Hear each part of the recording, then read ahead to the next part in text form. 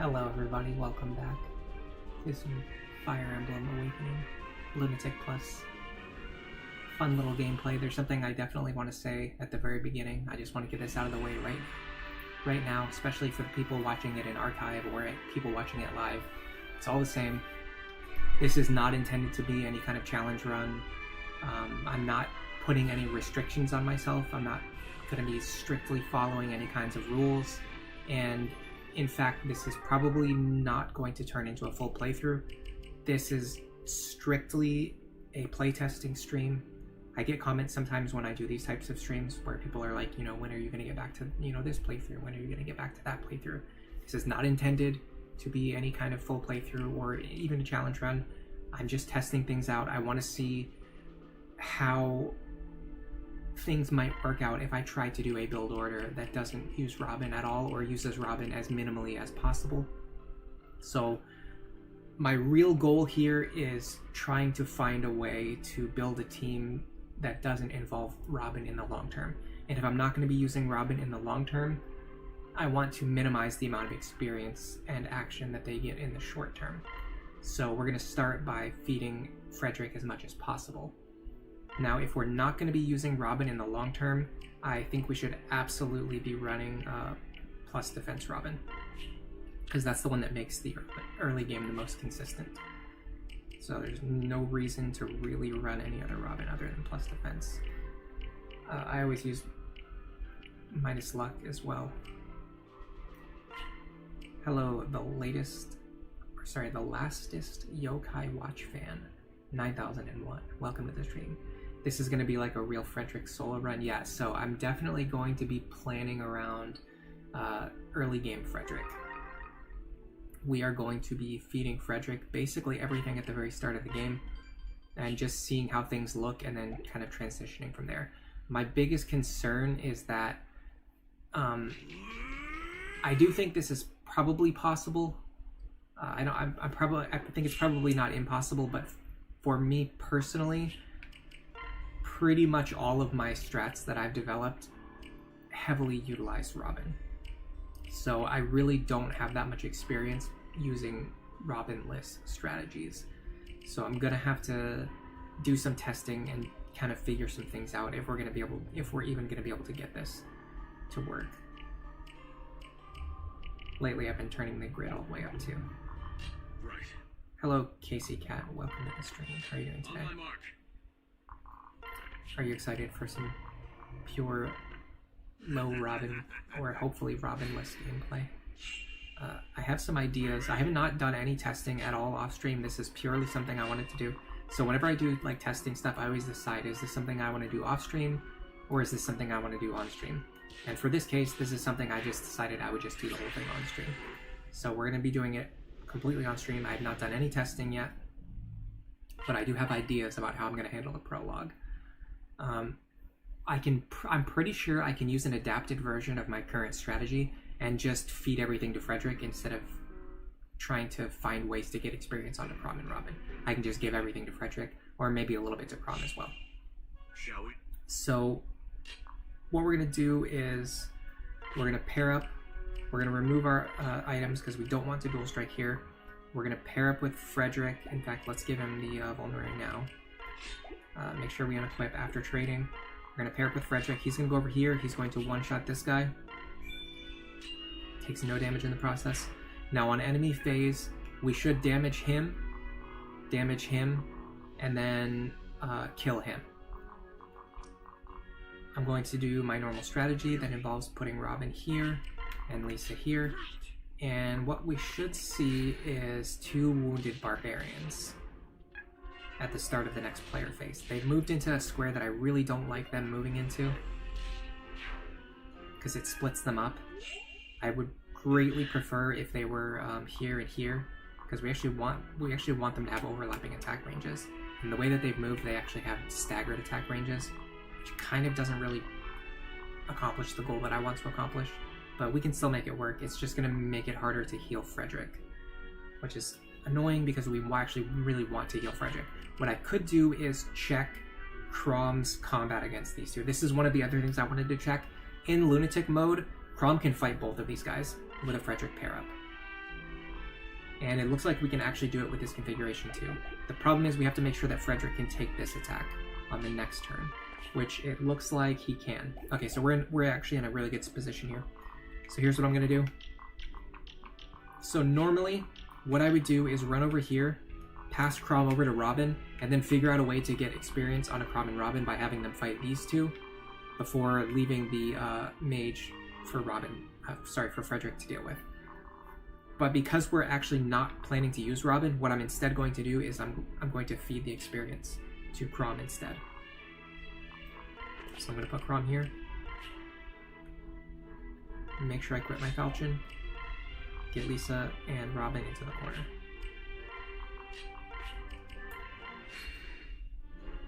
Now, if one of these guys rolled Luna, we might need to like dodge an attack or something like that if we wanted to use this opener. But it's not that bad. It's not that inconsistent. Now, this is an example where we can definitely have Robin attack. There's no reason, like I said, this is not a challenge run. This doesn't have strict rules or restrictions. There's no reason not to give Robin a free 15 experience there, because they're just gonna get the Frederick is gonna one-shot this enemy no matter what. So there's no reason not to just take the free experience. Now this guy does have Vantage, so we're gonna have to take an attack from him. And there you have it. Clear out those enemies, get 41 experience onto Frederick. Listen. Not bad.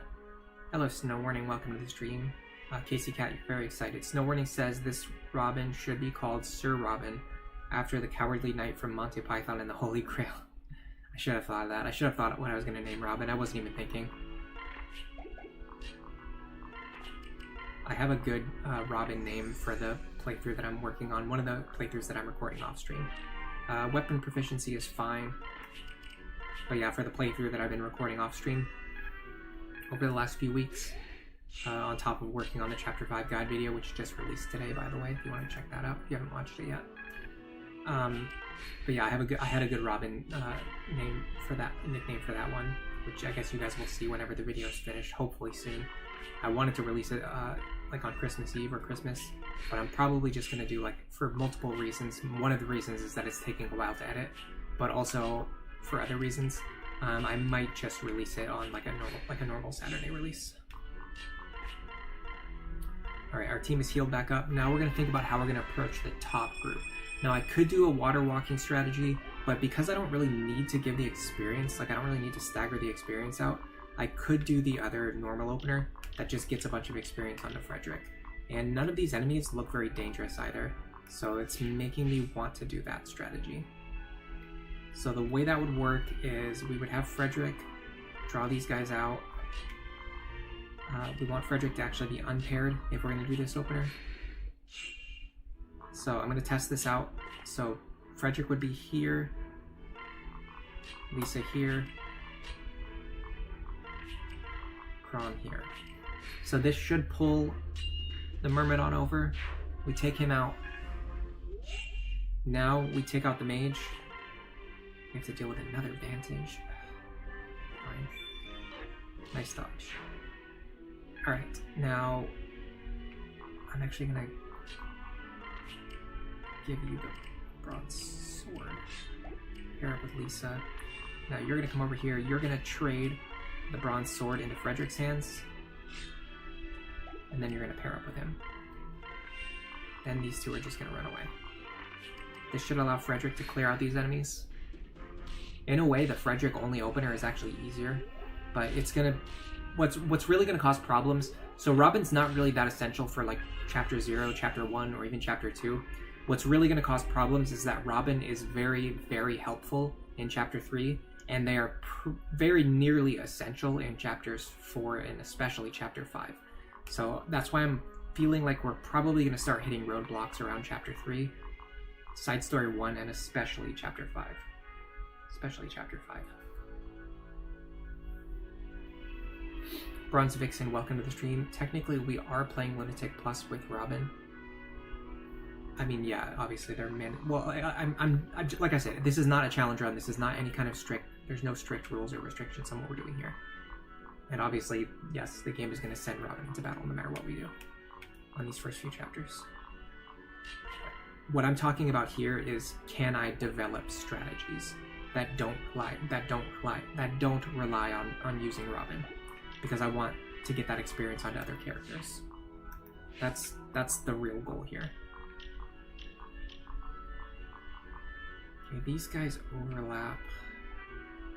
I'm trying to think of how to get experience onto Crom here.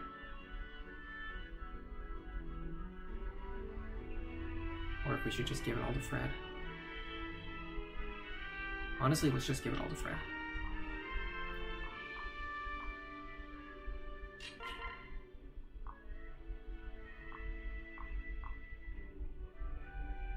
We hit this guy, we avoid taking 4 damage.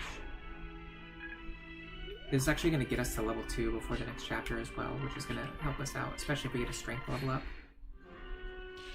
Defense, speed, HP. Something good, please.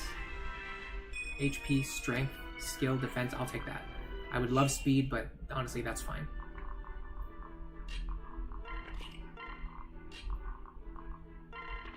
You come over here. Hello, Olarin, welcome to the stream. Hello and good luck. Bronze Vixen, do we have a plan for chapters 4 and 5? Nope, I have not done any testing. I have done a little bit of thinking about what I might do, but I have not made any plans, any specific plans that I have not tested anything out yet. This is basically what I would be doing off. What you guys are seeing right now is what I would be doing off stream. But I decided to stream it because I figured there might be some people who would find this interesting. A Bombwood Staff, that's pretty much useless. Alright.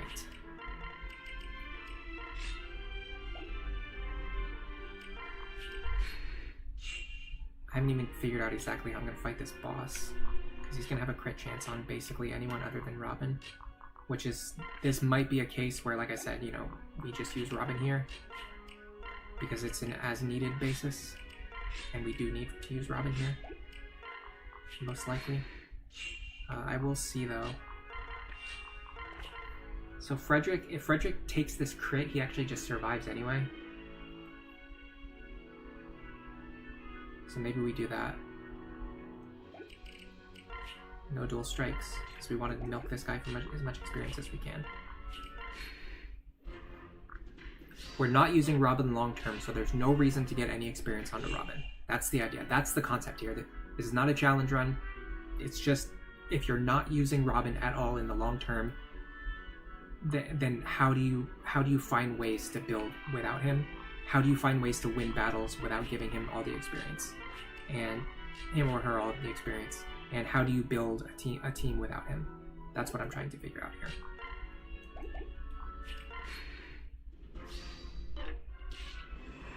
Oh, we probably don't take a Luna crit now that I think about it. An extra 7 damage. 13 times 3. Yeah, we'd actually die if we got crit. Fun stuff. Very much might be worth giving this kill to Crom as well, because Crom will benefit a lot more from this experience.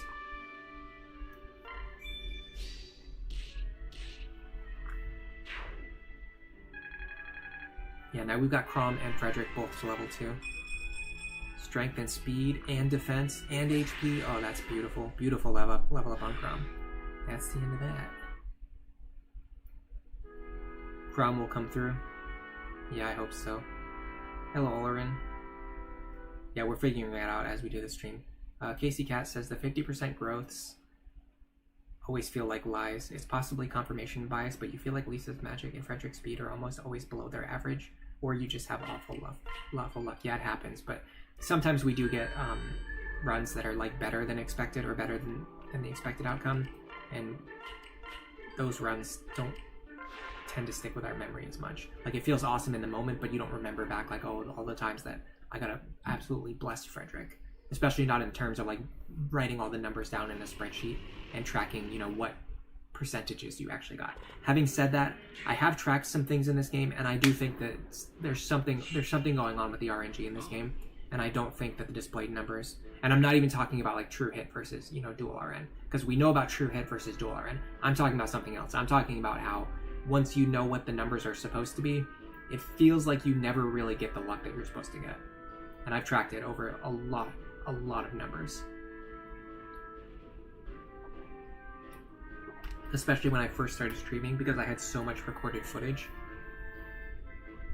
If you watch a lot of my first Awakening streams, you can definitely see, like, I was just consistently getting unbelievably unlucky for long stretches of time. Alright, I'm going to Silver Lance here. So I'm not sure exactly what I'm going to do on this chapter, so I'm just going to start with my normal opener and then see what happens from there. I didn't even bother to check if the hammer guy had a Hawkeye or not, but we're going to find out in a turn or two, aren't we? Would have loved a dual strike there. Didn't get it. Captain Crom! Hello, Emerin Rose 9488. You hope I'm having a good day. I'm having a great day, in fact. Having a wonderful day. How are you doing? The Bombwood Staff restores 20 HP to its user. It's disappointing that it doesn't scale with magic like a regular healing effect. Oh, I thought it was only 10 HP, because I've never even used it before. Alright, let me see what the hammer guy has. He does not have Hawkeye. Okay, so we're in a pretty decent position here. I would love for the boss to have a different skill than what he has, but, I mean, I'll take this. Take this guy out so he doesn't hit us for another 3 damage. Alright, we can probably survive this turn as long as the hammer guy doesn't hit us. I can also potentially draw someone else over, although it's going to be tricky because we would definitely want to pull this guy.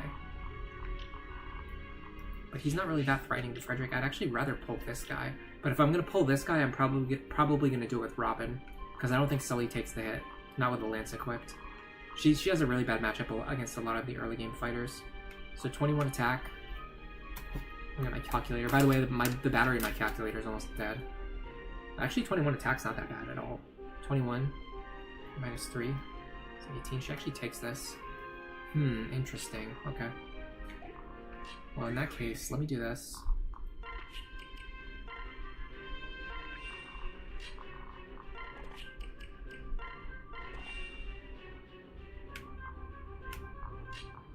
My only concern is that I'm not going to be able to get back out safely. Or get my other characters to safety. Like, I don't know how these characters get out of this position after we bait this guy. Especially because he has a Luna Plus. I guess what I do is I back up. Yeah, okay, hold on. I know exactly what I can do. I think that might have been the guy with the hammer. I think we might be safe. Alright, we're in a really good spot here. We're in a really good spot. And I think I can pull this guy back for one more turn, although I'd have to use Robin for it. Okay, so what I can do is I can go here, transfer Robin over, pair up with Lisa. Now the question is, can I get out of this guy's range? 1, 2, 3, 4, 5, here. Yeah, I think I'm actually fine.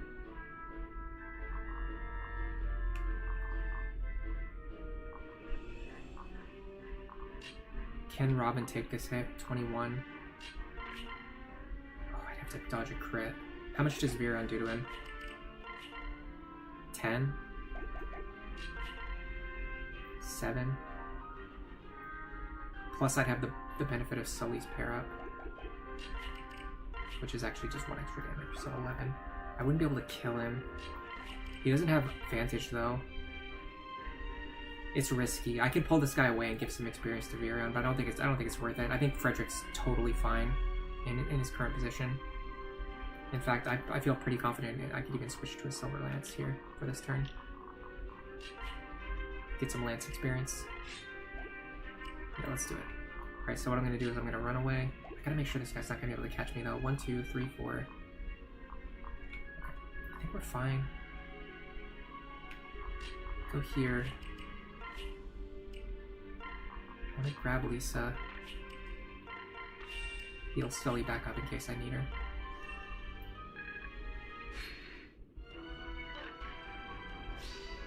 Nice dodge. Beautiful. Honestly, I'm actually fine with that because I can do this now. No Vantage on this guy. Take him out.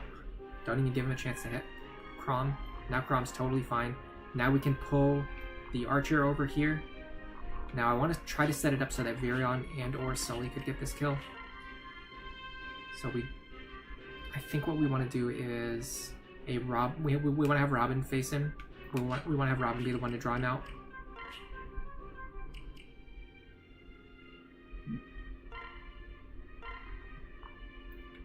little worried I might have just set up Lisa though. 1, 2, 3, 4. How's he getting all the way over there? 1, 2, 3, 4. Okay. 1, 2, 3, 4, 5. Here. Okay. I think we're fine. Yeah, pull him over with Robin.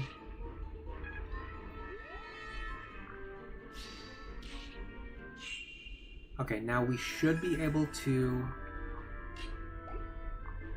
Virion can hit for 11. And then Sully can hit for 9. And that's exact lethal on this guy. If we get a dual strike, even better. We do have to dodge a crit. I don't love that.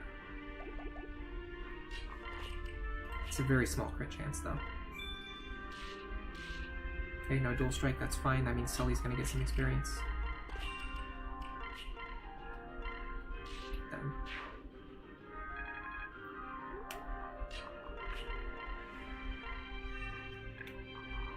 Alright. Kron is not gonna be able to take any more attacks from this guy, I don't think. Actually, did we? Yeah, no. He's gonna hit us for more than 11 damage. He's going to hit us for 23 minus 6. He will hit us for 17, we will die. The fort healing makes it look like we'd survive, but we would not actually survive. We need Frederick to take point here. Okay, now I'm gonna do my normal wraparound strategy, and there's a reason why I'm doing this. Even though I don't know if I'm gonna waste enough turns to break the boss's weapons, but I do want to reconfigure my units. I want to get Virion or Sully paired up with Frederick. So I need to take a little bit of time to accomplish that.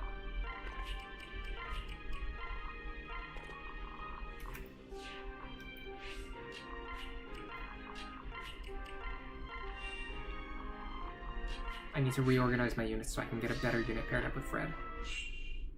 Someone who can actually help me out here. I don't need to heal Robin because I'm not training them. The only reason I would do it would be free staff experience on Lisa, which I did get the bombwood staff, so that might actually be worth it. Alright, we can set up next turn with this configuration. Yeah, because it's going to take a while to break his weapon with him having Luna and not having Hawkeye. That's like the worst combination of... The worst skill for this guy to have is to have Luna and not have Hawkeye, because it takes forever to break his weapon in that situation. I'll take one more turn before setting up. Yeah, because he misses you like a bunch of times, and then when he does hit you, you have to like be very careful about your healing. It just makes the weapon breaking strategy take so much longer. Alright, so what I want to do is probably... I think I want...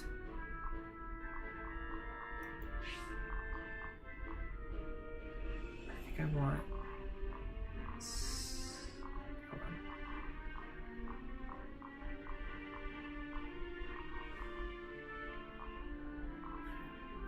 I think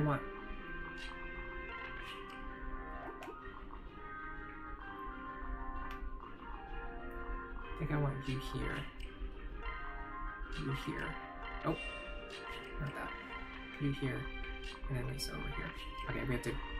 Now we're set up. Now we gotta do one more turn. One more turn of sandbagging. That's it. Okay.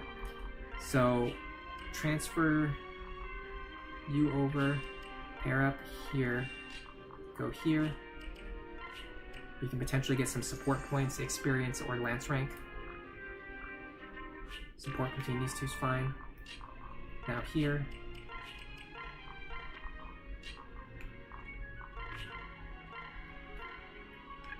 Now with the Virion pair up, we should be able to just heal off any damage that we take because of the extra defense. Alright, now the question is, do we want to break his weapon or do I just want to kill him quickly? Let me get caught up on chat. See if people... and give you guys the chance to voice your opinions on that. Do we want to break his weapon or do we just want to get on to the next chapter? Let me know what you think. Skywing, you think early promoting Stall into Great Knight would be really good in a run like this? You did this and he was insanely good for Chapter 7, but you're not sure how I'm going to beat Chapter 3. Yeah, that's what I'm worried about. I'm worried about Chapter 3, Side Story 1, and Chapter 5. Hello, Neff Champion. Welcome to the stream. How are you doing today? CDJ says 50% doesn't feel like 50% because you're equally likely not to proc it. And it sucks for speed specifically because speed is so binary. You either double someone or you don't. Yeah, I fully agree with that. Hello, Mr. Bushranger. Good morning. Training Virion heavy in these early maps is likely a good idea, and maybe Sully as well. Although you would prefer to train Stall. The thing about Sully versus Stall, and I talk about this in actually it's not in a video I published yet. It's in a video I'm working on right now. But the thing about Sully versus Stall is that I actually think Stall is a better unit in theory, but in practice, the imbalance between the genders causes Sully to be better. Because you just have way more male characters, especially early on, who want to have a physical parent partner, and Sully is the only option to do that. And on the other hand, you don't have any female characters. Like around the time when Sully and Stall join, look at this. We essentially have a bunch of male characters who want a physical female support, and Sully is the only option. And that massively inflates her value. Whereas on the other hand, when Stall joins, we do not have any female characters who want a physical male support, and we just have there's just so much redundancy. Even if we had one, there's like 5 characters who could take that role. It doesn't need to be Stall. So that's the reason why I think Sully just ends up being better.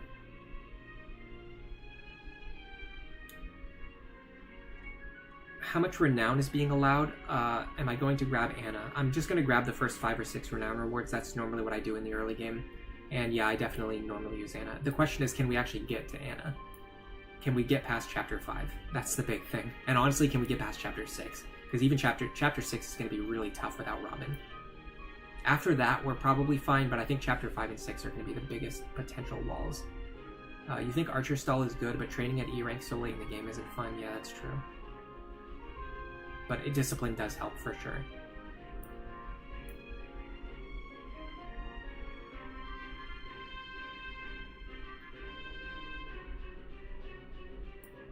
The play is to raise Rickon and Muriel. I'm definitely strongly considering the value of Muriel. Yeah, when I did my last run where I switched Robin over to a physical class, I ended up using Muriel to help supplement the lack of Robin. And honestly, you're still really feeling the fact that you don't have a high defense unit who can fight at 2 range, because that's Robin's big thing. Is that the thing about Robin is they're really irreplaceable, because if they're trained properly, they have speed, defense, and firepower at 2 range, and there's no other character who has all 3 of those things. Even if you train Muriel, she's just not going to have the same defense that Robin has, and even if you train Virion, he's not going to have the same speed that Robin has. You think Sumia is pretty solid? Yeah, I don't know. Sumia's a little bit... Yes, Snowwarding I think is saying it best. Sumia really benefits from favoritism. If you like Sumia and you invest a lot into her, she will definitely turn out to be worth the effort in the long run. But it takes away a lot of resources from other characters. Okay, so we're taking 13. Stall's best pair up early on. Oh crap. Stall's... I looked away from the screen for a second and I just completely boned myself. Can I even get out of here now? Let's find out. I can't believe that just... I also can't believe Lisa actually just survived that. With Luna Plus too, that's epic. She survives Luna Plus from the boss. Level 30 Noe. Defense and plus speed Robin are... Muriel seems mandatory because she's the only other mage that can double. I needed Muriel to get past chapter side story 4, so it very well might be the case that she's mandatory. Alright, I'm just gonna kill this guy. I don't want to break his weapon. It's too annoying. It's gonna take too long, and it's not worth it if I'm not doing like Iron Man consistency. I can't believe Lisa actually took that attack. That was crazy. Don't let me forget to trade the weapon back into Frederick's hands though. Or sorry, the elixir into Frederick's hands. The fact that I misspoke there actually worked to my benefit. Because it caused me to remember it right at the time when I actually could trade the elixir back over. Alright, we should be able to pick up this kill right now. I can't get A rank lances either way, so I might as well just ignore it. Hope for maybe a strength level up here. Nope, didn't get that. We got the strength level up on our first level up though, so I think we have the guaranteed kill on the mercenaries in the next chapter. I think. You guys are discussing like degenerate experience grinding strategies, which I absolutely love in theory, but not for this type of thing. This is the kind of thing where I'm not going to waste my time doing that, because we don't need that level of consistency. We just need to theoretically at least be able to beat the chapters. Alright, let me save now before going in. Okay, so let's see if we can develop some kind of chapter 2 strategy that doesn't use Robin. I'm pretty sure we can. The only thing we're really losing out on here is probably a little bit of help on the bottom left. Robin can help out on the bottom left. And what else are we losing? I guess the water walking for opening up against the top half of the map.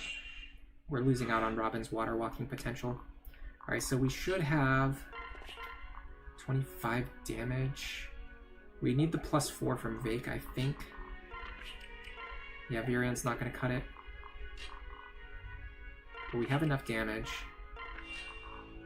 I want to go... How much can I take? I don't want to fight him. Ugh, this is gross. Alright, let's try this. Go here. How do we get all these other characters to safety now? Can Crom take this attack? 26. -4. It's 22. -1 from Weapon Triangle and -1 from the Forest. I think Crom is okay here. By the way, I started playing Pathfinder Wrath of the Righteous, a game that was recommended to me on stream. It was on sale, so I picked it up. Seems fun so far. I didn't get too far into it yet.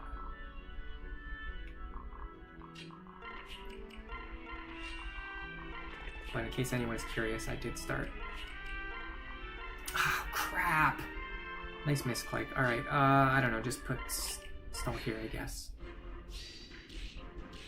Yeah, okay, so we do survive on 1 even with Luna Plus. Question is, how does Frederick handle this group over here? Oh, this is going to bounce Muriel to a new position, too. I don't know what's going to happen here. Man, that was a really good level up, too. Why did I have to misclick? I always do it at the worst possible times. Ooh, nice dodge. Dude, this would have been the perfect opener. This would have been perfect. Why did I have to screw that up? Ugh. God. Alright.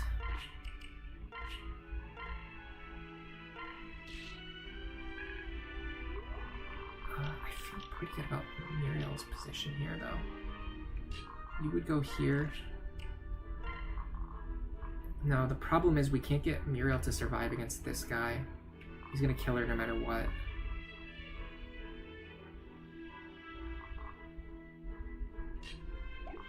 Dude, this would be so this is really frustrating because this is such a perfect opener. On the right-hand side. Maybe we'll just get the same luck next time, I guess. I don't know.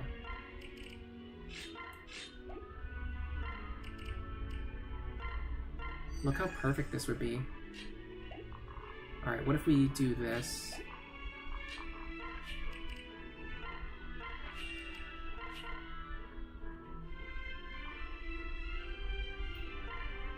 Yeah, we can't recover from here. This is just too ridiculous. That misclick screwed us over. Dude, and all of these level ups we got are so good, too. I can try to heal Kron back up, but I don't think that's gonna work. He basically needs a dual strike here.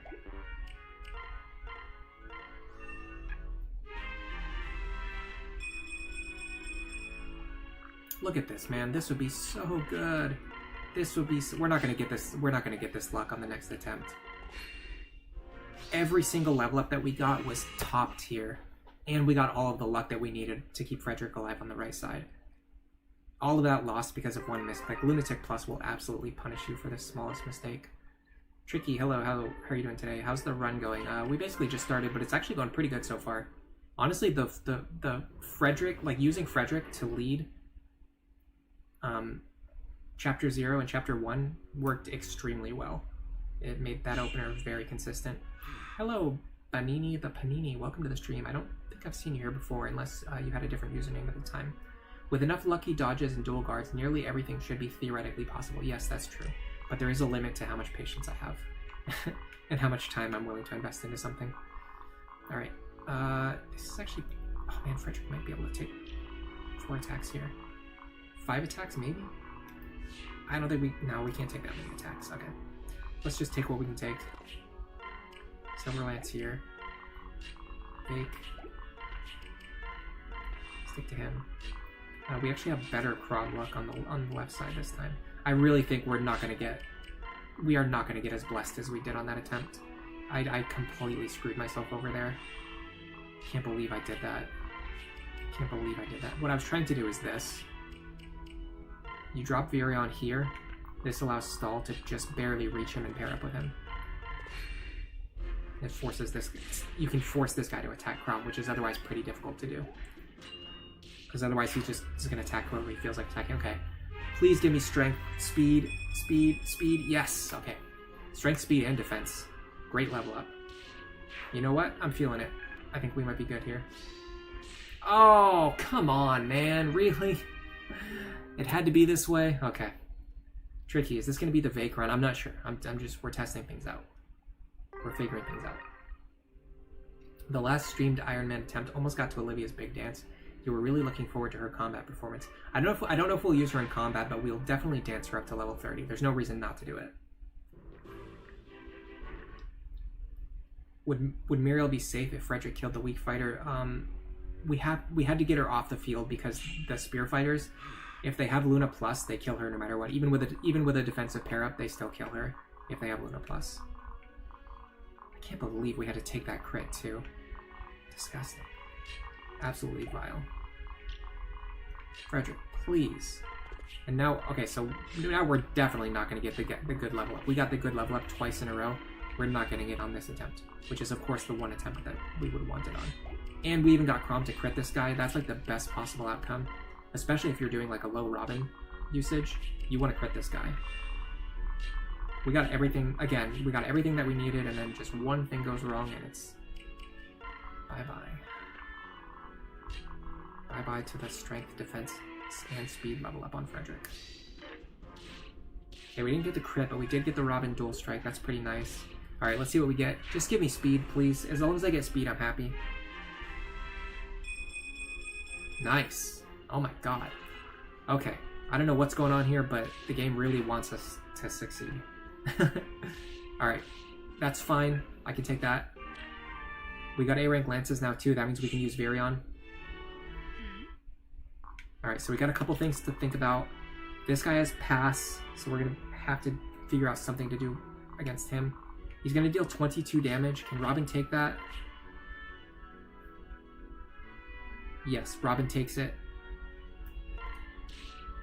Would have loved a dual strike there, but you know what? You just rarely ever get what you want in this life.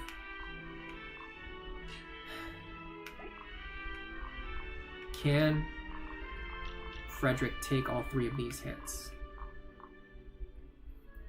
I have to bust out my calculator. I think I said this earlier, but my calculator has almost run out of batteries, by the way.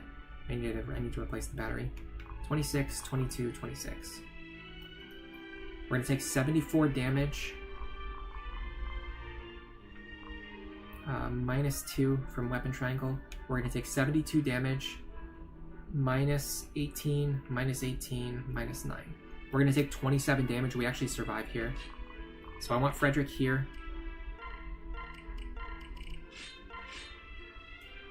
I hope my calcs are right.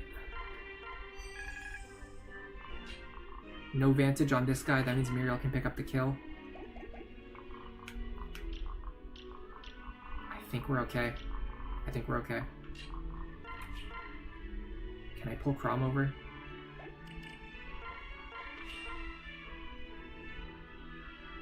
$94 versus 94, or even 100 if we use the rapier.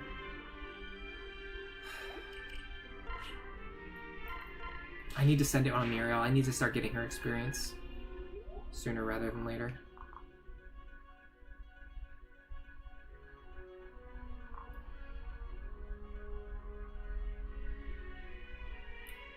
Now, if I do this correctly,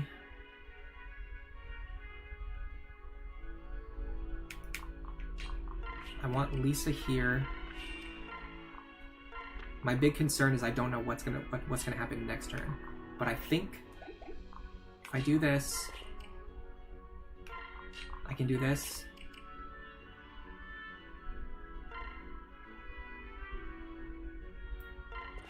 And pair Virion up here. I think he'll go for Sully. But he might go for... If he goes for Robin, it's fine.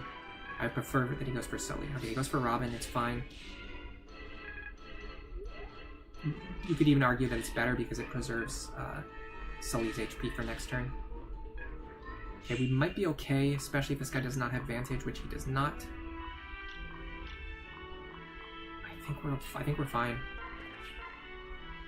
I want to get his elf low enough. We can have Muriel chip him. This is fine. It's actually better to have Muriel chip him.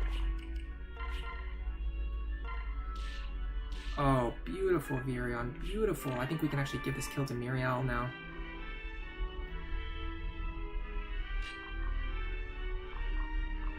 Problem is she can't stand. There's no good position for her to stand in. I mean, we could do it here. But if we miss, it's kind of a problem. The problem is I want Lisa standing here.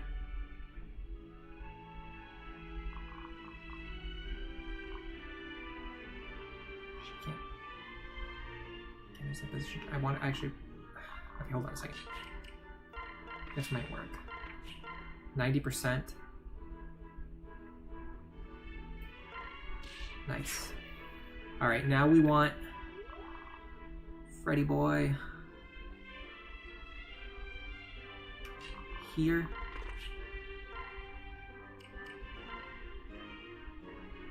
Vulnerary.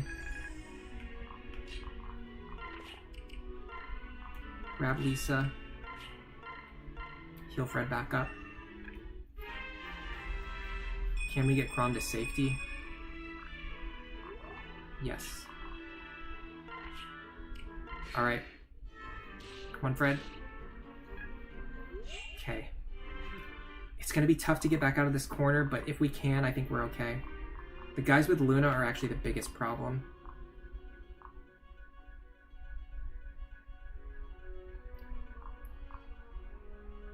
This guy having pass is also very, very, very, very, very annoying.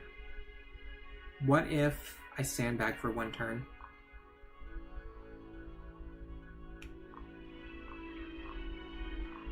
I see a line here.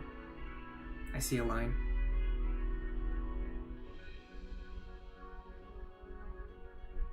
Problem is, I don't see how I get Crom to safety. That's my biggest concern. Okay, hold on. I might have something. No, because I need Lisa in that square. Right? No. Okay, I think I'm fine, but I have to be very, very careful about how I do it. So give me a second to make sure I'm doing everything correctly.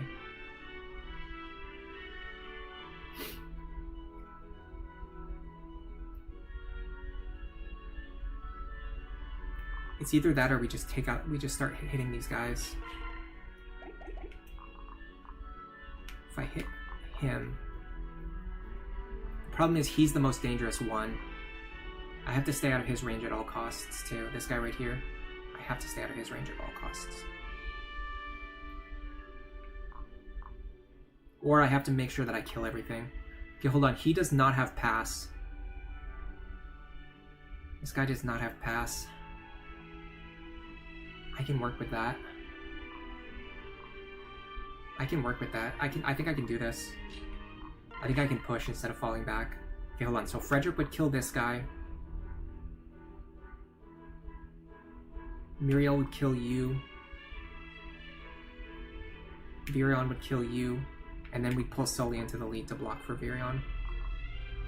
The only problem is this guy would be able to get onto the mountain, which I don't love.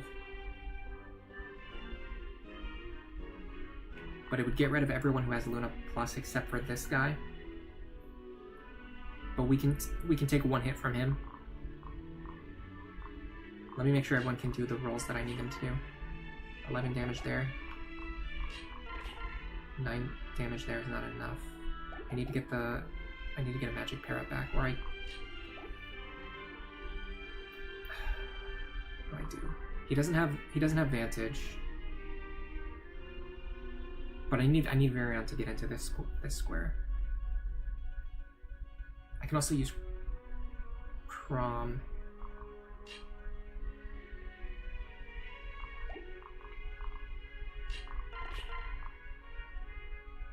Let me start with the things that I know that I know are going to work.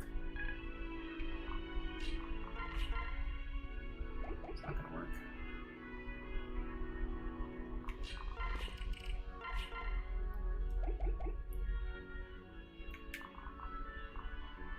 No, we can do this. I know we can do this. I just have to figure it out.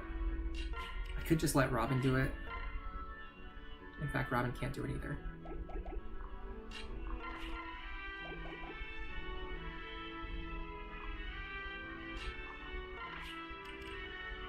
Problem is I give up stall. I can't give up stall.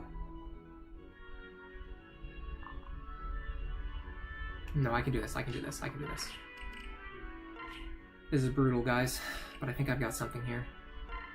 You here. Stall here.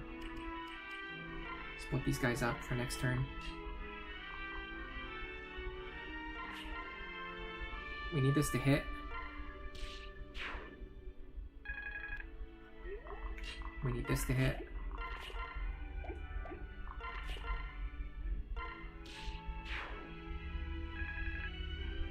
Now Sully blocks.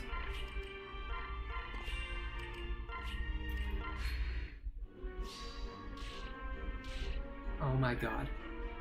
Oh my god, I think we're okay. I think we're actually pretty... I think we're doing pretty fine here. I think we might be okay.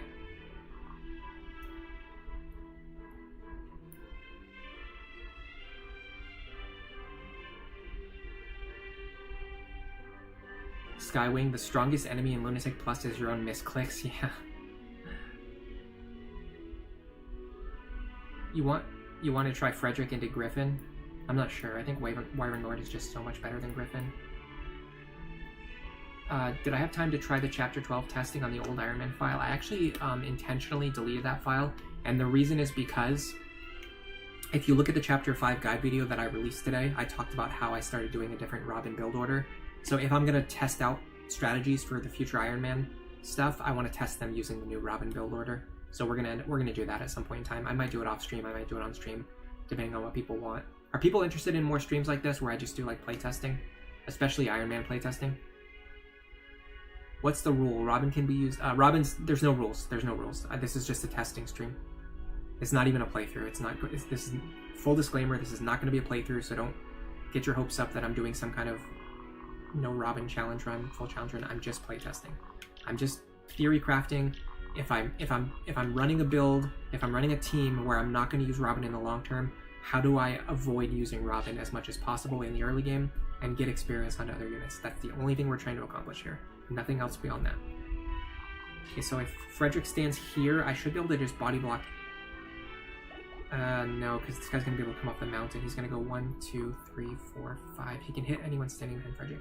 Okay, so if Frederick stands here, we need to make sure we can get everyone else behind Frederick, which looks possible at a glance. Let me start with the characters who can move very far.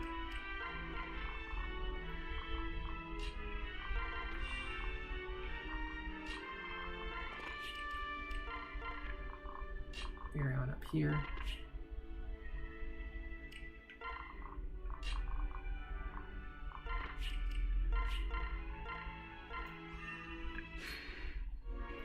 That gets him off the mountain and lets us chip him down. Now we should be able to give this kill to Virion.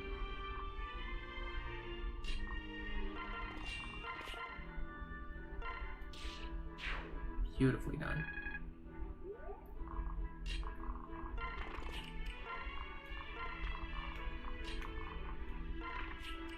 I'm gonna use Fort Healing. Actually, I don't know. We got that Balmwood staff.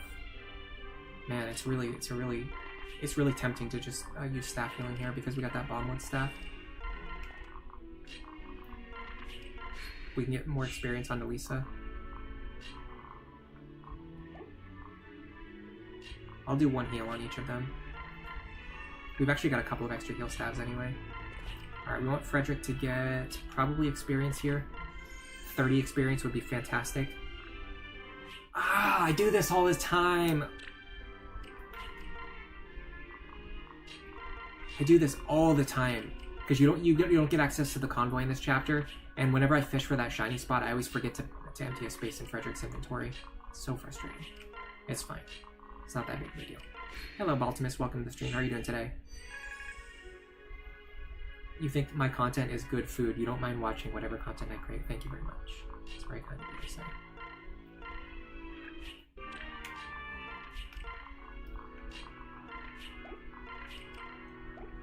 You ever notice if you hang out with like other people, you start to copy like the way that they talk or the things that they say? If you spend like a lot of time with another person, you start to like talk more like them or act more like them. I don't know if anyone else has ever experienced that before. There's a strong case for early promoting Lisa. Actually, oh my god, I think you're right. I think you're onto something. Is this an early Lisa build? The problem is dude, if you could get an early Master Seal from the Renown rewards, this would absolutely work. The problem is the early second seal doesn't really help her in the same way that it helps Robin. You could just send her into Valkyrie, which is like fine. Honestly, like early Muriel into Dark Mage maybe? I don't know. Should we remove items from Frederick before we collect enemy loot? Yeah, I remember to do that, because I've been paired up with Vake anyway. Although I think I'm going to try to pair him up with Virion here if I can. So let me test something out. Excuse me. Yeah, we only need 2 extra damage. We can get that from Virion. So what I normally do is I either have Virion or Vake pair up with him, and then they can just hold the healing items, so that when he starts killing enemies, he can start getting the other items, basically. So we're going to have the Silver Lance equipped this time. I might get rid of the axe. I might give the axe to Vake. I'm not sure. If we're going to train Vake, we probably need to get a little bit of experience right now. Can Vake fight this guy? Pretty well, yeah, actually. Might be the idea. In fact, let's do it this way.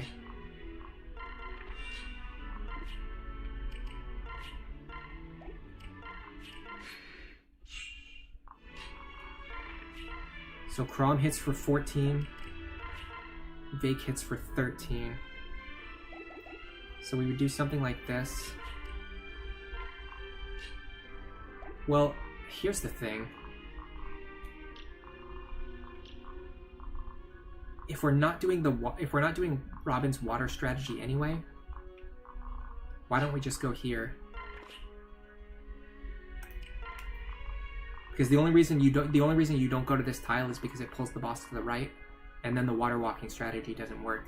But if we're not doing the water walking strategy anyway, and Frederick can just stand here, he can take out both of these mercenaries, and then this guy should go back and go after Chrom. And if this works, we can pull the enemies away. I'm not sure if this is going to work, but I want to test it out. Frederick just one-shots these guys, so there's no issue here. Yeah, so that's a really good example of using pass to our advantage. We actually use pass against the enemies. This is really good because now... Yes. Okay, now the enemies' ranges are staggered in a very, very interesting way. The problem is, I don't know who's going to be able to fight the boss safely. Feels like nobody can do it. We're already reaching the first point where, like, okay, if we don't have Robin, who do we use? It's doubled. It gets doubled. And Frederick doesn't have a 2-range weapon.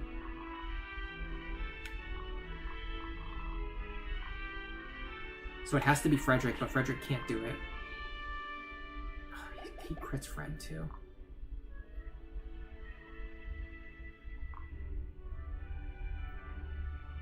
I can't get out of the boss's range and then stay in range of other characters either.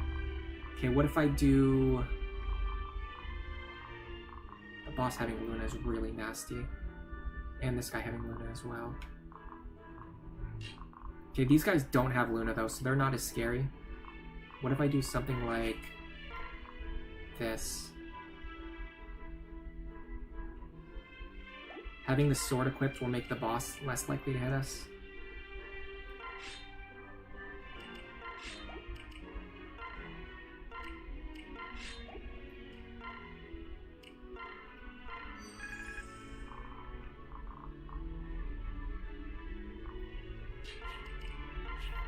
Alright, am I using Vake or not?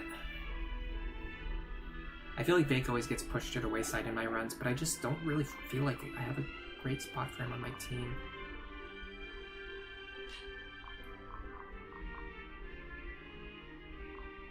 Like, I'd honestly much rather use Sully.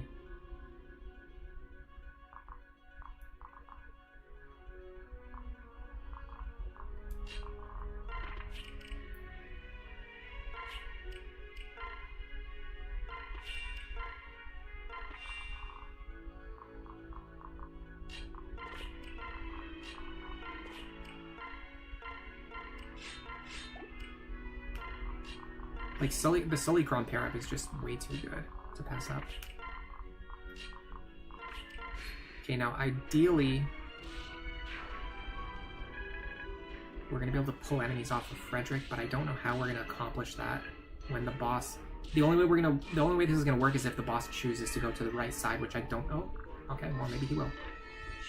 But I still think the boss reaches further than anyone else. Yeah, so the problem I'm encountering now is I can't pull an enemy off of Frederick, except the only enemy I can pull off of Frederick is the boss, and that's the one enemy that I don't want to pull off of Frederick.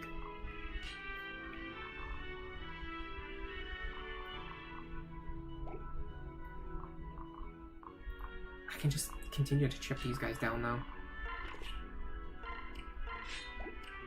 For now, just do this. See if we can figure something else out in a few turns. Or if not, just have Frederick clean everything up.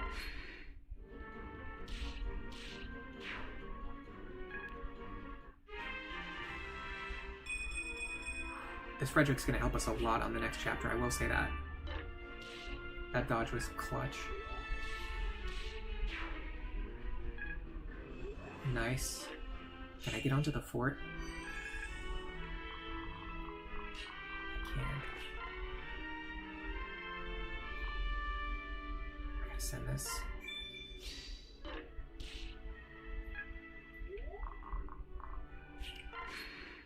The only thing I don't like is that Frederick steals that kill. It's not the end of the world, but it's not fantastic. Alright, now I should be able to... Ugh, I can't get away. Yes, I can. Yes, I can. Yes, I can.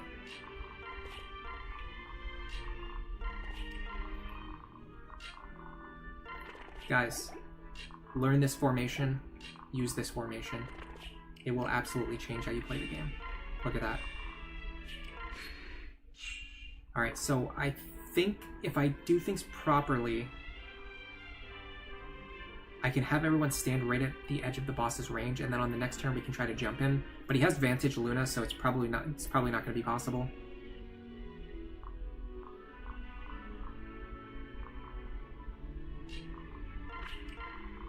Something like this. Now we should be able to see his range. Yeah, I have a feeling with Vantage Luna in play, we're not really going to be able to accomplish very much. But maybe we can get Crom some experience, or even get Crom the kill.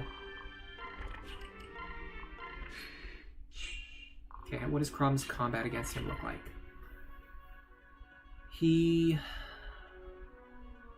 With the right pair-up, I think he won't kill us. But if he crits us, we will die.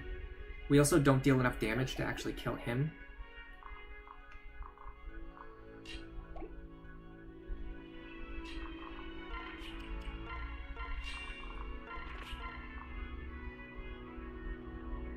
I think this is the smarter play, and we can completely remove the crit chance. Just do it. I didn't want Frederick to get as much experience as he did. I wanted to train other characters, but it just had to go this way just because of the crit and other things like that. Can Gregor be a Vake replacement otherwise? Yeah, like I'd be more interested in exploring the potential of Gregor in a run like this. Because early on, because we don't have Robin, we have to use other units to make up for Robin's utility. That means we have to get experience onto Muriel, we have to get experience onto Virion. And if we're spreading all that experience around, it makes it harder to train Vake. Which makes Gregor more appealing for this run specifically.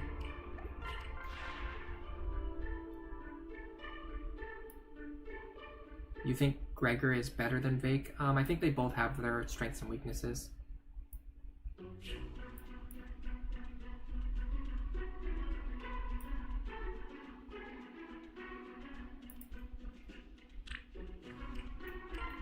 Alright, so do we even bother to bring Robin on this chapter? Because if we don't bring Robin, Muriel gets a Thunder Tome. Let's see what it looks like without Robin. I have to figure out what I'm going to do with my items. She can take the Iron Lance. Stahl can take the Bronze Lance. For now. I can definitely see the merit in replacing Stahl with Robin. Like I said, this is not a challenge run. I'm not restricted from using Robin. And I feel like Robin would probably generate more value here. Because of the Armor Knights, you want to have multiple characters who can attack with magic. But let's just see what this opener looks like. And then we'll go from there.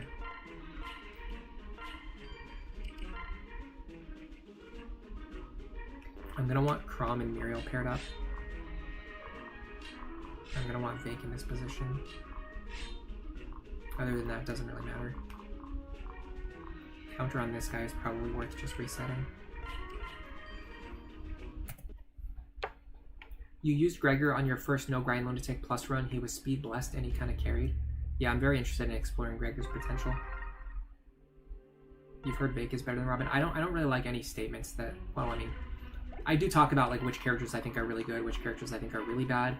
But in general, like, I don't really like A is better than B discussions or statements in a lot of situations. Other than like very clearly cut cases that are like based on like hard mathematics. But for the most part, like typically, it's better to talk about the advantages and disadvantages. By the way, this is a really solid opener on the left. I think Frederick can take all these attacks. Let me check. 27 plus 23 plus 22 plus 22. That's 94 damage.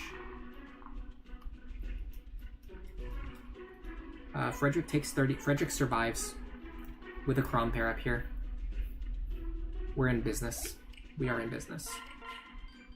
So far, I gotta say, so far things are going really well, but I absolutely think we are going to hit a wall very soon. Very soon. We are going to feel the lack of Robin. Very, very, very soon. If not in the very next chapter, it will definitely be felt on Paralog 1.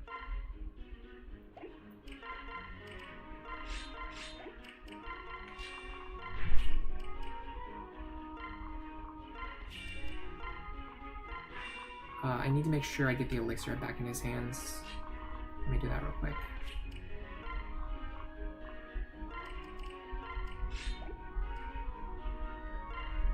Alright, so what I would do in this situation is go like... I kind of don't want to fight them on the fort.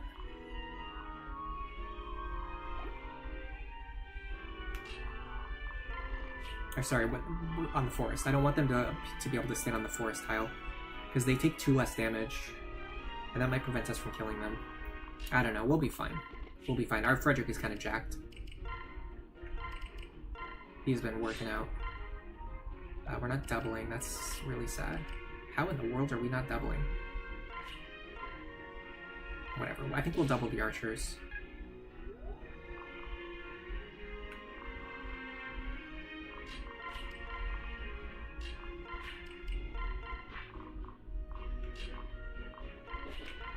Yeah, so I definitely have some concerns here, but I think with this skill configuration on the left, we are in a very good position to make some headway. Oh man. We should survive on 1 HP no matter what here.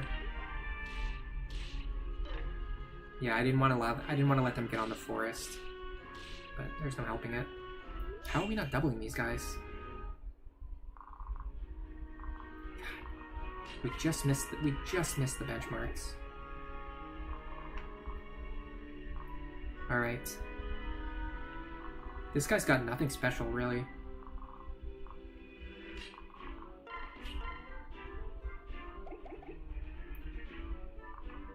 Can I give it to Sully? Probably better suited to go over here, right? Yeah, for sure. Pick up the skill. I mean, there's no one who's going to have a better shot than having exact lethal and being able to run to hit one of the furthest away enemies. So absolutely take that if you get it. And she's got the key too. Can still take out this guy maybe? No, 6 HP doesn't seem like a lot, but on an Armor Knight it's actually a lot. Man, I'm really getting annoyed with her accuracy problems.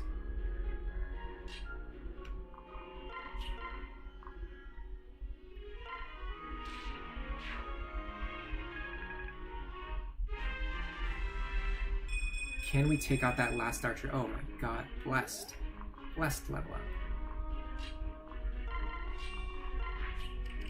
Can we take out this last archer, and can we do it without using Frederick? I think with a Crom pair-up, Sumia doubles these archers. I'm fairly sure about that.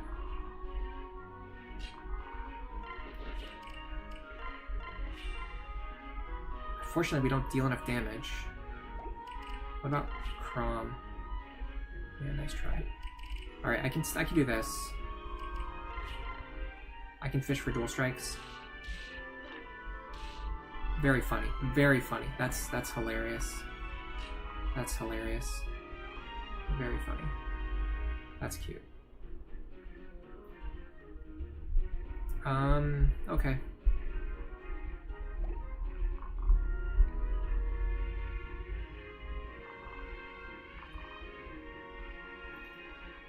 We'll just do this. We'll just do the slow opener.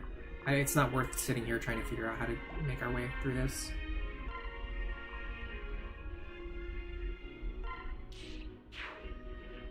Just take your time.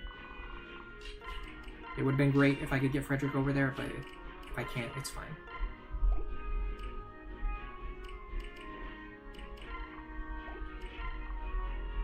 I'm gonna bomb wood here. I need to get myself back up soon.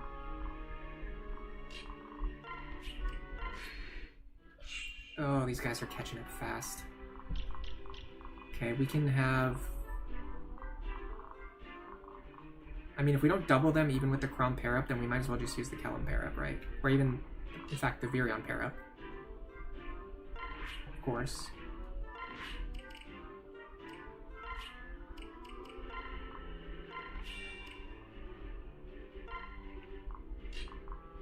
I don't know how we're gonna... There's a lot of things that we need to do right now.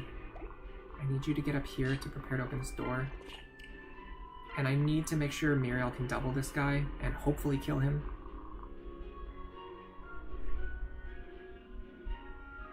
I don't think she can kill him, but if we give her Sumia, or even, in fact, Crom would be better, because if Crom dual strikes, we accomplish something. Okay, you would go here.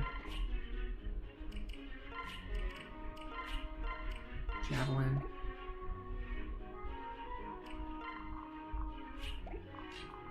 I need you to heal him.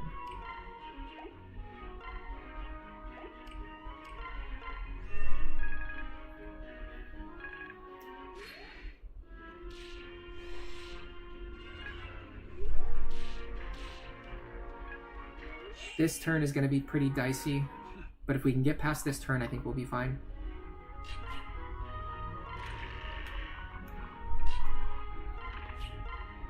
This is what I was worried about. Alright, we'll go for Thunder, we'll fish for dual strikes. Didn't get it. Can Vake get up there? No. Not reasonably. Okay, what does he have? He does have counter too. That means I have to figure out how much damage Crom can deal to him.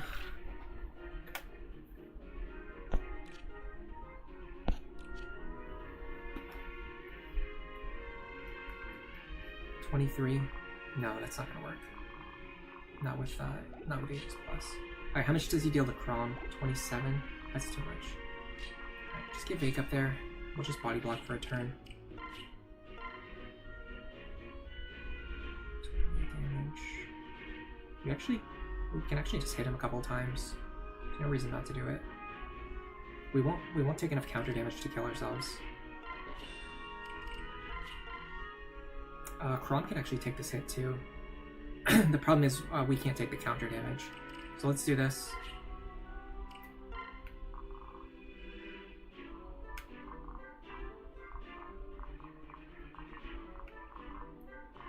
Problem is, I have nowhere for Kellen to go now.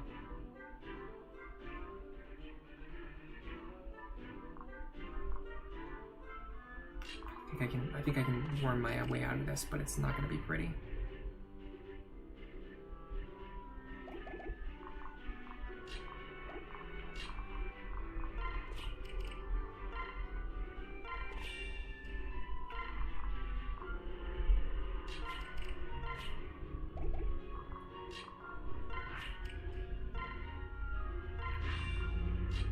Okay, one more turn with the javelin and I should be okay. Do I need to heal here? I don't think I need to heal here. I'm gonna save the vulnerary. Yeah, we're gonna deal 2 counter damage to ourselves and 2 chances to bait in dual strikes. And of course we didn't get it, so why would you ever get it? Why would you ever get a dual strike? That doesn't make logical sense. On 4 attacks, by the way. This is a good example of what I was talking about earlier. I think the RNG, especially on the dual strikes, is bugged in the game. Where it is absolutely not what is displayed. I think either dual strikes use dual RN or something else weird is going on, because I will have Crom. Crom has a 34% dual strike chance, and he will dual strike like 1 in 10 times. And I'm just consistently seeing this over and over and over again. I have hours and hours of stream footage of Crom with a 34% dual strike chance in the early game, dual striking like 1 in 10 times. He is not dual striking a third of the time. It's just not happening. It's not happening. There's no math that supports the idea that he's dual striking a third of the time. It's just not happening. Alright, who cares? Right? Who cares?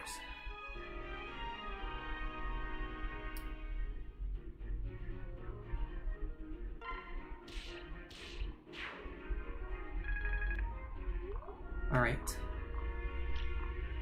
We are in a beautiful spot now.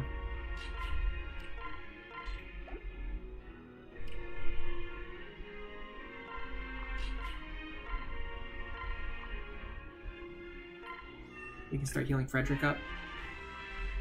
And then we can start letting Virion train.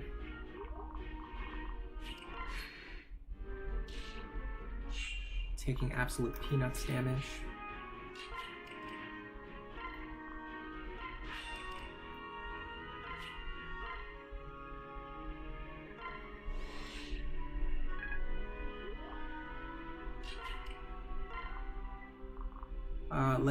Let me start passing Muriel over there so we can use her soon.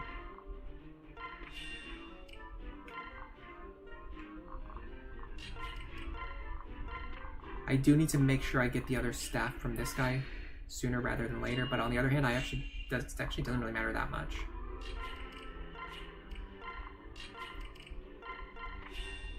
We want the Sully pair up here. I'd like the Bronze Lance if I can get it, but I think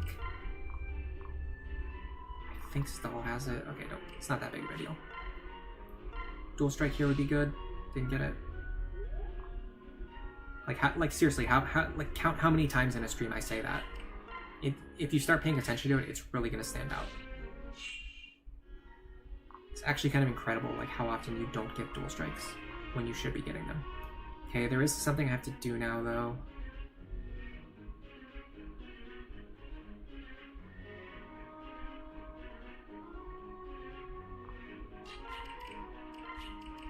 I need to make sure Frederick is healed up before I remove this. Before I remove this last guy, because once he moves out of the way, the knight is going to move into position, and this knight is going to have Luna Plus, which I cannot abide.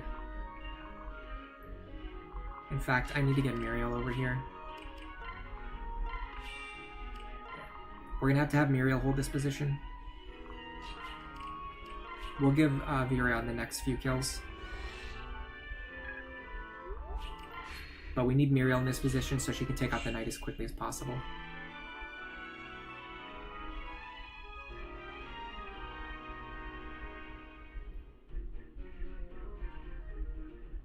I'm gonna wait one turn.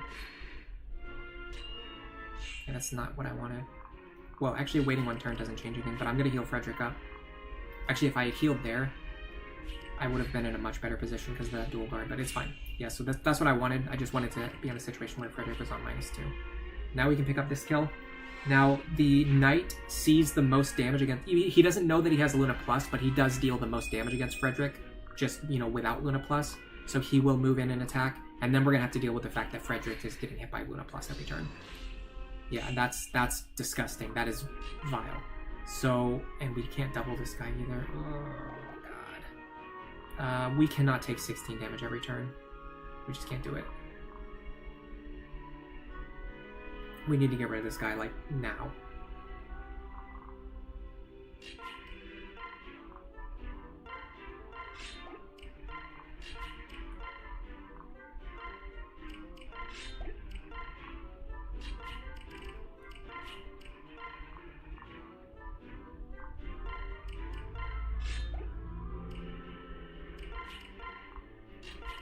How much are we healing for?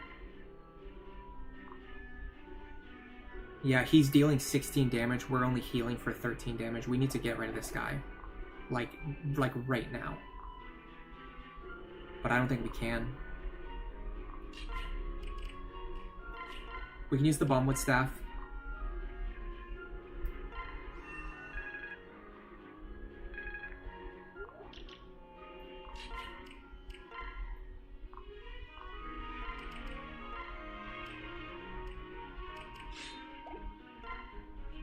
Okay, we're in a good position. If we can get his HP down to 15, Frederick can one-shot him. We can also potentially dodge an attack or get another dual guard. You would think, but you would imagine that would be a thing. Okay, I need to get Crom over there.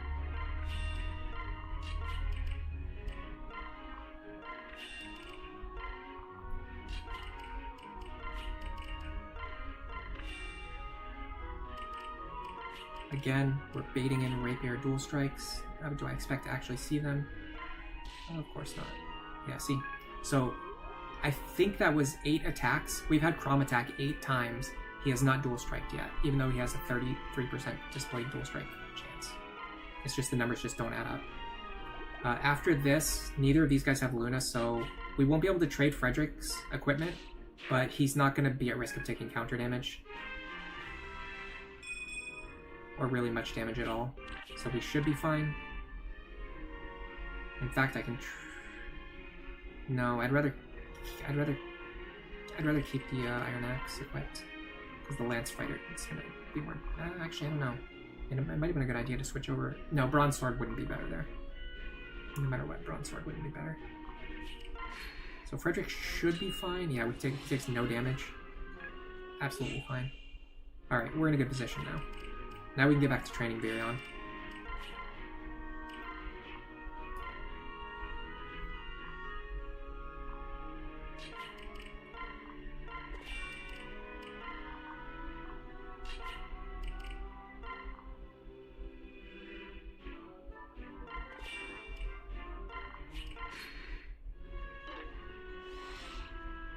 Why did I not unequip Frederick? What am I doing?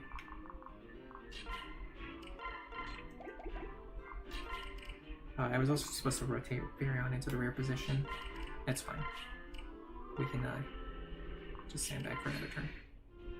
I mean, the guys are dealing 1 damage to Frederick. We're gonna be fine. Get Virion over here. Get some free experience. It's free real estate.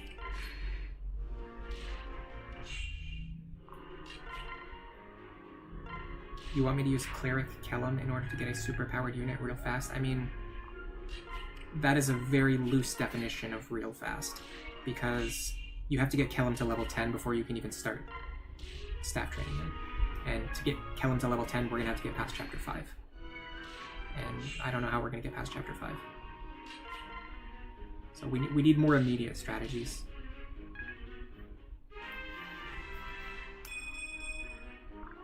We need strategies that are going to help us, like, right now.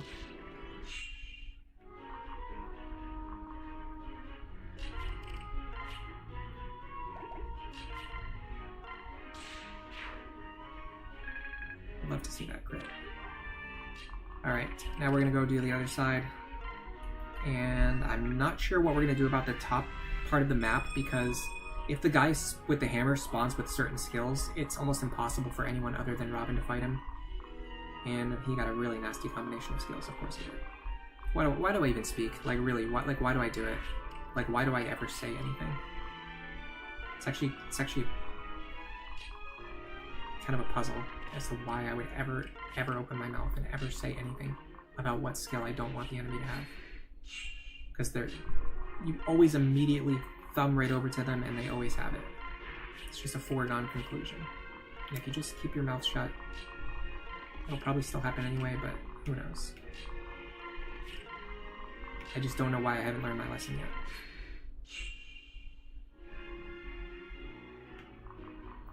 You got Callum to level 8 in Chapter 3 by using the choke points to train him. I'd be curious how that works, because he doesn't really do a good job of fighting most of the characters.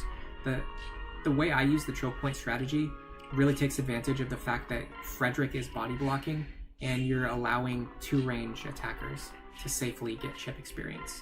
I don't really see how Callum could benefit from that, unless you're willing to like send all of your javelin charges out, which I'm not willing to do.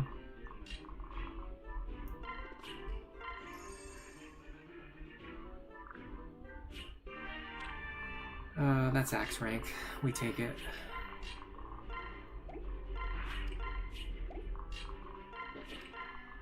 I might let Sumia go here. I might let her go. I don't think I need to train Sumia. I don't think she really benefits me that much. She starts with 11 speed, so if we're just using her as a speed pair up, the only way we could increase her value is by getting her to such a high level that her speed increases to 20. So here are the ways that we can make Sumia better. 4 points of strength, 9 points of speed, or I think it's 7 points of speed. No, is it? It's 9, it's 9. 4 points of strength, 9 points of speed, 5 points of defense. Like, those are not things that you're going to get on Sumia anytime soon. So I just don't really see any value in training her.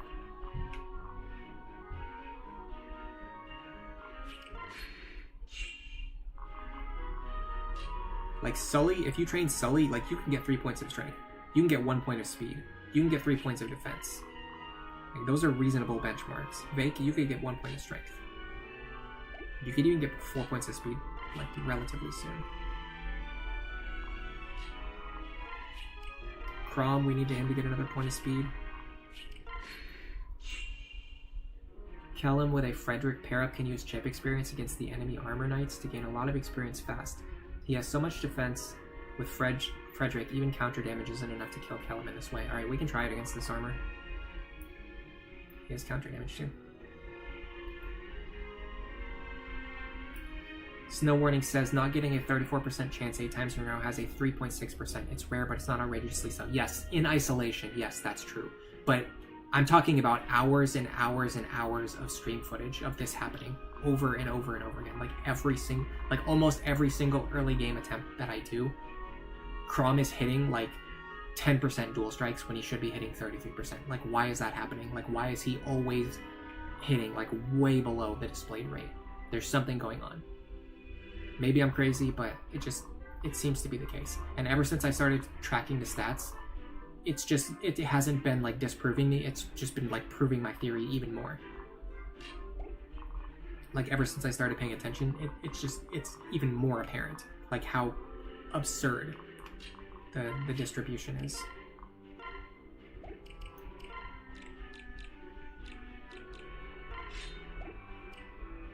Alright, so here's what we would do.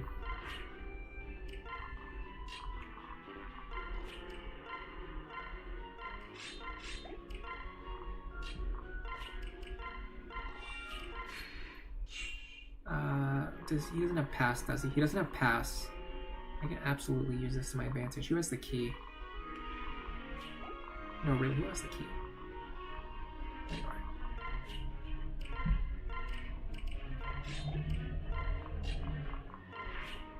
I'm not gonna open it yet.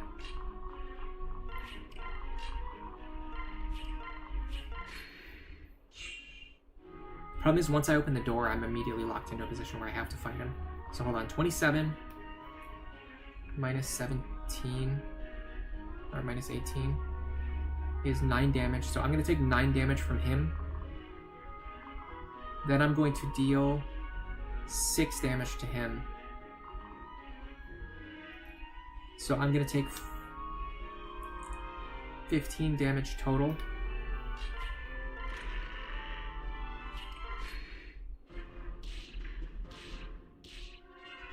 The problem is if Kellum starts to double him, he's actually going to kill himself with counter damage on the second hit.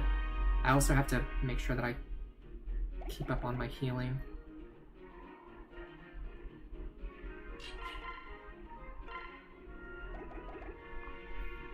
How much did we take? Okay, I can get away with just a regular heal staff here.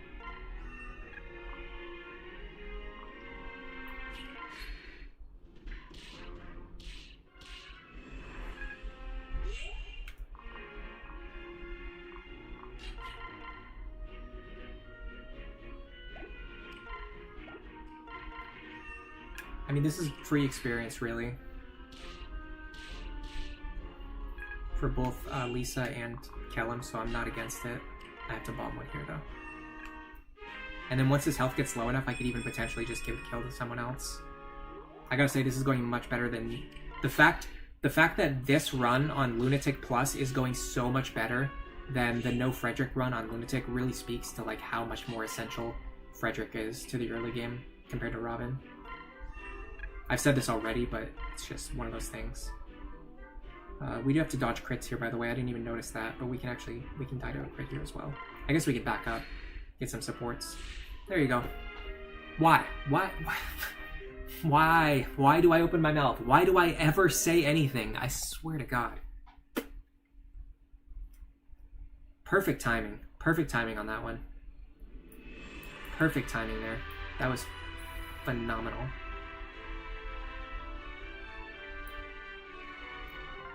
KC Cass says if dual strikes ran off of 2RN, it would explain things better. Yeah, that's what I'm starting to think. They either run on dual RN or something is just going on. Thank you for the suggestion, Skywing. That was fantastic. That went really well. Counter on that guy. Perfect. Luna on this guy. Okay, this is going to be a much more messy opener than last time. Since we don't double these guys anyway, though, I'm just going to use the Kellum pair up. In fact, I might even just use the Virion pair up.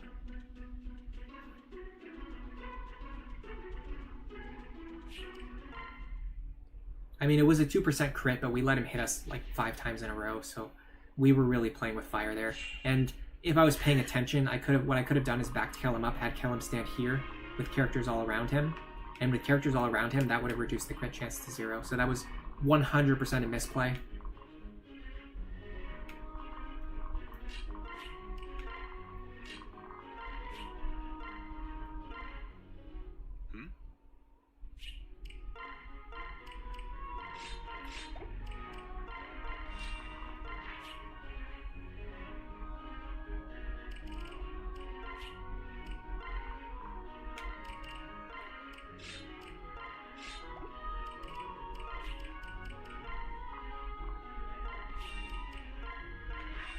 I want my Virion pair up, I think.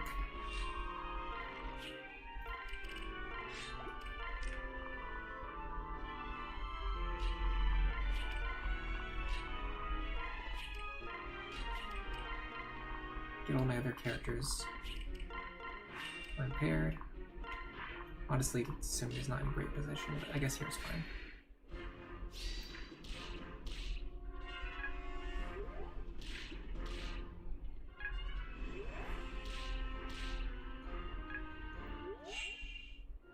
So the big problem is going to be this Armor Knight now, because last time we had him on low HP and we still had to use all of our attacks to get through these enemies without Robin. Now this guy's on full HP and we don't have Robin, which is the best character for dealing with this guy. I don't know how I genuinely have no idea how we're going to get through this, other than just resetting until we get lucky.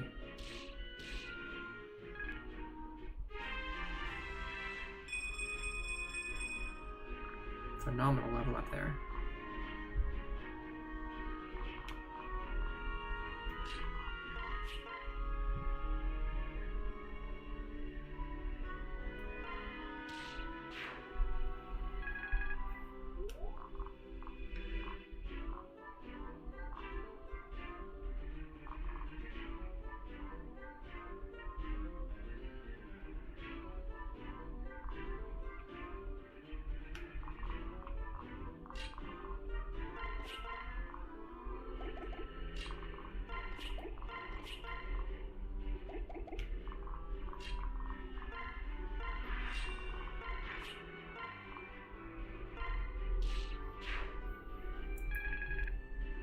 Still very worried about my current position. It looks good, but it's actually not that good. We still have to get rid of 2 enemies who both have like decent HP. My only thing is that I might be able to get rid of this guy.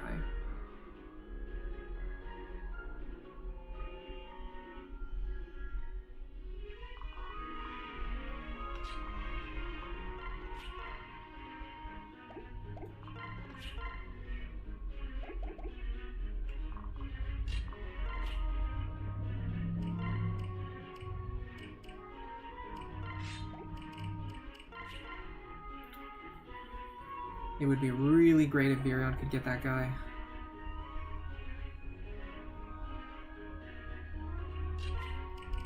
I have some other ideas though.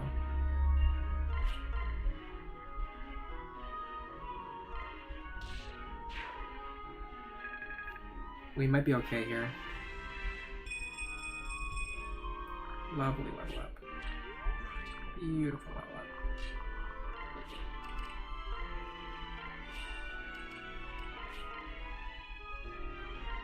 Just enough damage.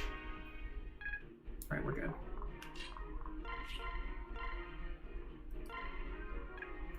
Very curious to know who ended up with the key. It's Virion. I think that's fine. In fact, I'll take it from him. Again, we're gonna have to set up. Oh, this guy having counter ruins everything. You really should just check if this guy has counter, because if he does, it just there's no possible way, really, because then you have to deal with this archer the whole time. Oh my god.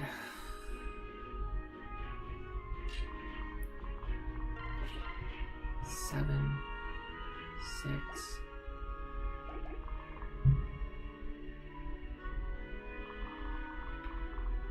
So we're gonna take 3 damage plus 15. We're gonna take 18 damage. We might be fine. I think with a Kellen Parrot we'll be fine.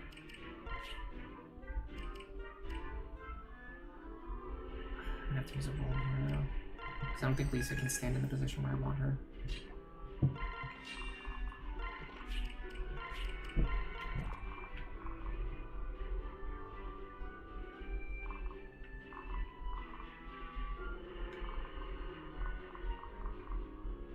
Oh no, Lisa's fine. I actually could have left her where I wanted, where she was gonna end up anyway.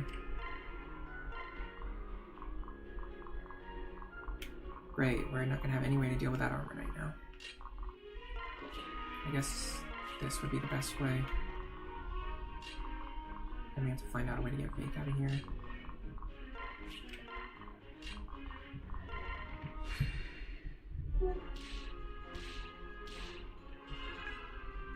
God, that's horrible. Okay, I think next turn will be fine. Yeah, next turn will be fine. Problem is I have to get this door open, and then I have to also deal with this guy. And by the way, he also has counter, so look forward to that.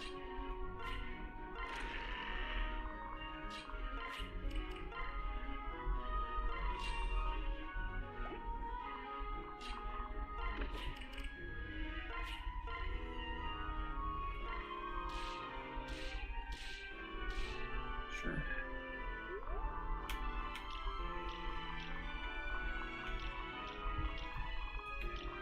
I need to get someone in there who can body block for Muriel, which I think you'll be fine.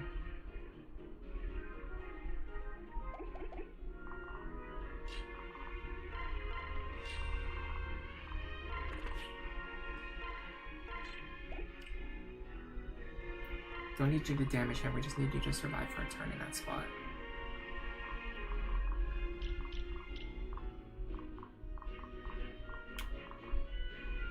I have to be careful because this archer will go after Lisa if he can.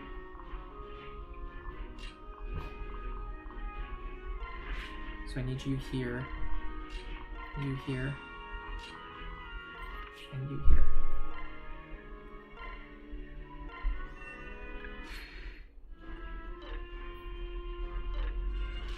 Okay. Okay.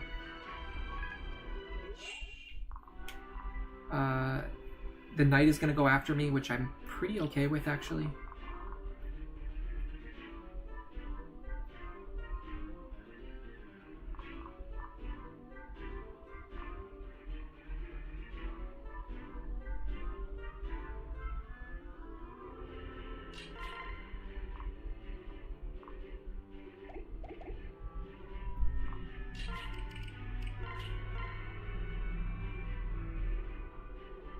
Gotta be careful. He has Pavis Plus. Gotta be very careful about that.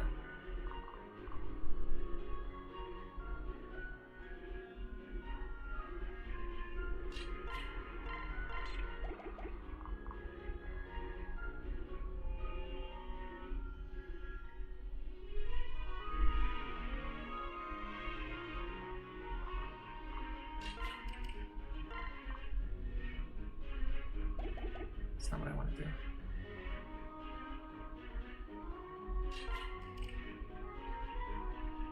I'm trying to think if there's any way for me to get Callum up here, but I don't think so. I think we just give this to Muriel.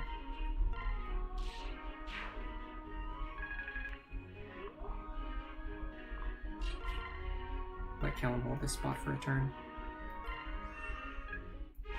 Okay, now we're going to want to start getting Muriel down to the bottom. I don't really see any issue with that right now.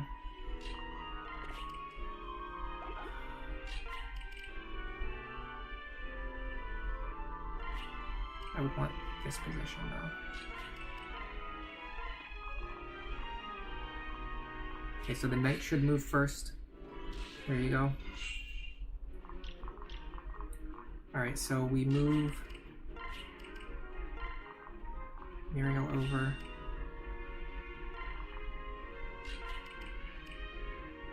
Grab Muriel. We're gonna start chipping this guy down. I should probably just be giving this axe to Frederick, by the way. I don't think I'm not really using Vake for anything. Alright, what do these guys have? I think... Actually, I'm not sure if the soldier or the... I think the mercenary actually would go after Frederick first, and that's a problem because he has Luna Plus, which means then we're gonna have to deal with him hitting Frederick with Luna Plus every turn. Which you don't really want to do. I also can't sit here and take 6 damage per turn.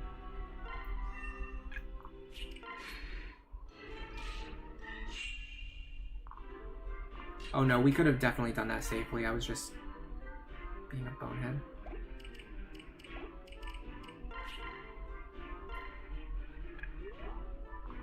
I'm gonna heal next turn.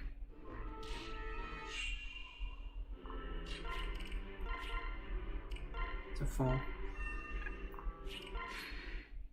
That should give me some leeway here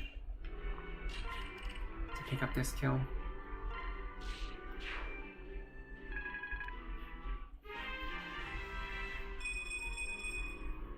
There is one good thing about this, the mercenary moving first. No, okay, the soldier moves first. Interesting. Okay, that's actually fantastic. That is wonderful news.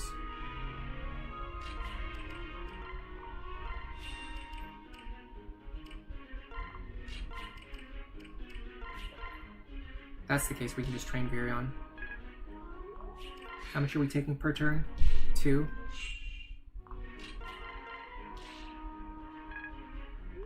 We just need to make sure we don't accidentally kill this guy while Frederick's health is too low. Of course he would dual strike at that exact moment. Of course he would. Okay, now we need to figure out how much this guy's going to do. 24. I think we'll be fine. We use a vulnerary just to be safe. Problem is Lisa can't get into position to heal this turn. Okay, we're taking 13 per turn. That means we can take another hit right now.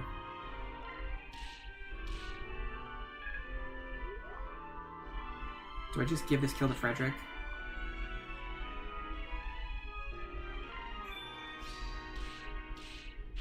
Just to get it over with.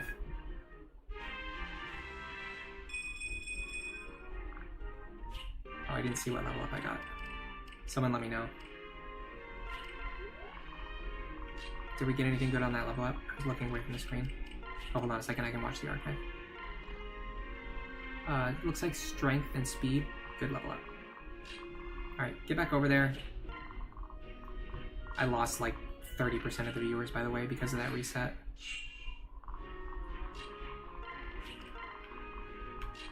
Turns out when you're doing a really, really slow turtling strategy and then it fails and you have to redo the entire thing over again, people tend to leave the stream.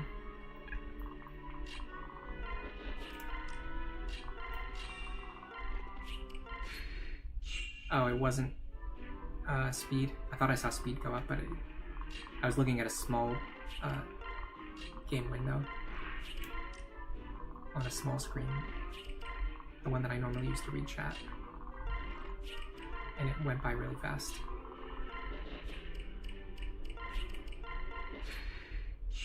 I mean, I'm happy if he just gets more strength anyway, and HP. Like, I think he always gets HP, but even still, it makes me happy. Alright, we'll try to train Kellum again. I think it's worth doing. I absolutely think it's worth doing. Kellum is one of the few units who can actually, like, tank effectively. There's going to be problems with his speed stat, though. That's what I'm concerned about.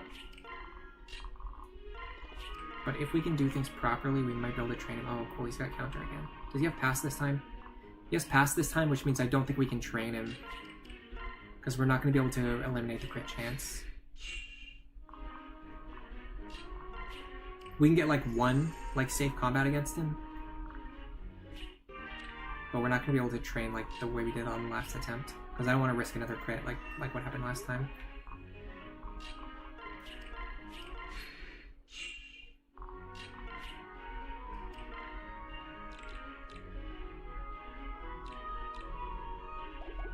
Am I insane or who has that other staff?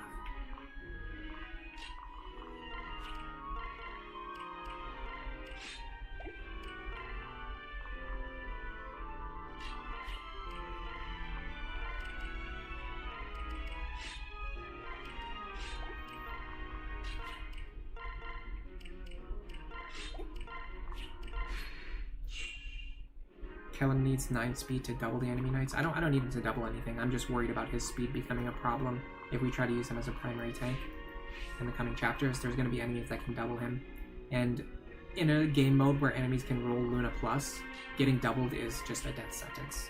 It makes it so the enemies that you could like potentially safely fight, like taking 2 hits from chip damage, you just get destroyed because you take a Luna Plus hit twice in a row. It's just too much. You can't, it's just not possible to survive. That's Kellum's biggest problem on Luna Plus.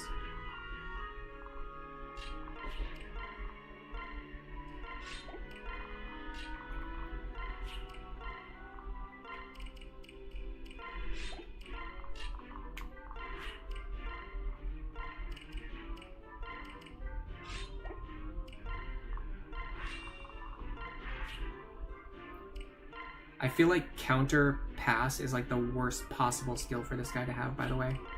Like I can't think of anything that could be worse for this guy than to have exactly counter pass. Like I genuinely can't think of anything worse. Very obnoxious. Okay. So what I'm gonna do now is I need the bronze lance. Who has it? Just climb. Get over here. Alright, so what I'm going to do now is this.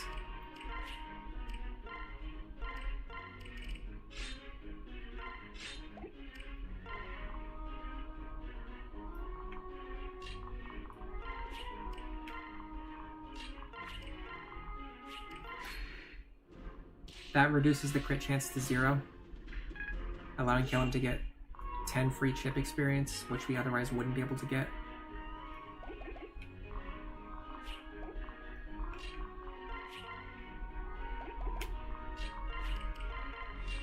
Give some chip to Virion. Probably we let Muriel get the kill. If Crom dual strikes, we just give free experience to him as well. We could have got a lot more experience from that guy, but he just had the exact combination of skills that makes it impossible to train against him. It is what it is. You just take it. Take what you can get. That is the nature of Luna Plus.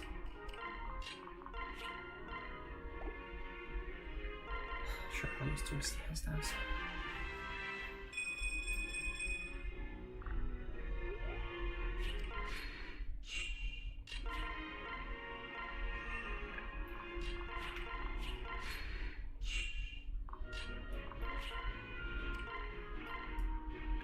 Alright, let's look at these guys. Oh, of course the hammer guy has counter pass as well. And of course this guy has counter Luna. I'm very tempted to go over to the other side. Oh my god, seriously? Like really? Like actually? Like this is what we're doing? I'm very tempted to go to the other side, but that doesn't really help us because then we just have to deal with this guy later. I don't know what to do here.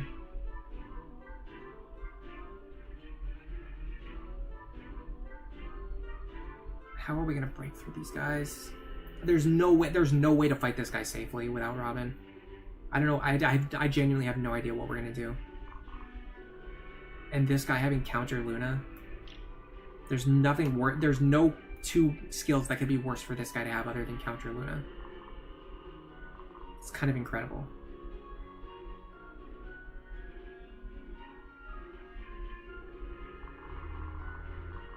Yeah, I don't want him to double stuff. I want him to not get doubled by things. I'm trying to avoid him getting doubled by things. And with 5 speed, that's really difficult to do, especially because he has the worst speed growth rate in the game. Or tied, anyway. Yeah, 39 HP and counter and pass, so we can't even block him. Because he'll just run through us anyway. And the only person who could block that tile would be either Frederick or Kellen, and we can't have them do it. For obvious reasons. The hammer would destroy them. This is where you need Robin.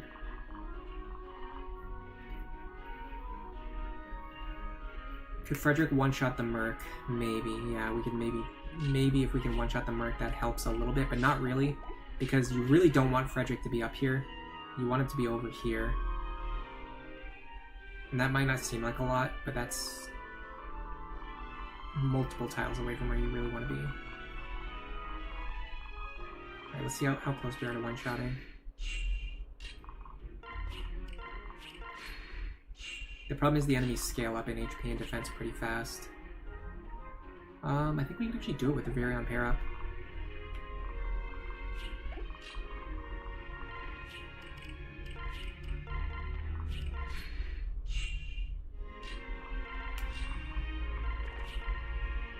We can.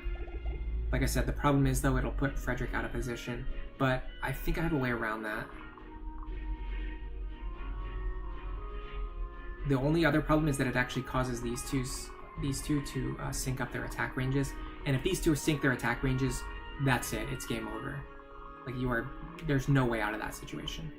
You are not getting out. You cannot unpeel these guys. I don't really see what else we could do though, so I'm just gonna try it. Because I have some ideas. So this is what I would do.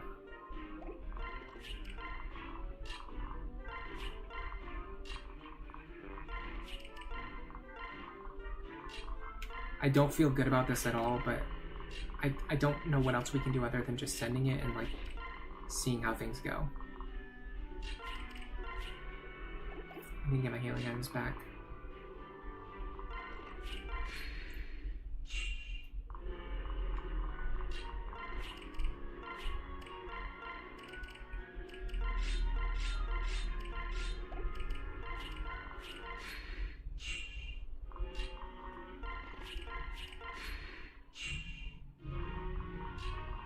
Alright, so we would go here.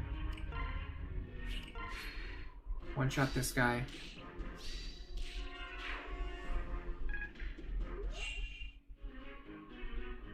Okay, we might still be okay.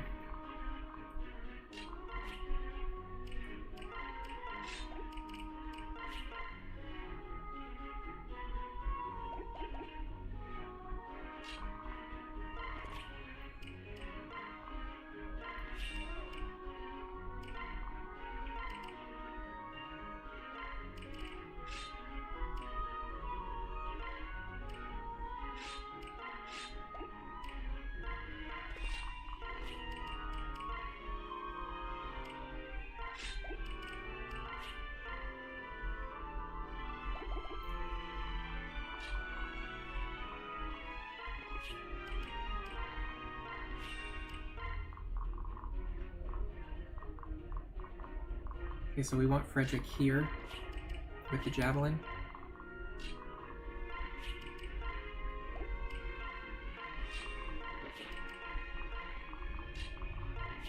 So far, we haven't hit any major roadblocks, I will say. But I feel them coming. I mean, we kind of have it. We're kind of looking at one already right now with this hammer guy. But I feel like the big ones are coming in side story 1. And to a lesser extent, chapter 3. Chapter 4, sorry.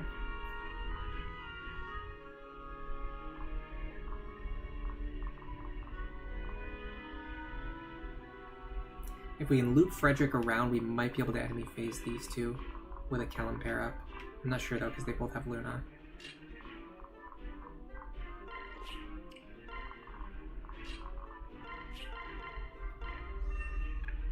I gotta be careful about my number of heal stabs too, because I'm gonna need those against the boss.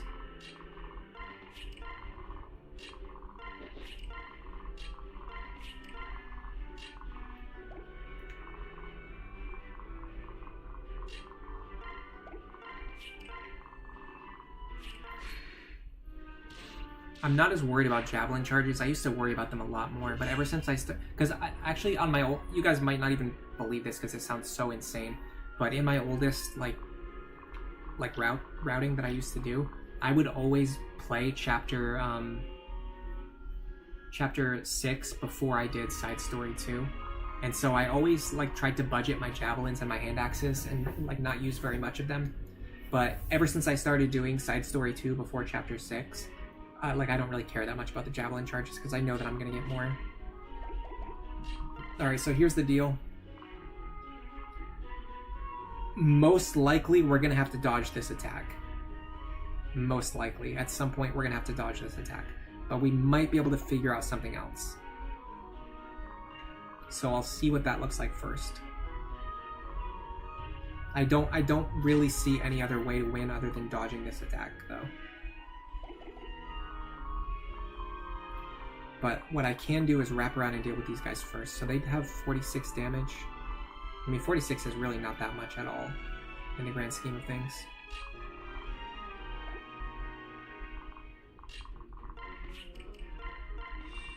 The tricky part is going to be getting all my stupid characters out of here so that I can actually... Because we have to basically have to like lap these guys completely. We have to get around the map so fast that we get to the other side. To where they're gonna turn around and start chasing us in the other direction, and we have to get really far before they start doing that, because otherwise they're just gonna keep gaining on us every turn.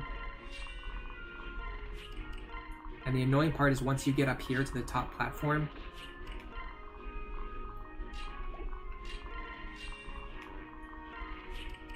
you have to go around the boss's range, and like when you're going through the choke point too, it also slows down your movement. Like, once we get up here, we have to make sure that we safely go around the boss's attack range as well. So that slows down your movement even more. You just lose a point of movement here and there. And do that enough times and it's going to cause problems.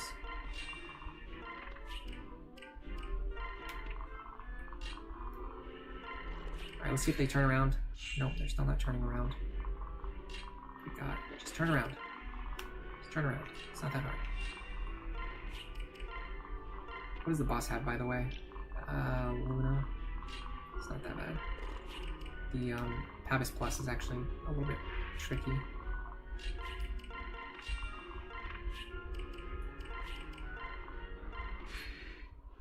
Okay. We got one of them to turn around. That's actually fantastic, because now we only have to deal with one of them.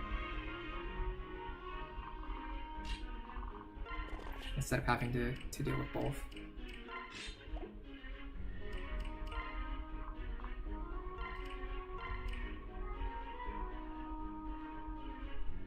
We might even be able to just run up and hit him with the Silver Lance.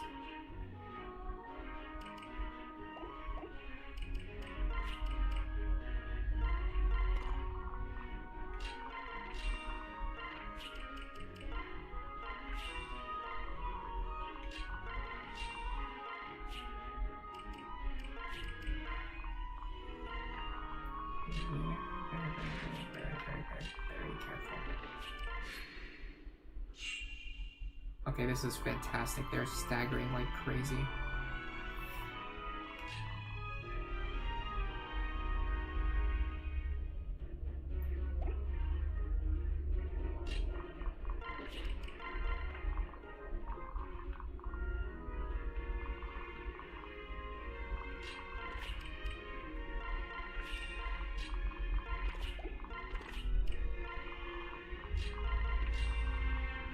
I'm still deeply concerned about the axe fighters.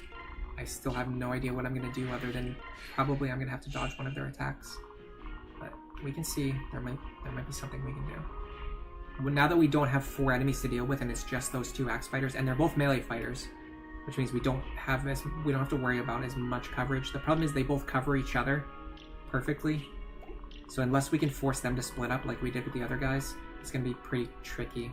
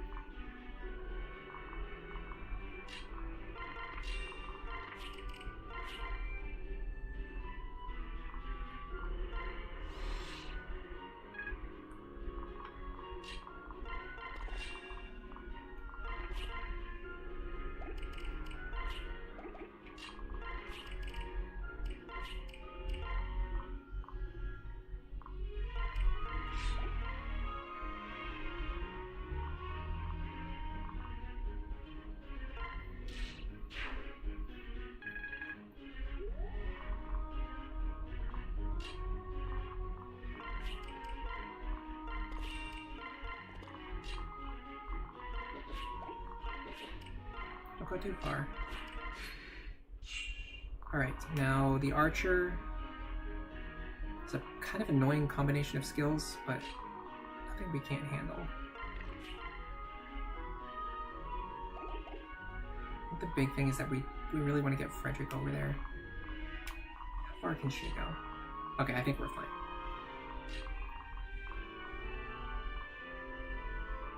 Only thing is I wish I could get my gear.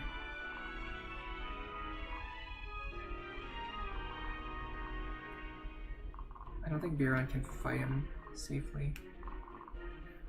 Maybe we can.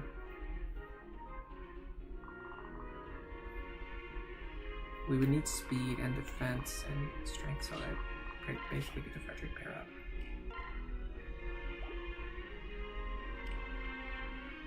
This is risky though, because it just leaves him alive for much longer than we really want to.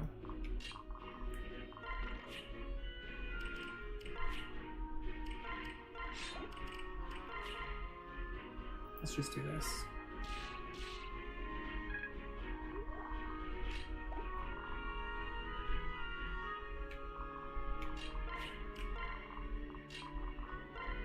I'm gonna get my gear.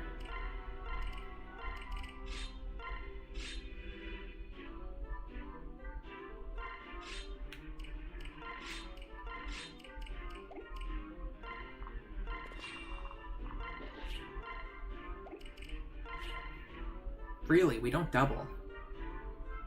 That is shocking.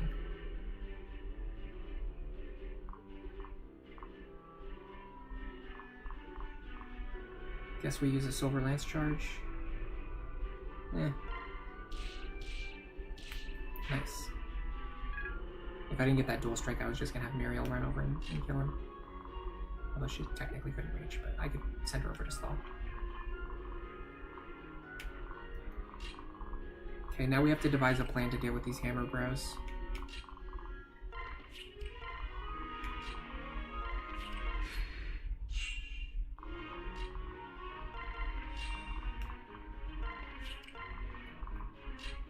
I still think pretty much it has to be Frederick dodge.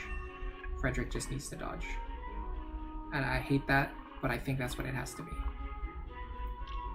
With this Sumia pair-up, that's going to give us our best possible chance to dodge an attack. We could potentially set up a combat on the woods tile as well. I want to get the Iron Sword back. I think Virion currently has it. If we stagger our movement properly,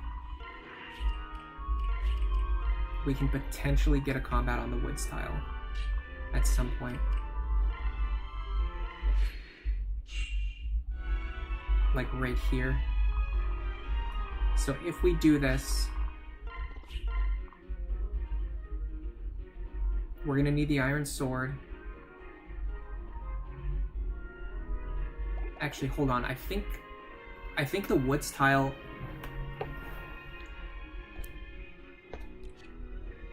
Yeah, the woods tile actually. Does the woods tile work with Outdoor Fighter? That's a really good question.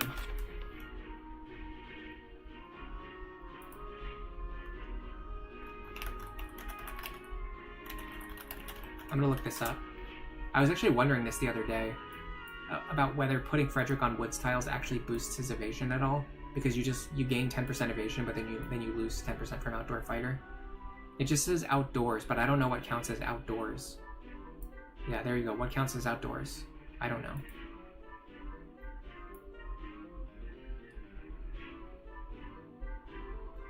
It literally doesn't say. The wiki itself literally says what counts as outdoors, but it doesn't answer the question. It asks, but it doesn't answer. So apparently even the person who added this information to the wiki did not know if this works or not. Man, I really don't want to do this. I really don't want to. I just don't see any other way.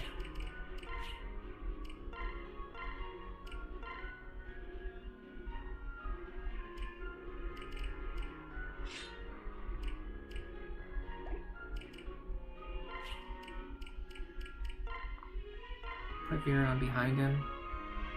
Okay, so if we're using... I mean, he's still going to have like a 41% hit rate against us. It's incredible, almost, if you think about it.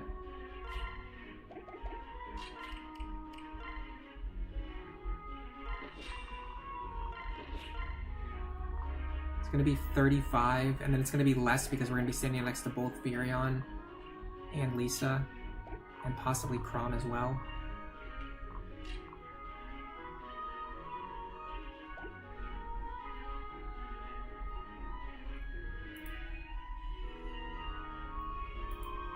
You think Outdoor Fighter is based on the map itself, not the tiles on the map? I don't think so.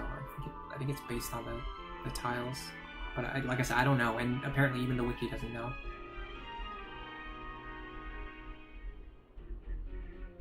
If I use a Kellum pair-up, Frederick should survive with a sword.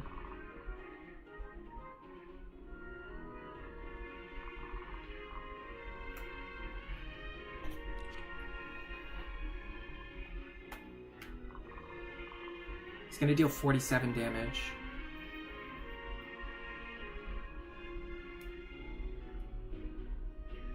So we'll take 27. You actually might be onto something here.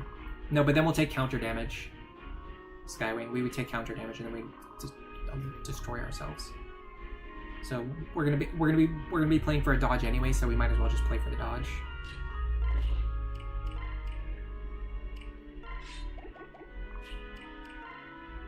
Let's turn combat animations on for this. This is so stupid.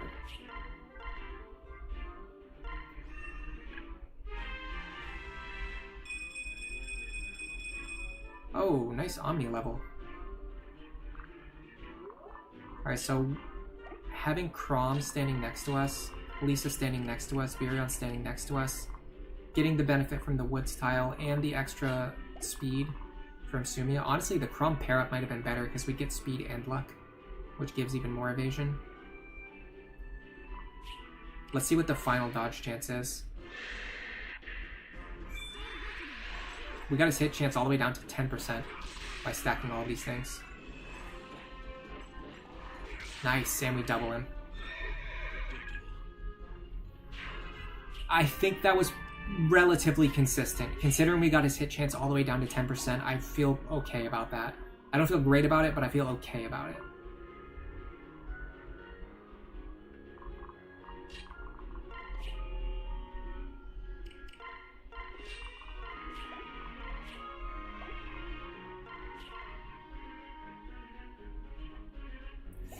I'm going to pull back for a turn.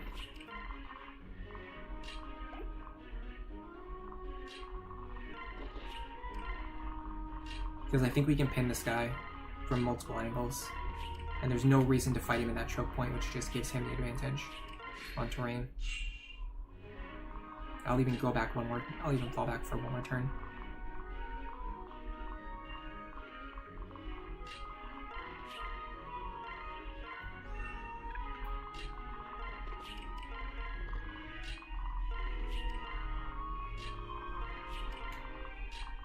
I need to get him off the wall somehow. He's like stuck to the wall, which is limiting my attack angles. This is fine. This is enough. All right, so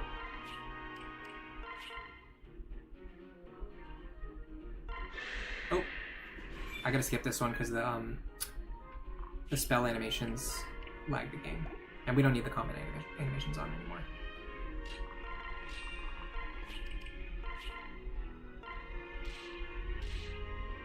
Beautiful. This sets up a kill for Freddy. No counter damage. And we got through it. And we got through it. Okay, so now I feel like we got through the part of the game that's pretty much free. And arguably, like, this section of the game is... You could make the argument that this section of the game is actually easier if you're not trying to train Robin. We could have made it even easier by also still using Robin without training them. Like using Robin more than we were doing. But now we're going to be getting into the section. There's like 3 or 4 chapters in a row where the game is significantly harder if you're not using Robin. So this is where things are going to start to actually become challenging. We got further than I won't say we got further than I thought we were going to get, but this was easier than I thought it was going to be. I have done this on Lunatic before. I've never done it on Lunatic Plus. I thought it was going to be a lot harder on Luna Plus. I'm a little bit surprised by how easy this was. But it does back up my statement, which I've already made. I already said before, I don't think Robin is that essential compared to Frederick and Lisa. And you can definitely see that Robin was just not really very essential. We got through the early difficult chapters with basically minimal to no Robin usage. I wouldn't do this as a challenge run. I still think it's valuable to have Robin able to jump in and do specific things when you need them to, but what did they gain? Like 25 experience maybe? Let's get Frederick onto that shiny spot too while we're here. Yeah, we have to figure out what we're going to do for Chapter 5. That's the thing. The tricky thing is, the most consistent thing we could do would be the corner turtling strategy. But the corner turtling strategy, you need Robin. So it doesn't really work. Not only do you need Robin, you need a really strong Robin. So it's just not going to work.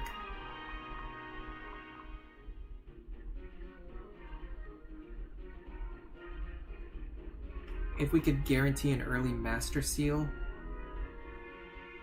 and like super early promote Lisa, maybe we could do something with that, but that's not like a reliable thing. I want to think like, what could you reliably do to make Chapter 5 work Robinless? Or minimal Robin usage. We might even bring Robin with us to that chapter just to have an extra wingtone user. Hello Sugmail, welcome to the stream. How are you doing today? Yeah, 10% hit is really just a 2% chance, so. Now, I don't love taking a 2% chance this late into the run. That's pretty painful, but other than that, I think this was okay.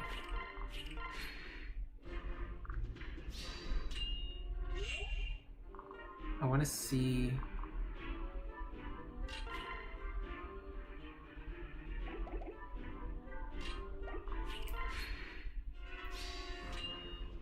Two dual guards in a row from Sumia, that's crazy.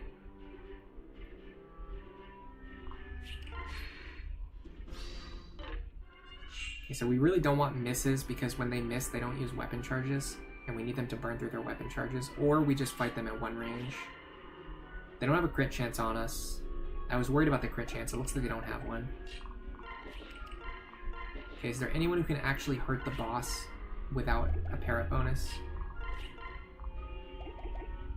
Probably it would just be Crom with the rapier. Terrible hit chance. Or, I guess Muriel? Yeah, Muriel works.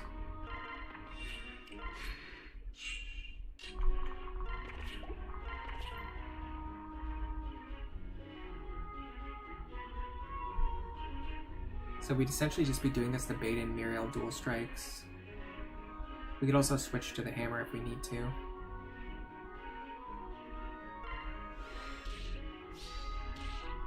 I'm just not in the mood to do like weapon breaking.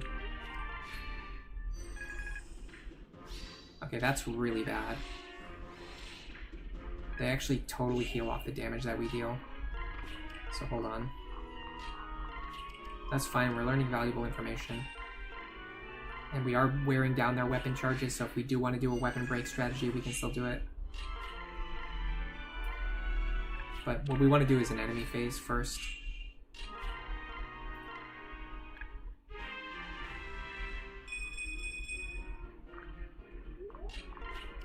Let's grab the hammer.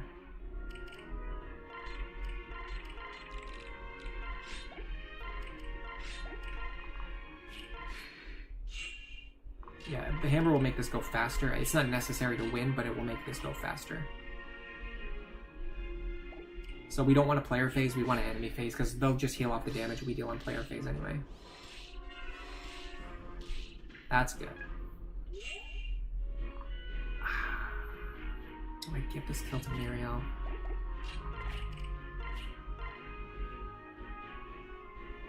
I could guarantee it, I would absolutely do it, but her accuracy is dog water. It's so bad. Why is her accuracy this bad? I don't understand. There's no way I can take the extra damage from Luna plus either if I miss.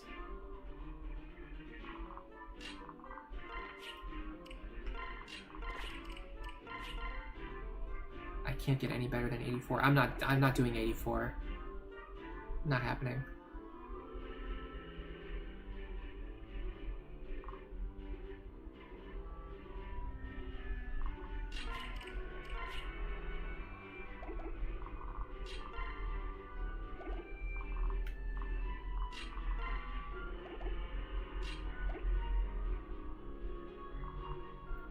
I'm pretty sure we just give the kill to Frederick.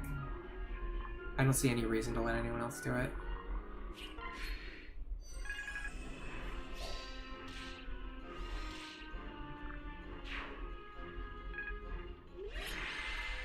Feels like every chapter we've had Frederick end just short of getting level up to. Very frustrating experience distribution. Alright, things are going pretty well, honestly. I gotta say, things are going very good. Much better than I expected. Nothing really that we need from this Anna, so we don't need to worry about her. I do want to get a Windstone, especially to help with Muriel's atrocious accuracy. I want a bronze bow for Virion. Let me get my tonics. I carry only the finest.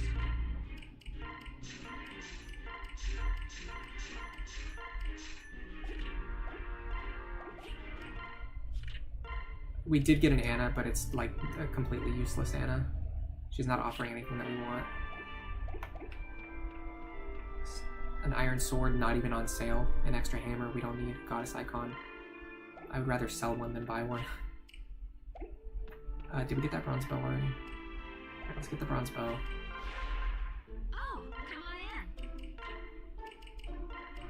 If the level up happens at the very start of a chapter, you can reset if you get a really bad level. Yeah, I do actually do that sometimes. I wouldn't do that on this run though. Like I said, I'm just not motivated to go like full degenerate strategies on this run. I'm really just playtesting to see how things would work under like a normal playthrough conditions. Alright, so what do we really need? What do we need that we don't already have? So we need to train Muriel. I could see myself forging this Wind Tome now.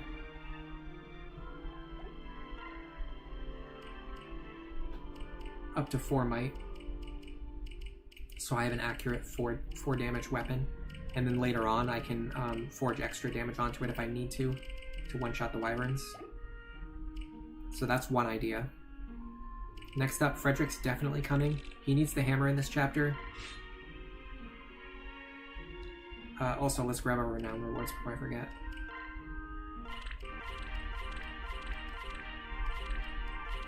I'm just gonna grab everything up to the Beast Killer because those are the ones I'm gonna use later. And they're not gonna matter until like the point where I would get them anyway. It's just less menuing. Lisa. She'll be fine with just those for now. Crom, I mean, he's definitely going to use the Rapier and the Falchion. He's probably going to use the Glass Sword. It's usually a good thing to let him have it. Okay, so Muriel, Crom, Frederick, Lisa. That leaves only 2 spaces available. Virion and Sully, maybe?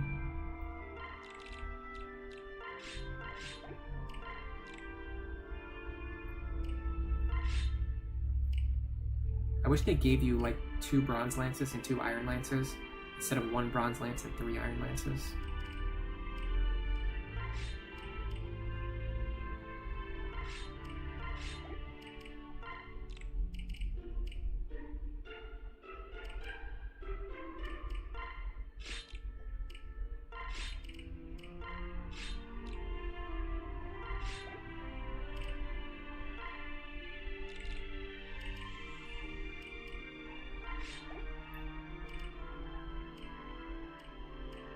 So let's assume it might be better for him to have Frederick's backup gear.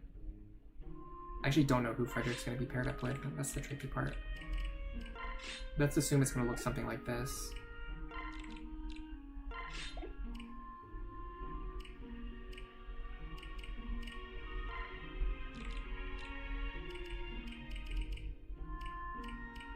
Can anyone use the second seal yet? There's actually no targets for the second seal right now. Who would be the soonest or best person to use it? If we can get Frederick to level 10, switch him over to Wyvern Lord.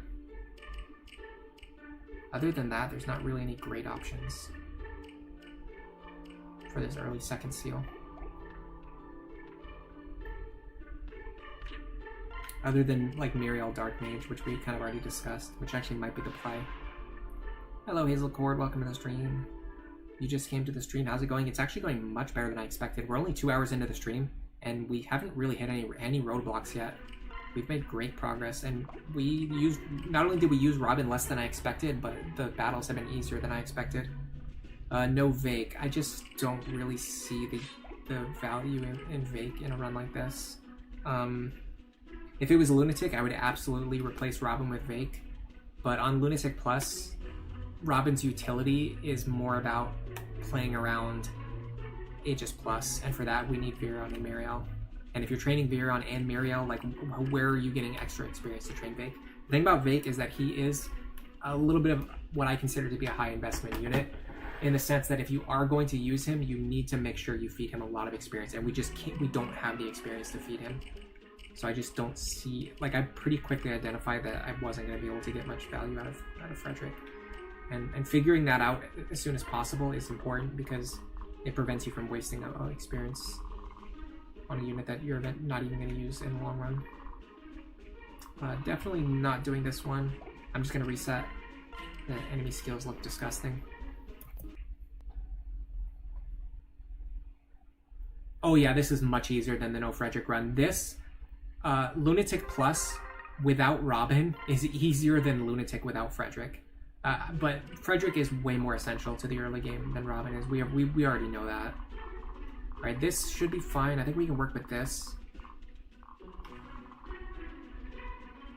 I don't love that, but I can kind of work around it. Alright, let's see what things look like, and if we need to use tonics or whatever else, we'll figure it out.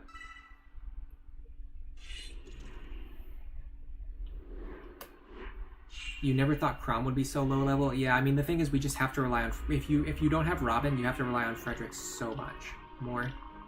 And that means Crom isn't really getting a chance to fight, but Crom is going to get to fight, like, right now, in fact. Assuming he can actually survive this hit, which I don't know if he can. That's actually a good question. I don't think he can survive this hit. We can get him... yeah, I don't think he can survive this hit.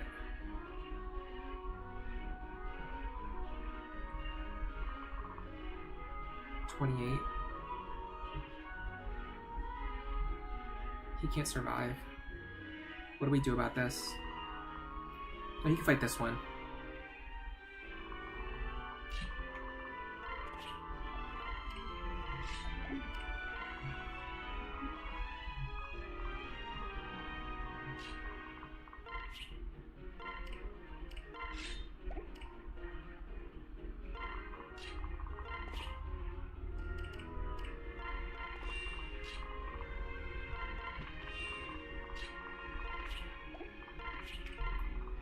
Alright, let's see what happens with this opening.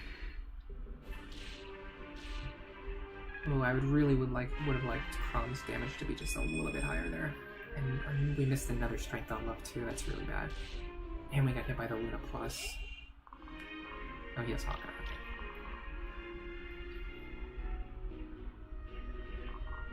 Here's my issue. Can Muriel take this? 20 damage. 22. The big thing I'm missing is Solidarity, actually. Because I can't remove the enemy's ability to crit me. Oh, I forgot to forge this Wind Tome. Oh, God. Alright, if we lose this one, which is pretty likely, I'm gonna go forge that Wind Tome. I need to hit this. Just pure luck right there. That was pure luck. Just absolute luck-based play. Now we Orson here. I think I want the Crom pair up. If I can double these mages with the Crom pair up... God, I missed another speed level up too. I think I can double them with this Crom pair up.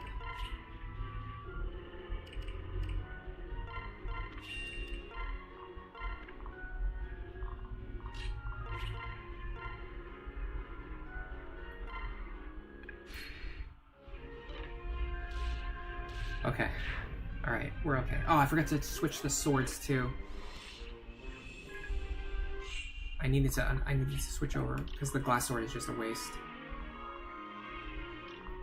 Alright, if we can get rid of this guy without using Frederick, which is pretty questionable, but in theory, if we could do that, we could take care of these two guys right now. I just don't see how we get rid of this guy without Frederick. This is another one of those things where, like, Robin could easily get rid of this guy, but now we just don't have anyone who can do it. Robin easily would have gotten rid of that guy already on enemy phase. But now instead we have to deal with this crap.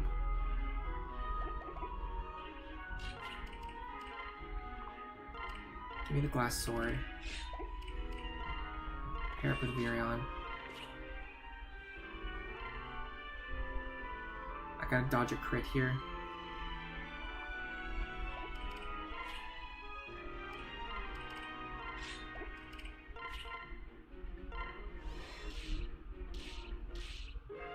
Oh, he kills me anyway. He one-shots me. Okay. So, let me go forge that Wind Tome, because that would have made a little bit of a difference, although with Aegis Plus, not as much as you would hope. I don't have a precise plan for everyone, but how do you think you'll build Crom? Honestly, I actually value Great Lord Crom a lot more now than I ever did in the past. I've started to become a really big fan of Great Lord Crom. And I would probably run that build on this one as well. Honestly, do I just do +5?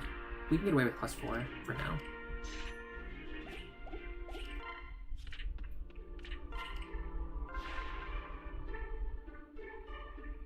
Solidarity is huge, but using Vake would solve all of my issues. No, I know you're just kidding, but really, like, using Vake isn't going to solve the problems we have are that we need a character with high speed, defense, and attack who can also fight at 1 range and 2 range. And the only person who fits that criteria is Robin.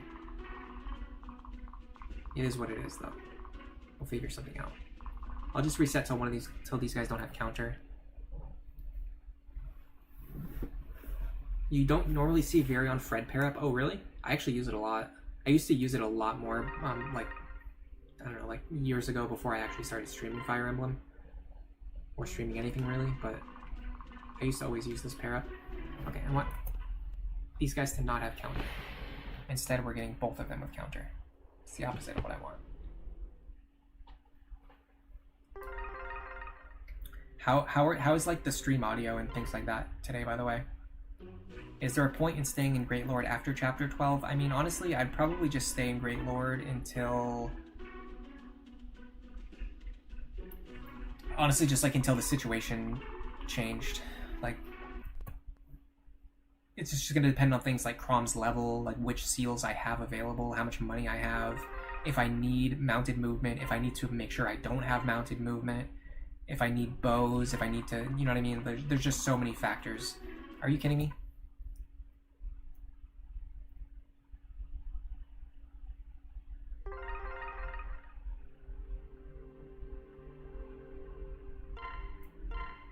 Yeah, I'm not grabbing all the legendary weapons. That just completely defeats the purpose of what I'm trying to do here. Alright, big issue here is actually this guy having Pavis Plus, but we can kind of work around that, I think.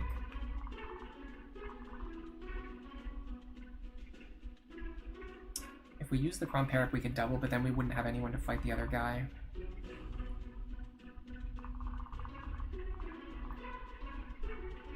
Did we determine that Crom... Oh, he survives as long as they don't have Lunar Plus, though. Alright, let me think.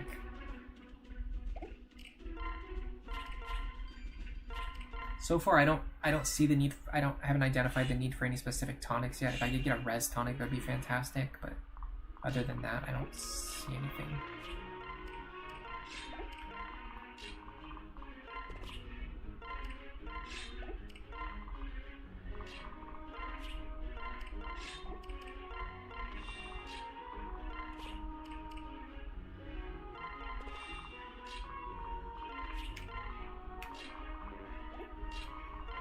Alright, so let's see what happens now. It should be pretty similar to what happened last time. Oh, even better, because we got a crit. Counter is very aggravating. Magic is not the only way to counter it, no. Bows are the best way to play around counter. Way better than tomes, because tomes attack at one range. So if you're using tomes, you will deal counter damage to yourself. You want bow users to play around counter, which is why we're training Virion. Alright, this guy has focus this time. I mean, yeah, we just have to play around the crits, I think. Deal 13 here.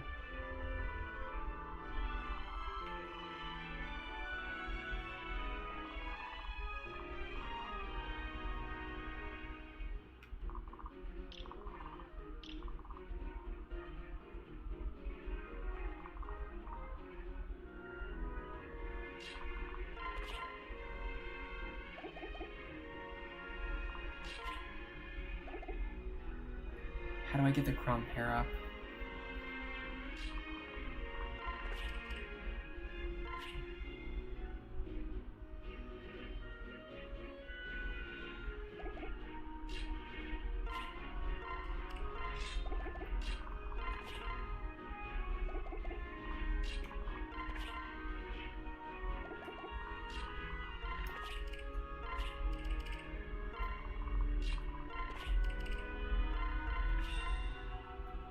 I need a dual strike here. Finally, some luck.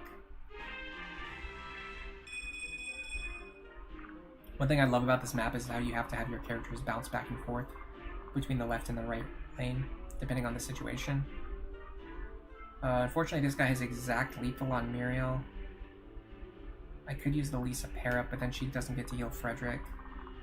If she doesn't heal Frederick, it's gonna cause some problems. Especially, well, I mean, he's gonna get... I don't know what to do, but I think this is it. We have to play around a crit anyway.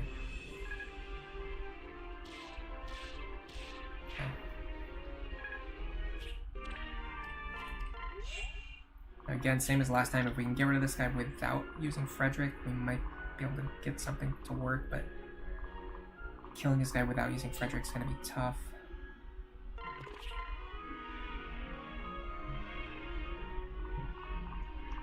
If we get the glass sword into her hands, would that work? Because we might be able to do that.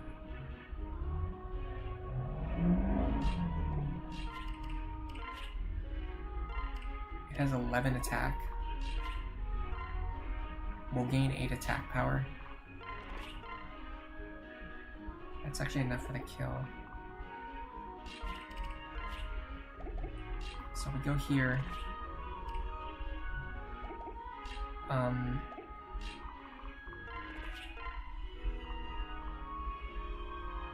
Hammer one-shots.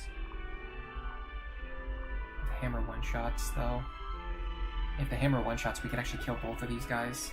But how do we get the iron? How do we get the glass sword into Sully's hands, though? Oh, we don't need the glass sword. We can do this.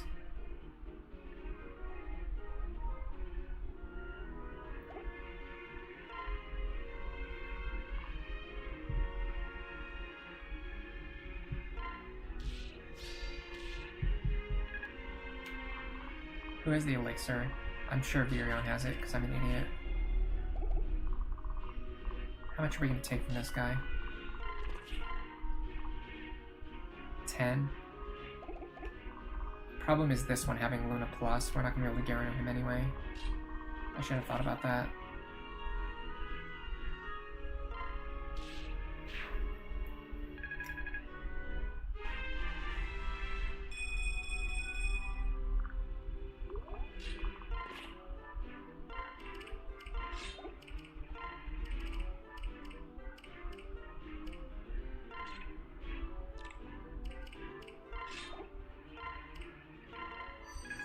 Okay, we should be fine here.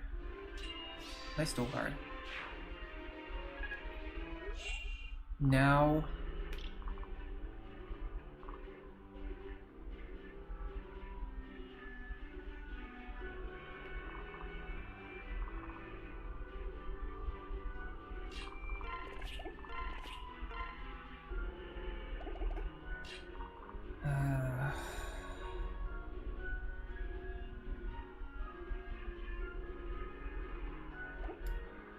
no way for me to get rid of this guy in an effective way.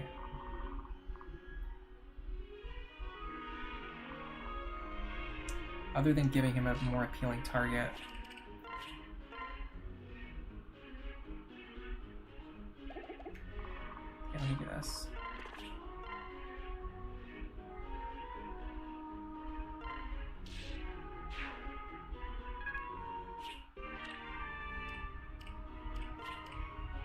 Oh, hold on a second. If I send the hammer away, I'll get the Orson Hatchet back into my hands. Oh, that's perfect. That is perfect. That is fantastic. Whoa, whoa, whoa, don't do that.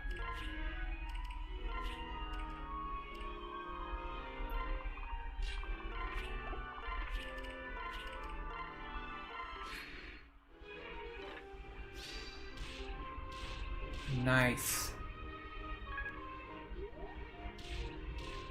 It's not often you get to do a convoy manipulation, especially unplanned. It's probably going to need to have Frederick run over and take care of this guy. I don't see any way, and there's nobody else who can just safely fight him. I mean, he doesn't have Vantage. How much did Virion do? The problem is we're going to lose the strength bonus from Sully. How much does she do, though? Oh, hold on a second. We might be able to get something to work here. The main thing I don't like about this is that it puts us in a bad position for Lucina next turn, especially because she has counter. Oh god. Okay. We need to start planning for the fact that she has counter, and we have no way to deal with that.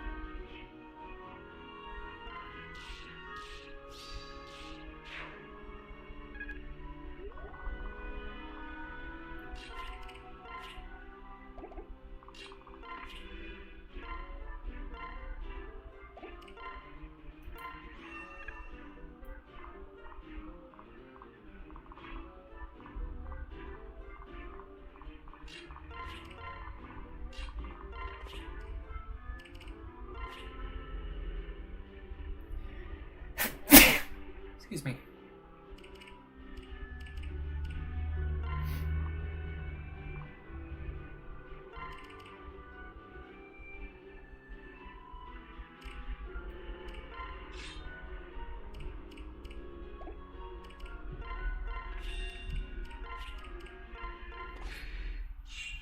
Oh, that's perfect. That is perfect.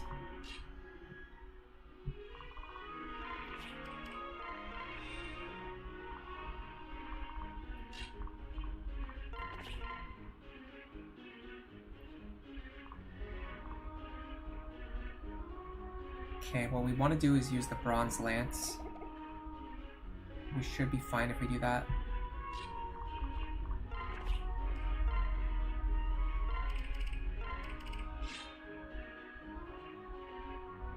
I'm a little bit scared, but I think we'll be okay.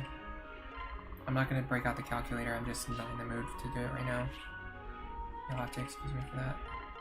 I just don't have the energy right now. Especially when it's not going to change anything. We're either going to have to do this, or it's either going to work or it's not going to work. It looks like it's going to work. Oh, nice dual guard. Yeah, so we would have been alive on 5 health. Now we need to take out Lucina.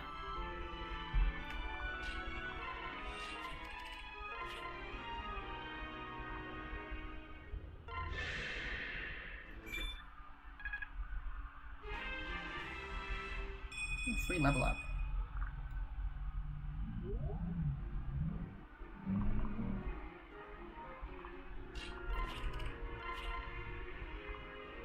Technically, Virion can just pick up this kill. What I prefer to do is this.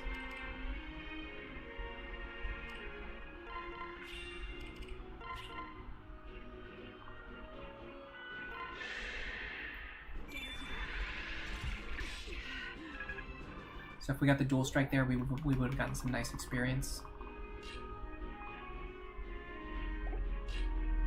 Now I'm pretty sure we need to. Actually, we don't even need to pull Virion back over, or Sully. So let's just use the Grom pair up. We'll survive on 2. And then we kill so we don't take any counter damage. Nicely done. Beautifully done. Now we're in trouble. Now we're in a lot of trouble. This next chapter I have tried to do without Robin before. This next chapter is probably the first and one of the hardest chapters to do without Robin. It's basically the next 3 chapters in a row are the 3 hardest chapters in the game to play without Robin.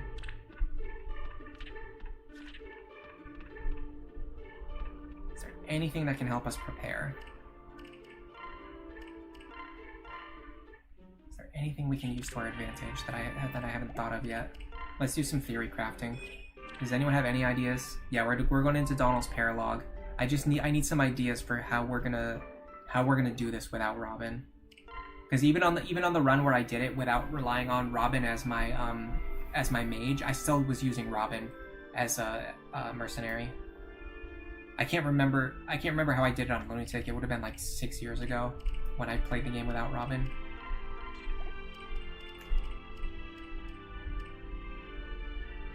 I'm just gonna store my inventory items. For some reason, it's like faster to just store everything and then take the items out one at a time. I swear it is. I don't know why, but it just is. I need to buy another heal staff.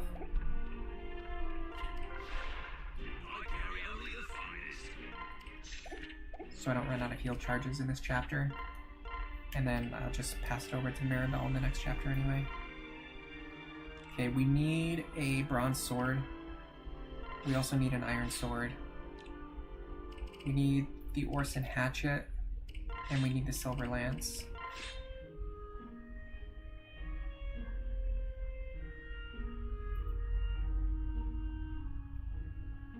Other than that, what would we want the most? I'm not sure yet. Let's wait and see what the other characters need.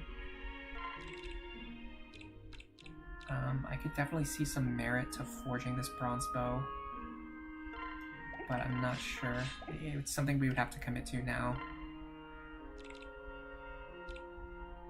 So we want bronze weapons for Sully, just for accuracy purposes, and then iron for damage.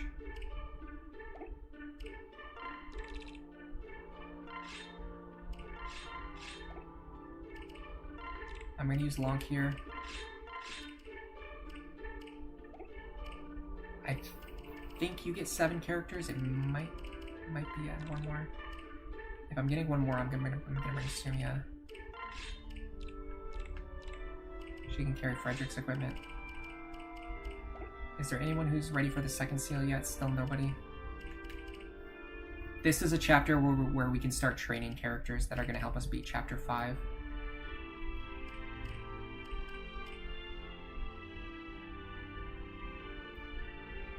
You think a Master Seal might be needed to beat Chapter 5 without Robin? That's what I was thinking too. If we could get an early Master Seal instead of an early second seal from the Renown rewards, it would completely change the game. Most of your strats involve Robin as well. Yeah, it's the same with me. All of my Lunatic Plus strats involve Robin. Is there a pair-up that can help Muriel reach the same benchmarks Robin could for one rounding or one-shotting the Wyverns? Like maybe Lonku? Honestly, if we train Muriel, she's still gonna be a ways off. Keep in mind that Robin needed to have like 20, like 18, somewhere between like 18 to 20 magic, and our Muriel is sitting on 11. So we would need her to gain 7 levels in the next chapter, and we would need her to get magic level ups on all of them, and we would need for her to get enough speed. And we have to contend with the fact that there's no male magical pair-up partner that joins early enough for her to use effectively, other than, of course, Robin. Viron Forged Iron Bow, I've done that before, yeah, it works really well. I can't remember exactly how much you need to one-shot the Wyverns, but it's not very much. Because the Iron Bow already has like a very high might, like it already has plus 18 attack against the Wyverns. Who would get the early Master Seal? Probably Lisa. She's the only one who's going to reach level 10 normally, other than Robin.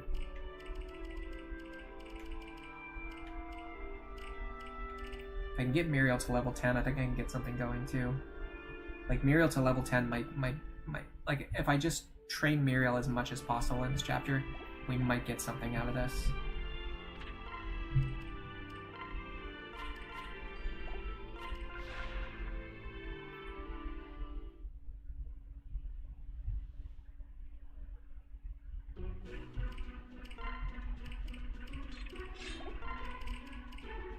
The only thing is, I don't even know how I'm gonna beat this chapter, much less like get ready, like prepare for the next chapter after that.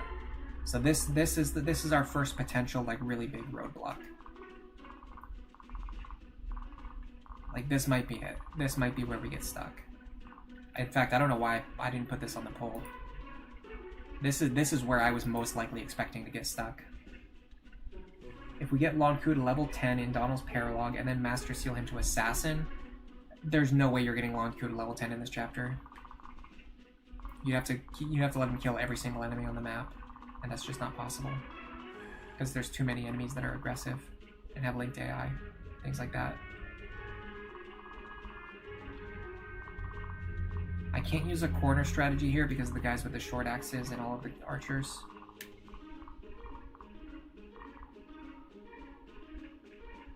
I might have to do a front-loaded risk strategy.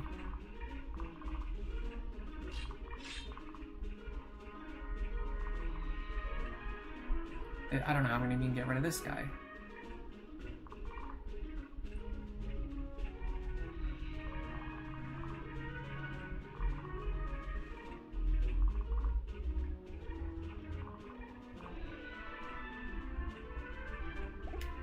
Let me try something that I've never really tried before.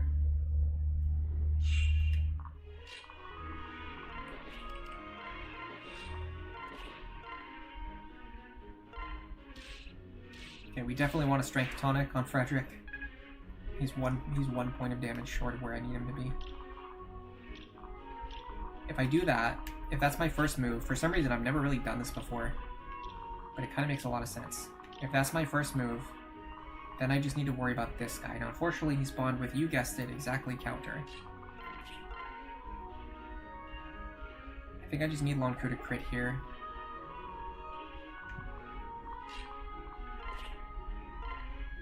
If I crit, would that even kill?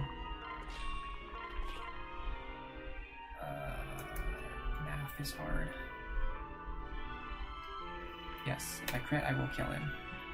He does not have pass.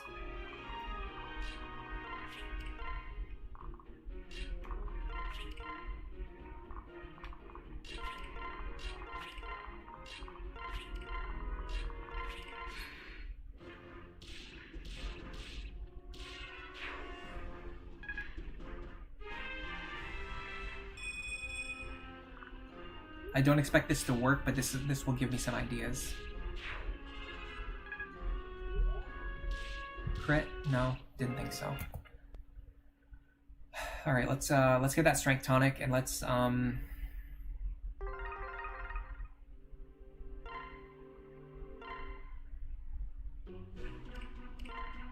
I don't think relying on Lonku is the I don't think relying on a Master Seal is the plan either, and I don't think Lonku is the plan. Lonku is good, but he's not the kind of character who can solo carry. He's really good for like removing one enemy on player phase. What we need for the next chapter is a character who can tank 2, 3, or even hopefully 4 enemies on enemy phase. And Lonku's not really great at that, although if you're factoring in dodge tanking, maybe we can get something going. It's really tough to figure out what I need to do because I would honestly need to clone this save file and try like training Miriel and seeing if she can do it, training Lonku, seeing if he can do it, training Virion, seeing if that pays off, training Frederick and seeing if like just Frederick can solo carry the entire chapter by himself. Maybe he can, if you just feed him everything. Maybe he can. But without a Master Seal, there's not a lot of great options. Sully, if we could get her to level 10, we could turn her into a Wyvern. That might help in some way. Can Kellum become a good tank? The big problem is his speed. On Lunatic, he can, but on Lunatic Plus, characters with low speed run into a problem because of the fact that enemies can spawn with Luna Plus. So the big problem about Lunatic Plus mode is that characters who have like who rely on favorable matchups, the issue is if their favorable matchups roll the Lunatic Plus skills that make them impossible to fight, that makes them even worse than they would be on Lunatic mode. So characters like Kellum who rely on like matchups are really bad because then even your good matchups might have, like this actually happened to us. The character that we wanted to train Kellum against rolled the Lunatic Plus skills that made it impossible to train Kellum. And the same thing can happen when you're trying to fight enemies. We need Kellum to fight an enemy, but then that enemy rolls the Lunatic Plus skill that makes it so that Kellum can't fight him. And that just makes Kellum a lot worse on Lunatic Plus.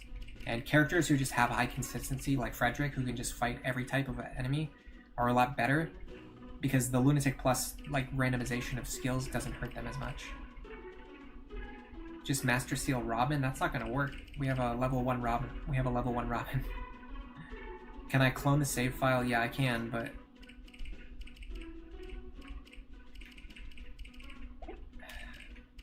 hold on a second.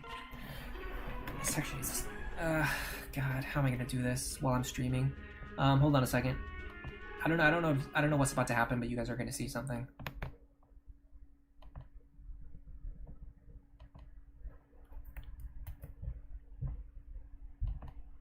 I have no idea what you guys are seeing right now.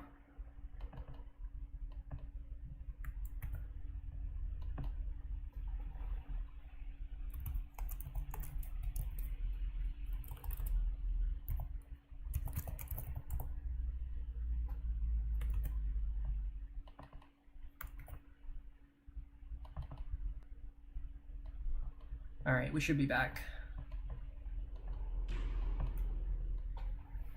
I literally have no idea what you guys just saw on your end. It looks like the screen just like froze.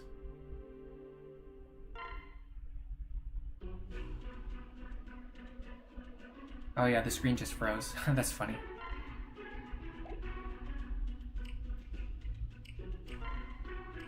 so I made a clone of this save file so I can try out different things. I don't know how long we're going to be streaming today, but at the very least, if I try something right now and it doesn't work, we can always go back later, and we can even test it. We can do like multiple streams of this, testing out different methods, different strategies. Yeah, I just showed the frozen version of the game, so you guys couldn't see what I was doing on the back end, which is probably a good thing. Okay, so I actually really like this idea of having Frederick open up over here. That worked really well. I need to give him a strength tonic to make it work. Might as well give him a defense tonic just in case if this run goes well, and also because if you give a strength tonic on Lunatic Plus, you usually always want to give a defense tonic too, just for the reasons of counter. Next up, this guy, of course he has counter. Just stop looking, just assume that he always has counter, because he's always going to.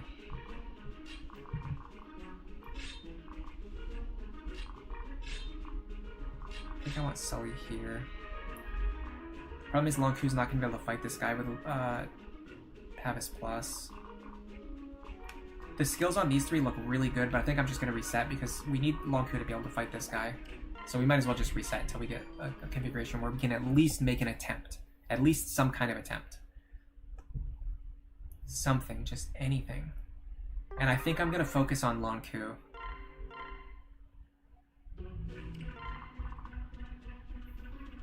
Because he really is the only character other than Robin who can, like,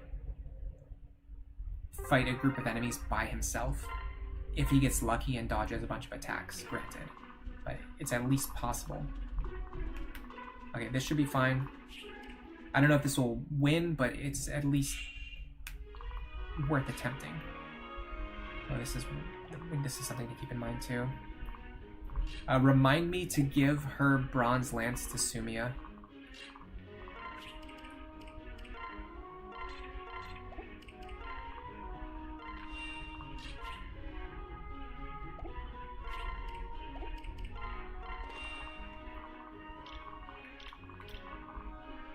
Should I Levin Sword?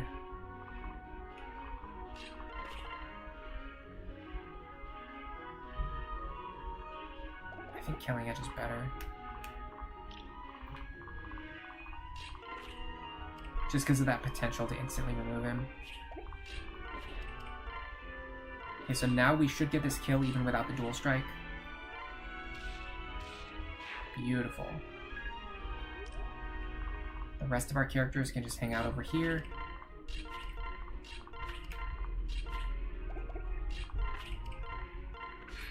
Alright, let's see how this goes. That dual strike helped a lot.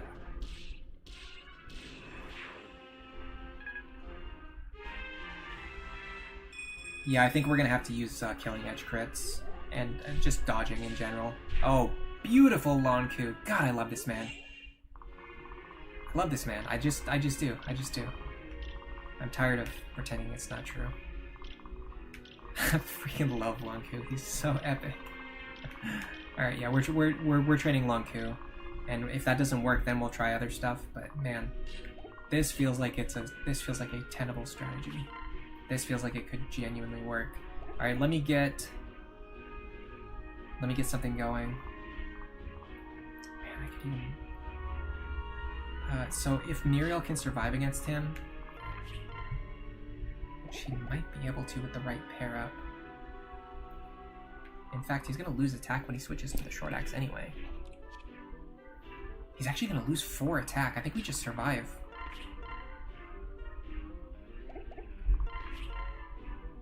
Yeah, we just survive. Like, straight up, we just take him. We just 1v1 this guy. So which pair up would we want to have? She doesn't have support with anyone yet.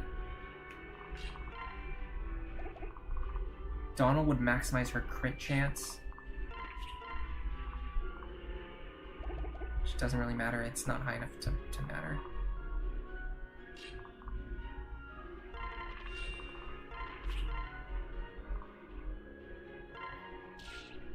Epic Donald pair-up moment.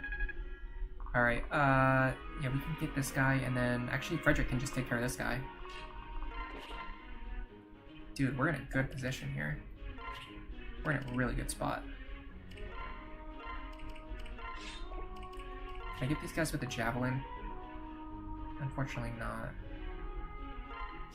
I'm burning through Orson Hatchet charges here, but we'll figure something out, I guess. Alright, can Locke get out of there safely? I think so, but I'm not 100% sure. Yes, we'll be fine. But we won't be able to heal him because of Sully's positioning if we drop Sully, so I think I'm actually going to do this. Honestly, the fact that Muriel could actually fight that guy is kind of epic, but I think it's better to just let Frederick handle it. Because we don't want to just fight him, we want to remove him. And Frederick's the one who can actually remove him, or not.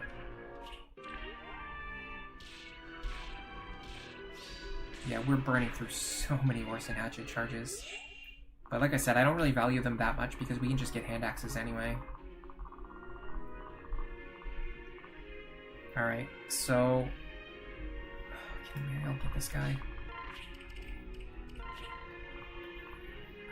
We're 1 point short.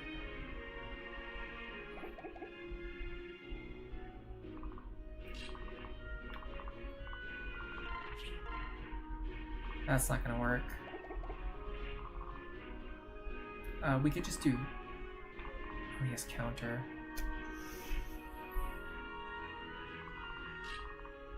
Okay, hold on. We know that Muriel can survive against this guy, right?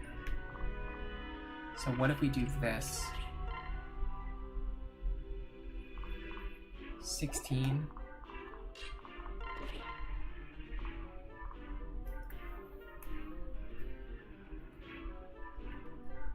That's 41. I have an idea.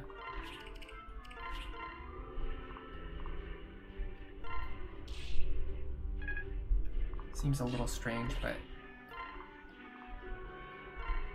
Now, if we can't get rid of this guy, it's fine, because Muriel can survive on enemy phase.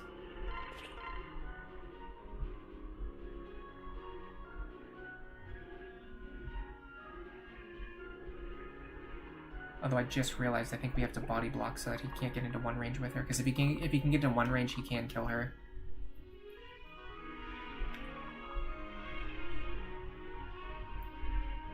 Prom here, maybe?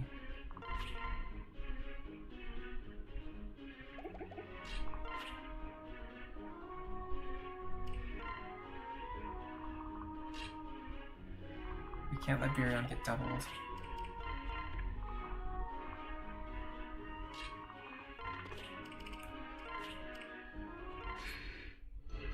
Oh, he gets... How did he get all the way over there? Alright, we have an idea, though. I think that was the right idea. We burned through too many Orson Hatchet charges, and I messed up my positioning on that specific turn, but that went really well. Like, we have a foundation for something like a strategy that could absolutely work.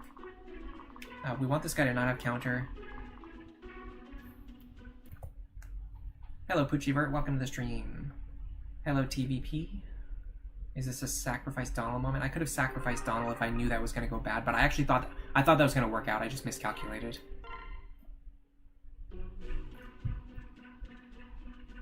Monzu.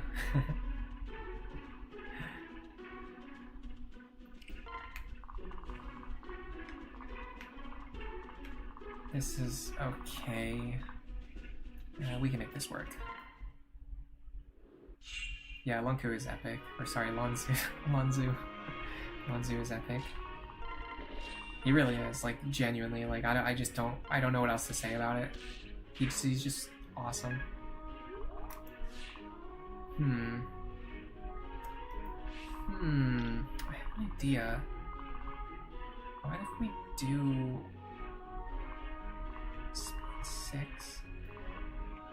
What if we do this? Oh, you guys, by the way, you didn't tell me. You were supposed to tell me.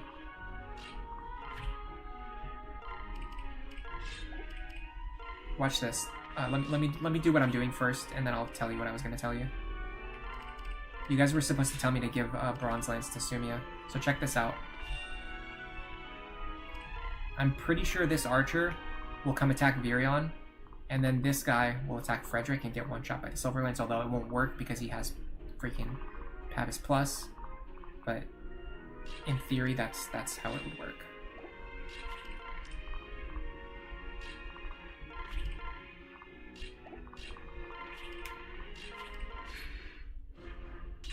So we'd one-shot this guy. Oh, and then it doesn't work because... Yeah. Oh, we got the crit again. It doesn't work because the thief is then blocking the tile. Oh, we could have just lost Long Q there. But he dodges like a champion. Alright,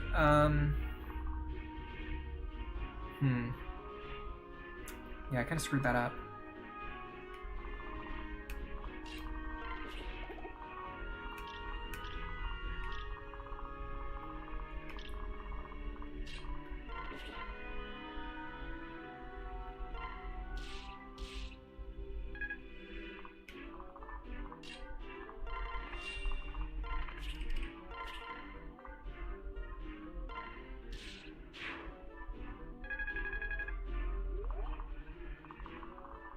I think we have to give this one to Frederick right now.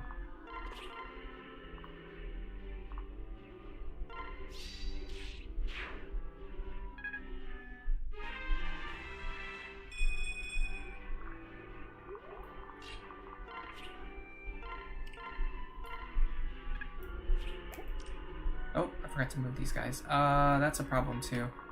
That's a pretty big problem, in fact. Oops. Do we just play for a dodge, I guess?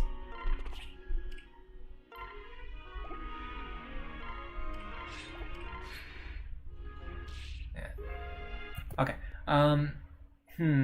Okay, so if we get the right skill configuration, I think this opener can work. And give her the Bronze Lance.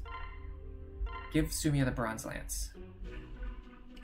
Because Sully's gonna get Donald's.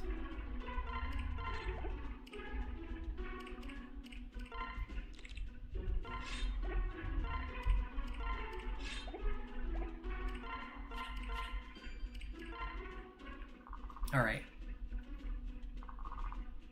That's good. That's good. That's good.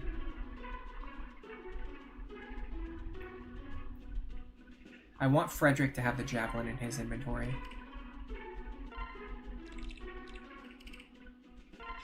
And I need Sumia to have the elixir, which she does. I also need her to have a vulnerary. I mean, Lonk vulnerary doesn't really matter. Because it's never going to heal him back to full, so he'd have to use 2 vulnerary charges. Maybe it's fine. I mean, it's not a downside to have to just be holding one. It doesn't hurt. Like, it doesn't hurt to be holding one.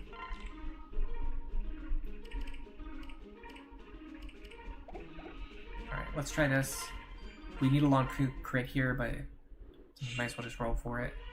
We've got good skill configurations in every other instance. This is going to help me save on Orson Hatchet charges, though. Be very careful. Donnie here first.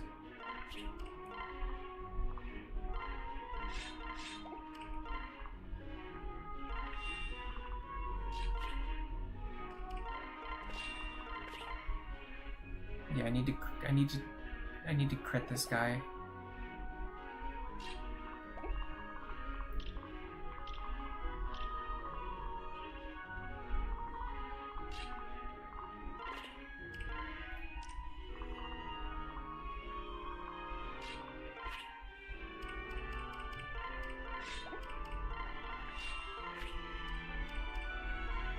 So what I'm going to do now is trade the javelin into his hands.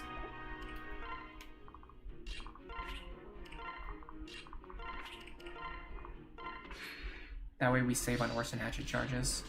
Oh, beautiful crit. This might be the run. If Long Q gets this crit, we're in business. Oh, he went for Viri on that time. Didn't get it, but we actually survived anyway. Oh, the enemy's moved into a really bad spot, though. I think it's better to have Long Q down here, because it draws the enemies down. Having Long Q on the forest actually draws the enemies around the wall, which is much harder to deal with, as you're seeing right now.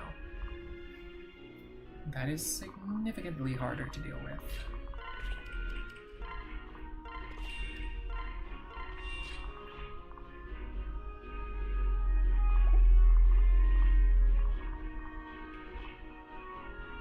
This guy having counter is a huge problem. It's like the worst possible. Like if any of these guys could have counter, this is the one that I wouldn't want to have it. It's been happening a lot lately.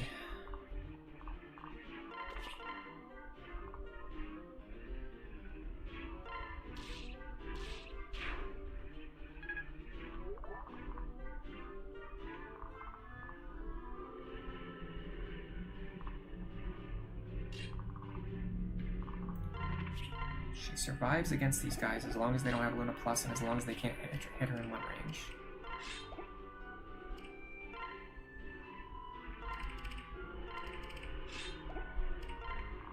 Problem is I don't know if everyone else or even anyone else can actually get to safety now. I don't think they can. The best I can do is... Hazel Cord, thank you for joining the membership.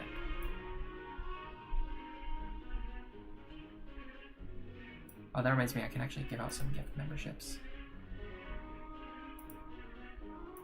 Let's do that too.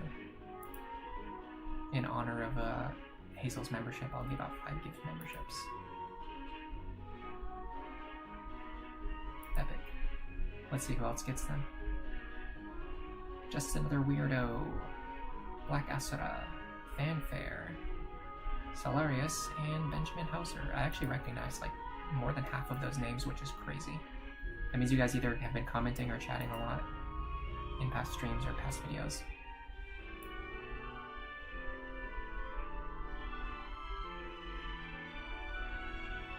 You guys are talking about Lunatic plus 0% growths. Yeah, I mean this is absolutely doable. Like I mentioned on Discord, I'm pretty sure Hype House said that they've done this before. I'm pretty sure they said they've done this.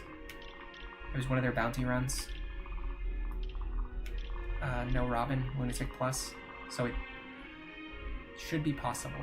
I just don't know how to do it. I could sack Donald here, but it doesn't actually accomplish... I don't... Like, sacrificing Donald doesn't accomplish what I want to accomplish. Oh, here we go. Hold on. It doesn't work. I need to get... Okay, hold on.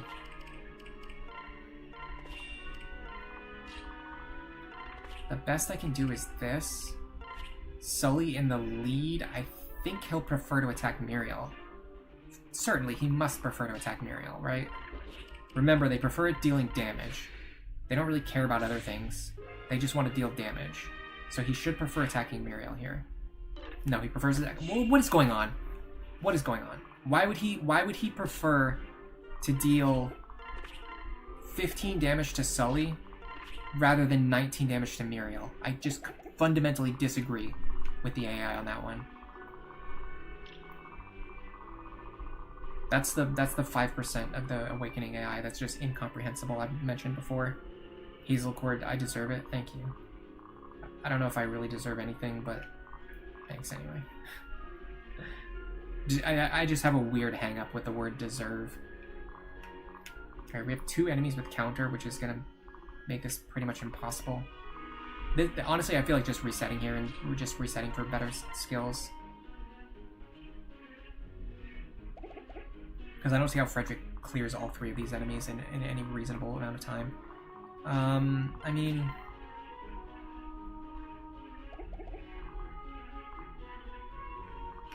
This could work.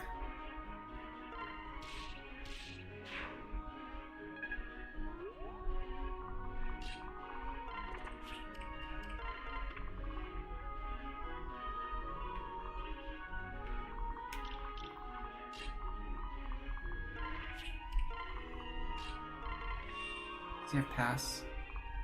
Yes.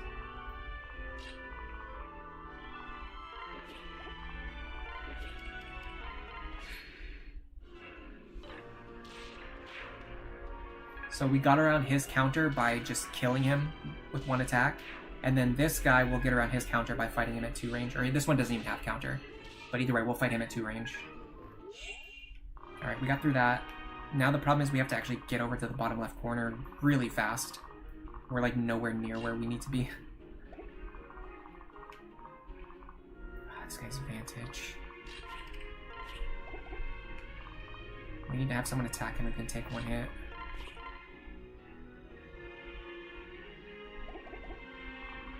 That's approximately nobody.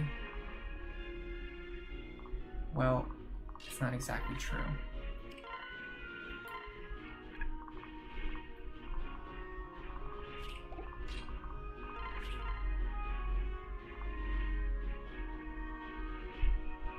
I have to play around a crit, but other than that, or I just have to dodge a crit, but other than that, I'm fine.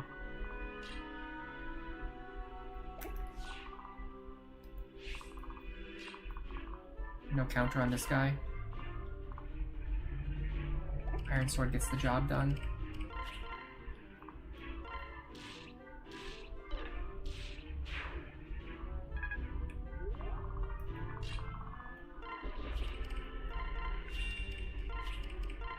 Okay, this gets the best chance to have Sumia fly across the map and somehow get us into that bottom left corner fast enough to get the Killer Lance. I think this is the furthest behind I've ever been, though, so I don't really think we're actually going to be able to make it. But who knows, maybe we'll make it. Oh, crap. Well, now we're screwed. Really needed that to not be the case. Now we're a turn behind on healing, on top of everything else.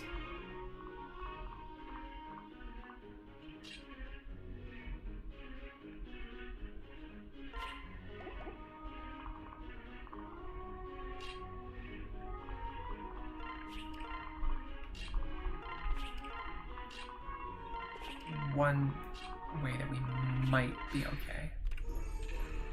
Okay, he's got the lance. I go here. I pair up with Virion. Pass her over to Crom. Pair up with Sully. Heal Fred, which I should have done last turn. Alright, what does this guy have? Nothing too dangerous. What does this guy have? Counter.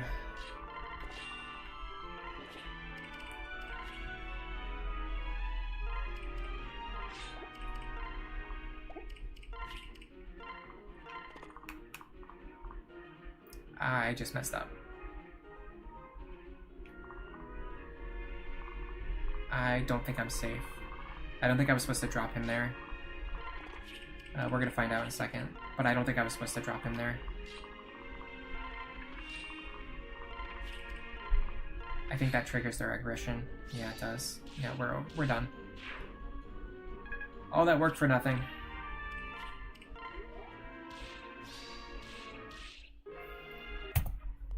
I'm supposed to drop him one tile back.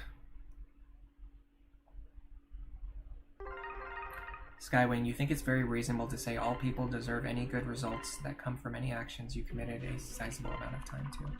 And it's just a weird quirk of mine. Mostly as a result of my upbringing.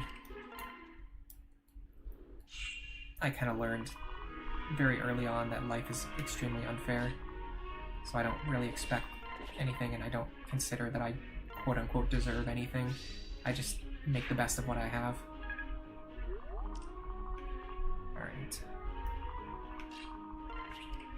Give Sully your stuff. That also means we can pass her Lonku's Vulnerary to someone else, in theory. Alright, so what we want to do is back up one square. This will draw the guys into the bottom right corner, which is much, much easier to deal with. And then we need to figure out why this guy just kind of like decides he wants to attack Virion or Frederick.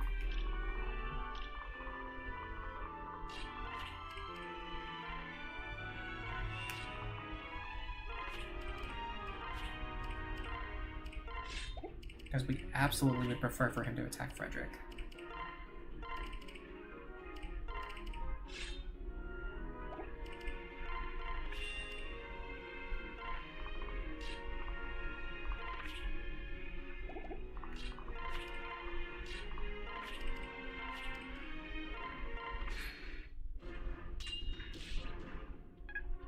Oh, I see what changed. It's because we landed that crit. That killed the thief. That opened up the space in front of Frederick, which allowed the archer to attack Virion. Okay, that makes sense. That's not an AI thing. Yes, that pulls the barbarians down. Okay. Now we're in a very good position. No vantage on this guy. If we can do this right...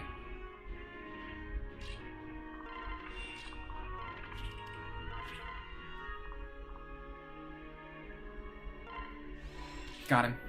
Okay. Now we can have Frederick fight as many enemies as he can safely handle this turn. We do need to be careful about Lonku's positioning, though.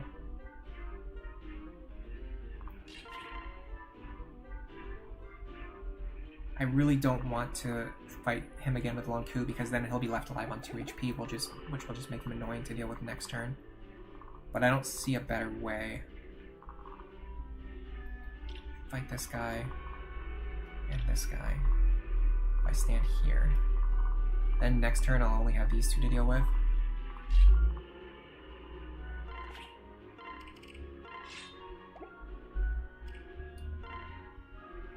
How do we get Lonku out of here?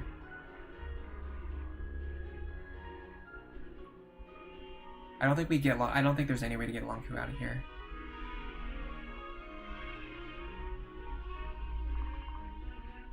So it might be better to just take what we can get.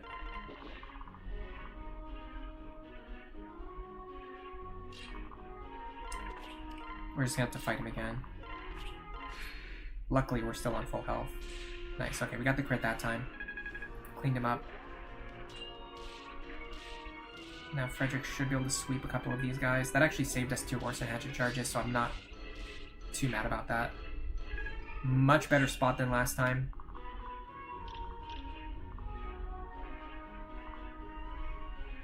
This guy having Pavis is a little annoying. And then this guy has counter, of course he does.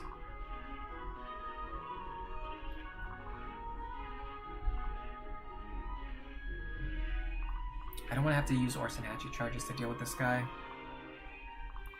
but I don't see a better way.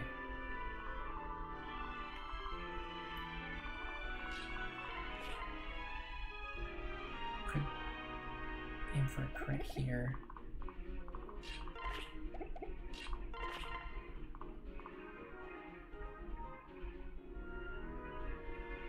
Take 29. And we would just die.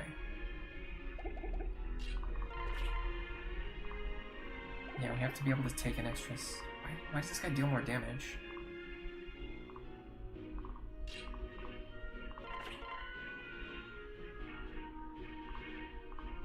This guy deals 6. Oh, it's set force tile. And also because I have a different weapon equipped.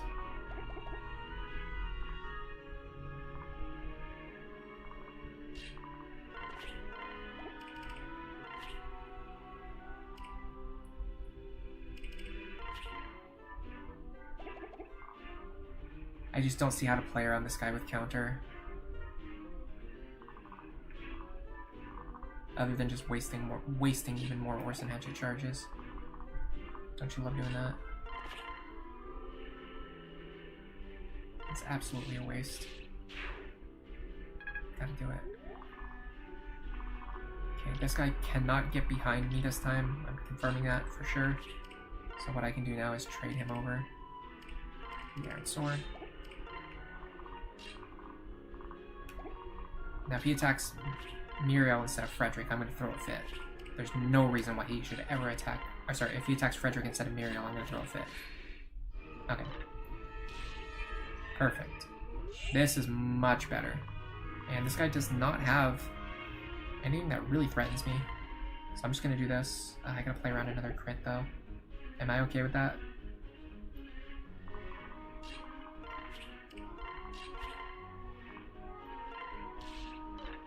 Nice dodge. Alright, let's...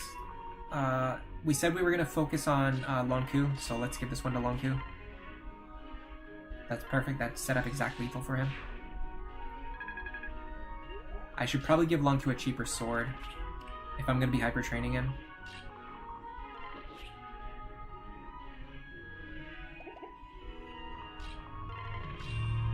If I'm going to be hyper training him, I need to make sure he has a sword that he can spam. But other than that, we're looking pretty good here. Much better than last time. Alright, let's see what skills these guys have. That I can deal with. That I can absolutely deal with. We're in a very good spot. We're in a fantastic spot. We're in a beautiful spot. A spot you've never seen before. You've never seen a spot this beautiful. Oh yeah, we need to give Long Q a cheaper sword, something he can spam while training. I guess he'd take her bronze sword for one thing.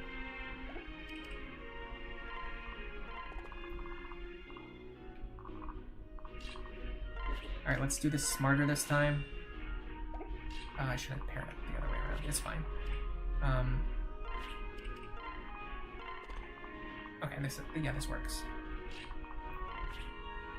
No issues. I can potentially pull this guy over with Long Q as well. Although I think he'll kill him. 28. Yeah, he'll kill Long Q. He'll kill Crom as well. I don't have anyone who can take the hit, so we're just gonna have to run. Alright, sorry, we're just gonna have to use Frederick for it. The only way this goes south is if Frederick misses this thief. And I don't know why I just said that. Why would I ever say that? That just opens up the possibility for it to happen. No, we're fine. Actually, guaranteed accuracy. Okay, now we trade Iron Sword into his hands. Do we pair up with him? I think the answer is yes. You don't pair up if you want to play her on counter. You do pair up if you want to one-round this guy, which we absolutely want to one-round him, especially because we don't have Robin to help us out here. So we need Frederick to do more than usual. Right now, I'm feeling good. I think we can win on this attempt. Not only do I think we can beat this chapter, I think we can win on this attempt.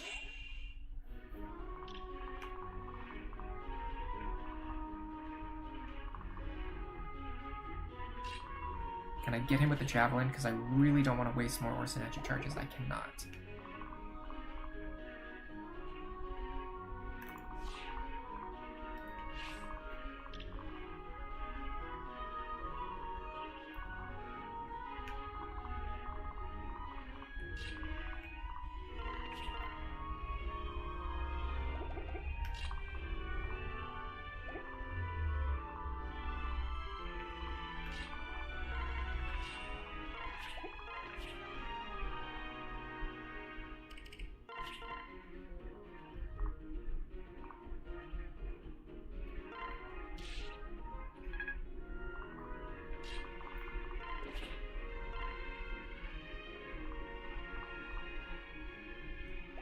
What does this thief have? Yes.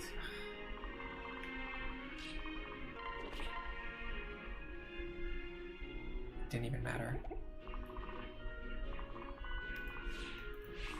I thought Muriel would help save me some Orson Hatchet charges, but it didn't matter. I mean, I can at least Javelin here instead.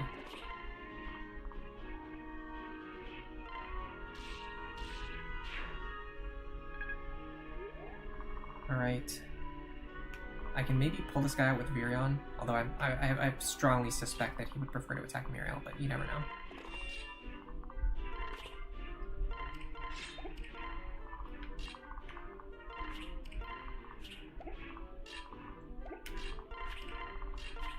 Let's see what happens.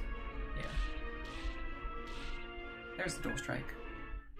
Man, Muriel's getting a lot more than Long Q is. But that's fine. We need extra chip units too.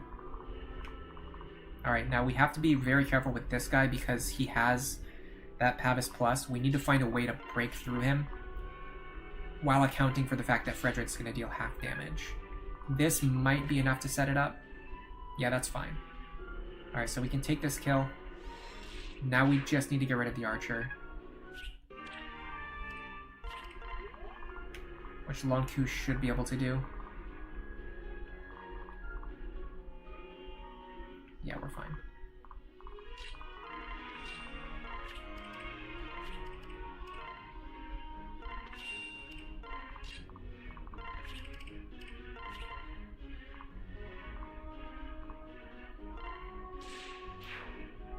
crit purely for style points. You could say that's a terrible level up, but honestly, getting strength onto Lonku is pretty good. And his bases are pretty good too, so I'll actually take that. Dude, not only did we get through that, we actually got through it with like minimal damage. We didn't even have to sacrifice Donald. I don't want to get too cocky though, we're still not out of the woods yet. Let's get some healing.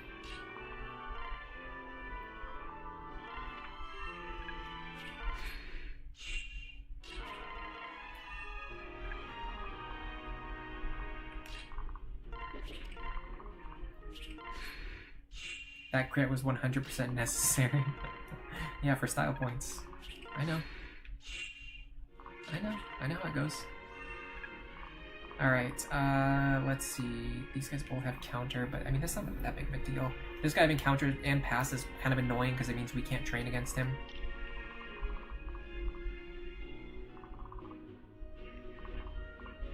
Cool, they basically all have pass, so we can't use these archers for training like we would normally do. Fantastic.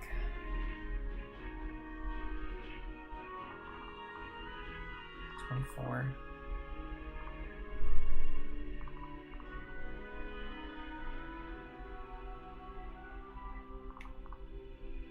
I'm like just looking at the fact that all of these archers that I want to use for training have passed just completely demotivated me.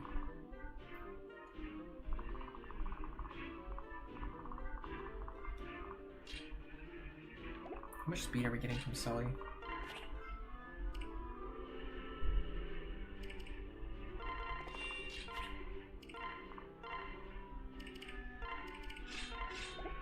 This might not be the run to train Lonku just because there's no way to set up the training that we need for him. We take that.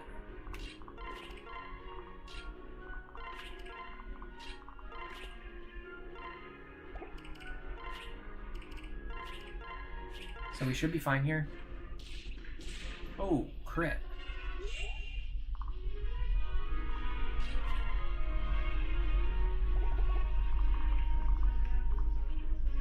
Bro. I'm very sure you guys can hear that, and it's extremely obnoxious.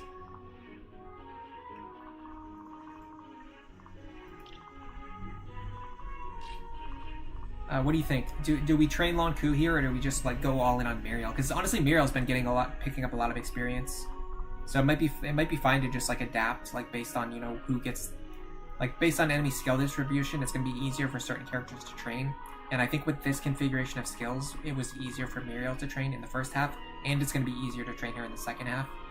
So this might actually be a better time to train Muriel than Lonku.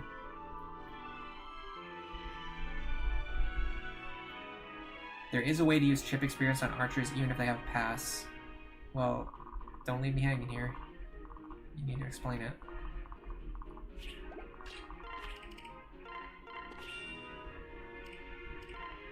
Otherwise I can't do it. Alright, we'll train Lonku because we said we were going to do that. Do I use 11 sword charges for this? Sure, why not? It's not strictly necessary.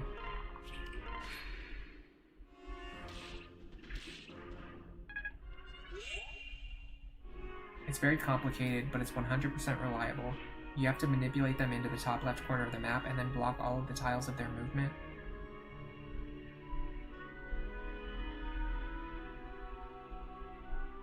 I think I understand what you're telling me to do. I don't know if I actually want to do it, because it's going to take a lot of effort. But I think I understand what you're saying. I think I can picture exactly what you're talking about. And I do see how it could be possible. Do I want to do that? Now that's a great question. That is a fantastic question. For this guy, because he's in a weird spot already, I'm just going to pick him off.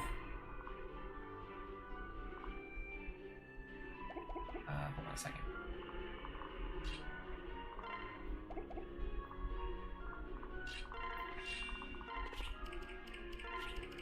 absolutely not wasting killing edge charges here.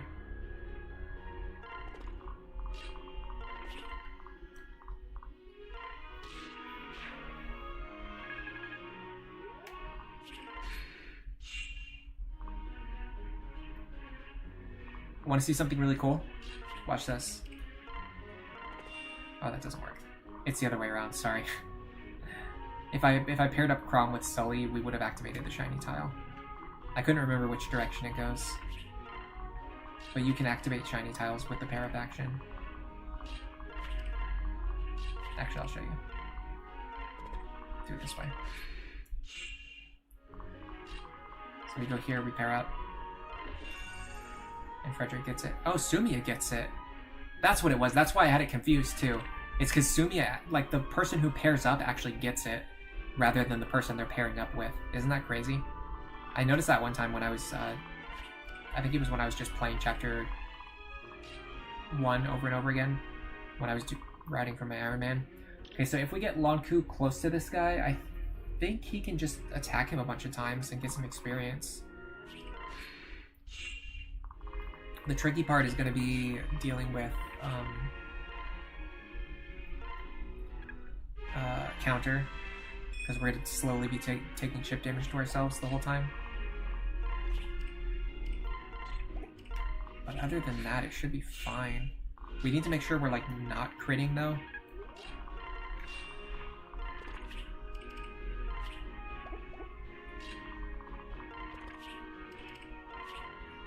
Yeah, this is fine. We take 4 damage at a time.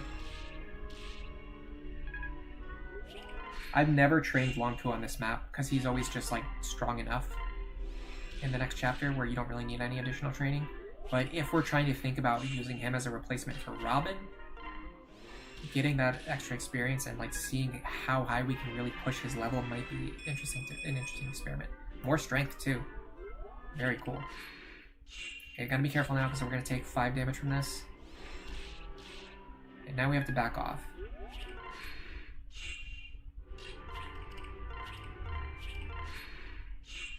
I don't know if he's gonna come out of the corner.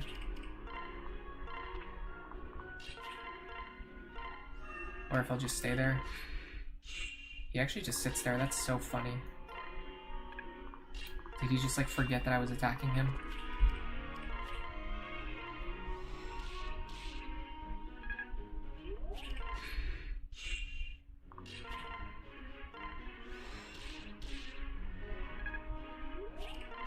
Let's see how high we can get his level. I don't think we can get it to 10, but we can probably get it pretty high. And honestly, we had to use Muriel more in the first half than I normally do. And we didn't get to use Lonku as much as I would have used him if I like got to choose. So it might be possible to, like, it would definitely be possible to get his level a little bit higher than whatever we end up getting. But I don't know for sure if we can get him to level 10 or not. No, you don't have to explain it anymore, Skywing. I completely understand what you're saying. Yeah, Mira's still alive. You love Lonku as well. You said use him as a replacement for Robin and you gotta add for identity fraud. That's so funny. You never use Virion or Vake at the same time on the same run. Is that viable at all? That's a good question, actually. That might be why I end up not using Vake a lot. Because I really like to use Virion. And there's, like I mentioned, there's only so much early game experience to go around. That might actually explain why I typically end up benching Vake. And it's because I like using Virion so much. I just don't have the extra experience left over for Vake. That's a really good explanation. It's probably viable. You could probably make it work, especially on Lunatic. Oh, this idiot has counter too. What do you know? Alright, I want to heal Virion before we go any further. Because his HP might be important soon. I don't know how we're going to handle these guys in the middle section either without Robin. Typically, that is like something that only Robin can do. Alright, so I think what I need to do is stand here unequipped. In fact, I think I could do it with a bronze sword. Can I? Let's find out.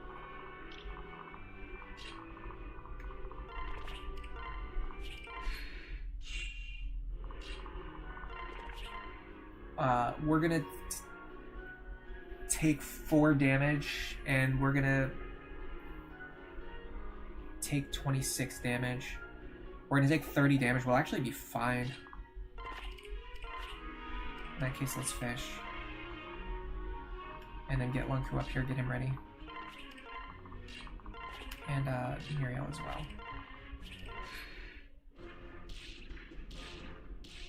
Brutal.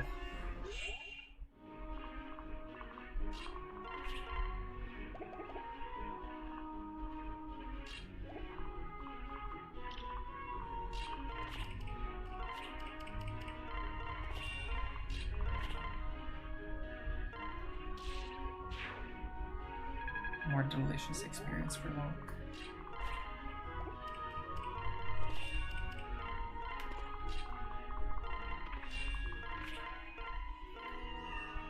Lisa's getting plenty of experience too, which is also good. Man, I know you guys can hear that. I'm very sorry. It's one of those things that there's just nothing I can do about it.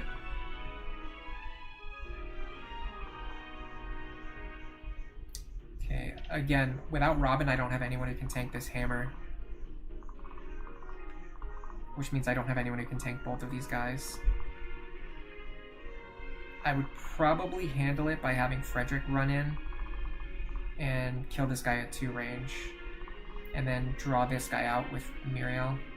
The problem is he's going to use the Steel Axe. He'll use the Steel Axe because he can deal more damage. So we have to deal with this guy. So we have to deal with this guy at 2 range because he has counter, but we have to deal with this guy at 2 range because he has the hammer. Well, not necessarily. We could have Longview deal with this guy.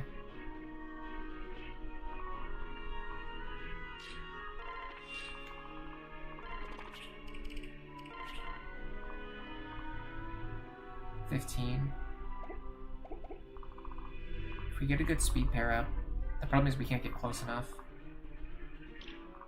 Closest we could get is here. That's not close enough. What about Lonk with the Frederick pair up?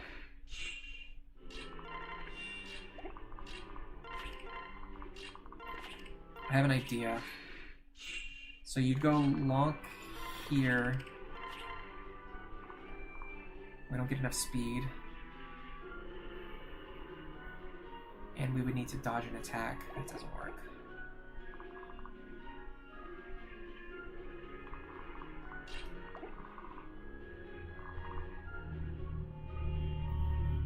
You just end up using neither of them. I highly recommend trying out Virion. You're going to be pleasantly surprised. Well, I mean, it depends on how hard which difficulty you normally play the game on. If you're playing on normal mode, or even on hard mode, you don't need Virion. But on any higher difficulty, he's just so useful to have. This guy with the hammer is just gonna kill me. As soon as I kill this guy, the guy with the hammer is gonna kill me. But as soon as I kill this guy, then this guy's gonna kill me because he'll deal counter damage to me. Well, keep in mind, we already calculated that we can take a little bit, at least a little bit of counter damage. But that's if we're using the bronze sword. Does he have pass? Okay, this guy doesn't have pass. Okay, hold on. We can work with this. We can work with this. I can work with this. I think I know what I need to do. So Virion. Oh, I need a speed pair up though. Okay, so we would do Sumia.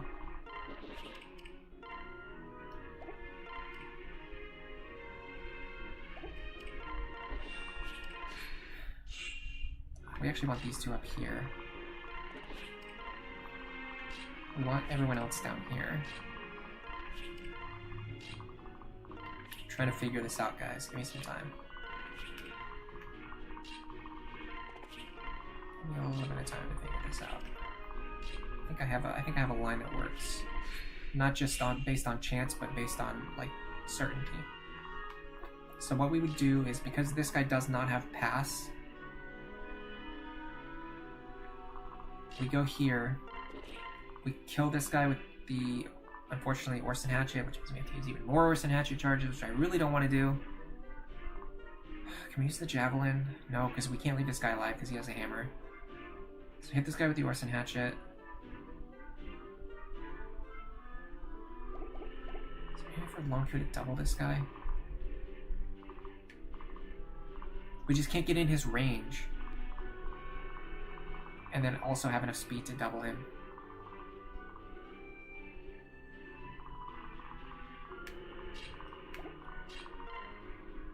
Hold on, we can do it with Sumia. Okay, so, hold on. Sorry. I need Crom with Fred. And Sumia with Lonku. Because I need Lonku to be able to fly. Or just have more than 5 movement. Okay, so what we would do is... Frederick kills this guy.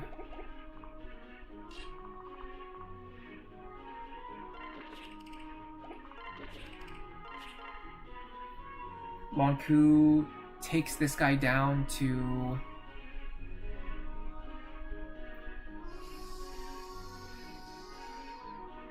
17?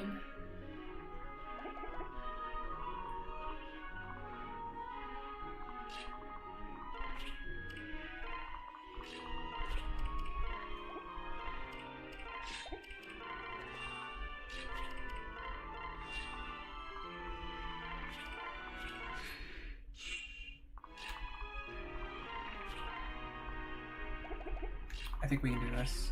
I think this works. Wait, one more turn. I'll keep Donnie around just in case. I have to use him as a sack, but I think I'm fine. So we go here.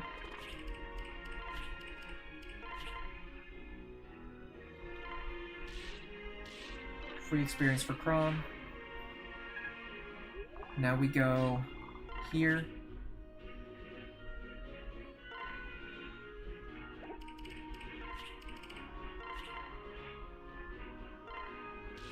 We don't need to deal a ton of damage, we just need to chip this guy down. I will use the Wind Tome here just for accuracy.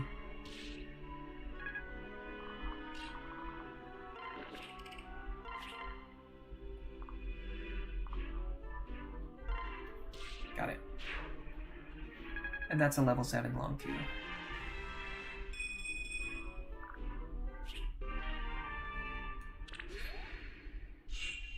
If you invest in a combat experience needed to fix his bases, Virion is super worth it. Yeah, Virion has low bases, but he actually has really good, well not really good, but he has good growths.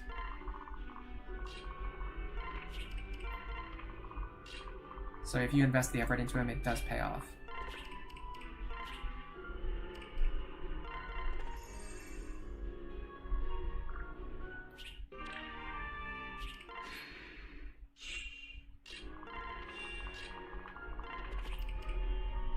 Okay, so I think I understand what you guys want me to do with these archers.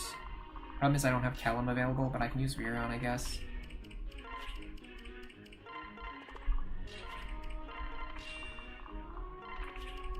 And if I do this correctly, I can train Lonku, which would be nice.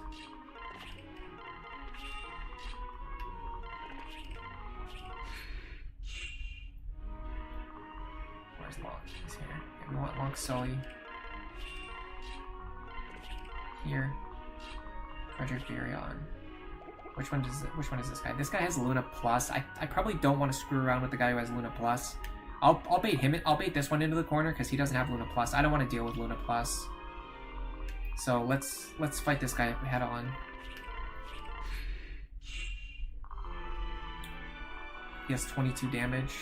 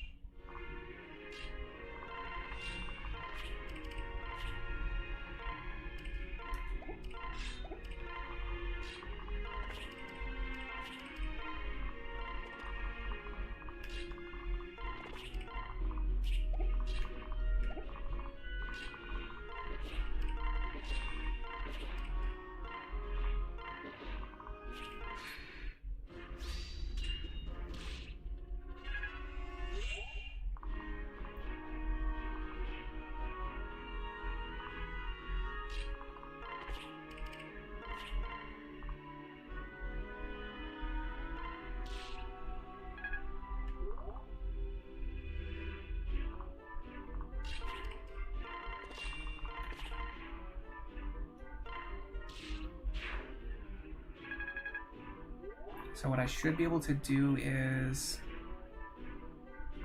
pull this guy out with the Frederick pair up. Everyone else just needs to run away for now.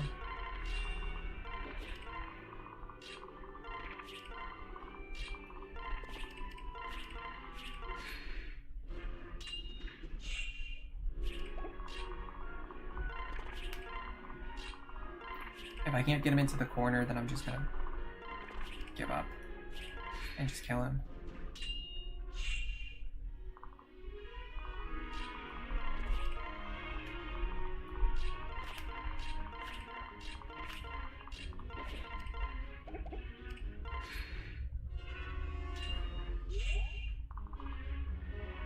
The problem is, once I go up here, he's gonna have me pinned in the corner. So I would want him to stand... Yeah, because once he moves up here, he's not going to go through me and stand up in the corner. Like, why would he do that? It doesn't make any sense.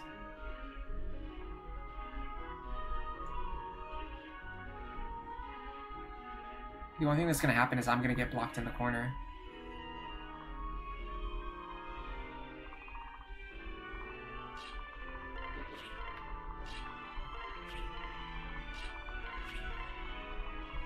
Look how much territory they cover, by the way. Isn't that ridiculous? That is so stupid.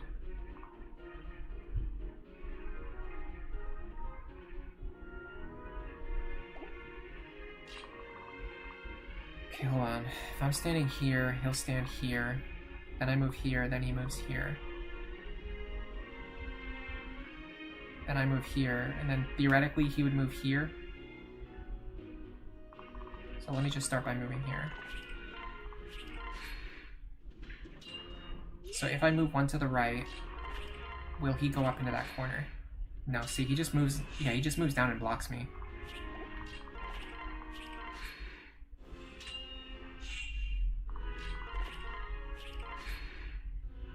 I don't think that he goes into that corner. I don't think... Yeah, I could do this 100 times. He's not going to change what he's doing. Hazelcord, you need to go. Alright. Have a good day.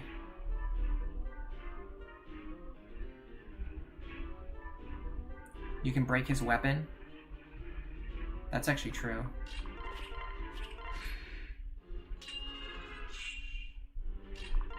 Let me get him a little bit further out so that we have more room to position our other units. Alright, we'll break his weapon. Frederick has to stand below the top chest to make it work. That's where I was standing. And then he just stands over here.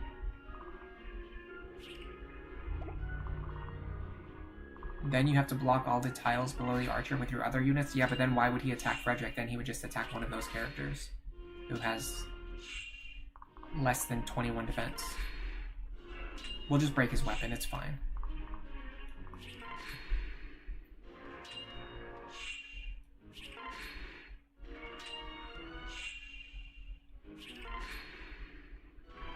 Seems like he can't miss me.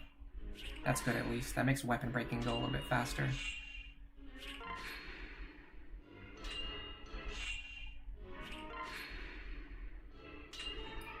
I know you can block all of the tiles, but then he's just going to stand in the spot that he's already standing in, and he's just going to shoot at the character that's not Frederick. The character who doesn't have 21 defense.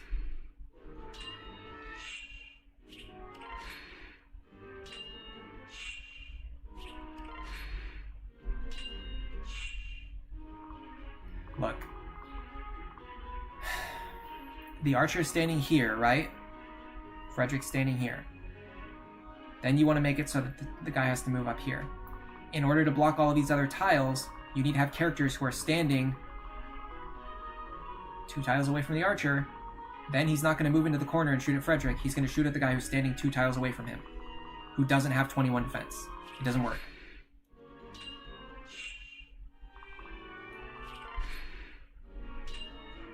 And if you space them out 2 tiles away from each other, then he'll just move into the gaps in between them because he has pass.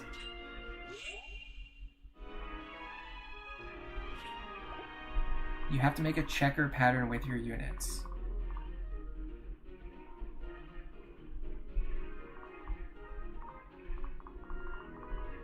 Archer standing here.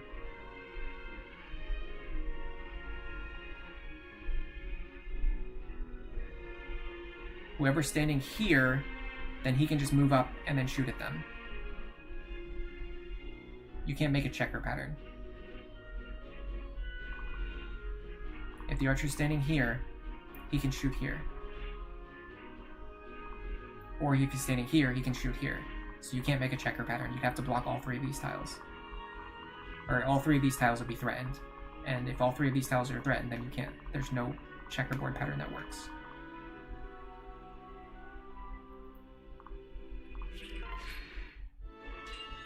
The unit, okay. I don't know why we're doing this today. If there's a unit standing right below the archer, then the archer will move up 1 tile and then shoot them. Because Frederick's standing here, archer's here, he moves up 1 tile, he shoots the character who was previously standing 1 tile below him. Breaking weapons is one of the best ways to train in Lunatic Plus. It's sad, but it's true, yeah.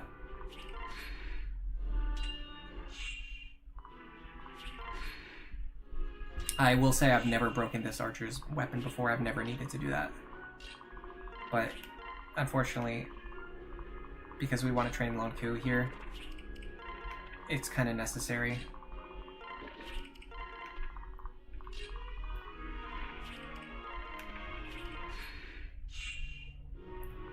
Frederick is here. The archer is here. The other character's here. If Frederick was standing here, then the archer wouldn't go into this corner, he would go here.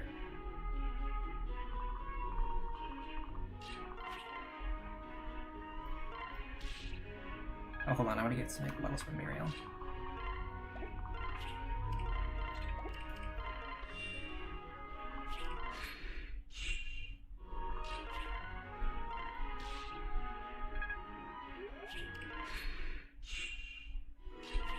Tricky. Paralog 2 is a good trading map with the pass enemy AI against the village. Yes, I'm the one who discovered that. I know about it.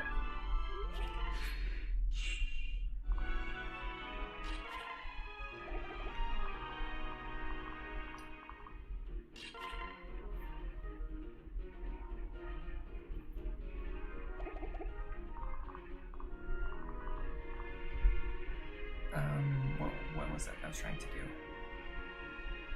Just get experience on the Lone Coup.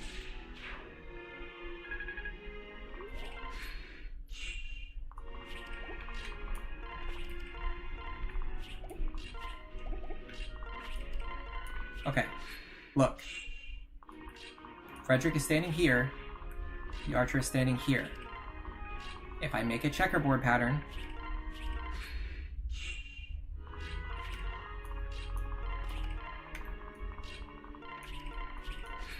the archer moves up 1 space and then shoots Lone Coup.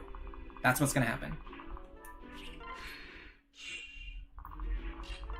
So then you would need Frederick here. But then he's not going to move. I guess he would move. So if Frederick's here, then he moves here to shoot at Frederick. Then you have to put Frederick here.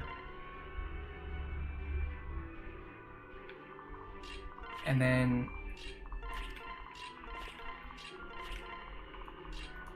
slowly creep all of the other characters up. Can he get out of here?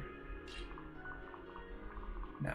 Okay, so this does work, but it takes an extra. It takes an extra turn because you have to. Well, hold on. I don't think that works either though, because then how would you? He would move through Frederick. You don't need to move Frederick through him.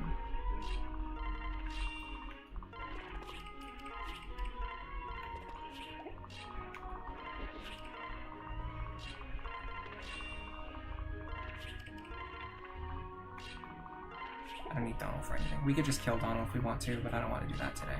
I'm not feeling that sadistic. I'll let him live.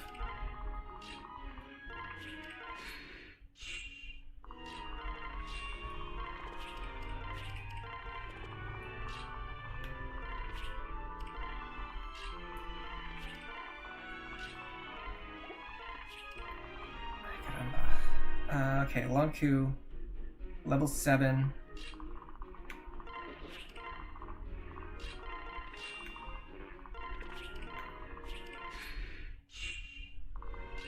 We can definitely get him to level 8 on this boss kill, if he can fight the boss safely, which he might be able to do. It's gonna probably depend on whether the boss can one-shot him or not. Which it kind of seems like he probably can. But I guess maybe he can survive. Alright, so we're gonna take 27 damage. That's a lot. I'm not gonna break the boss's weapon, I just don't have the patience for that, especially after we just did that with the archer. I could...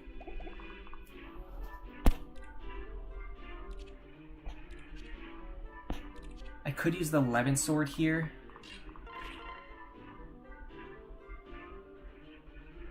Don't love that idea, but it's definitely an option.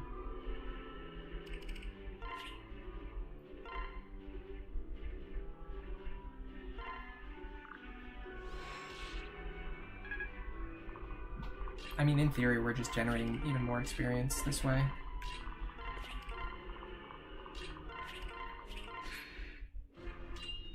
And this boss, this boss doesn't heal, because he's not on a fort. So we can just take as many turns to do this as we need. Now the problem now is we can't player face him anymore. Because if we fail to dodge his attack, we need to, well, no, we could just have Lisa heal us, I guess. Another strength level up. That's, I think we got a strength level up on every level. Very irregular. I'm burning through 11 sword charges doing this, though. Not fantastic.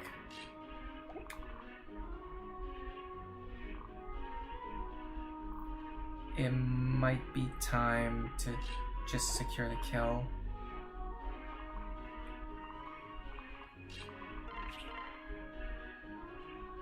Wow, she can actually take this if she was fast enough.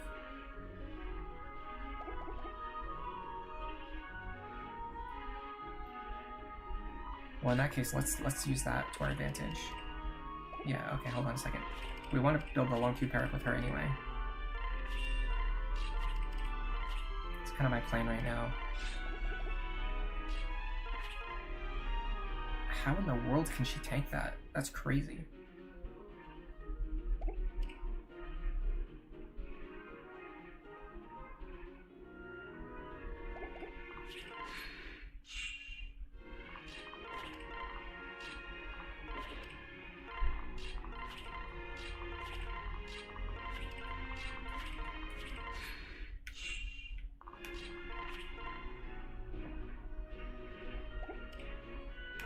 So we enemy phase this.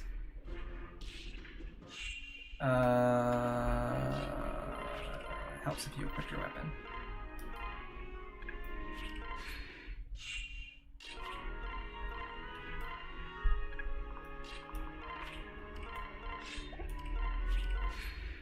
This is just free chip experience here.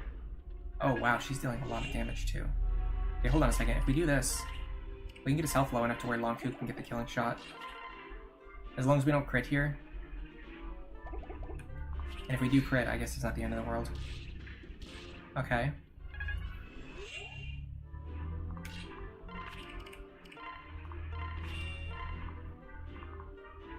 He does have Vantage Plus, so I have to make sure I can survive the hit, but I think I can.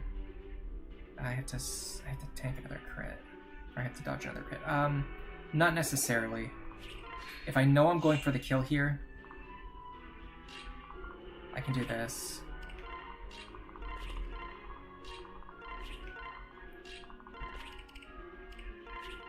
Yeah. We always survive this, and we always pick up this kill. Nice dodge. Alright, let's see how impossible Chapter 5 is now.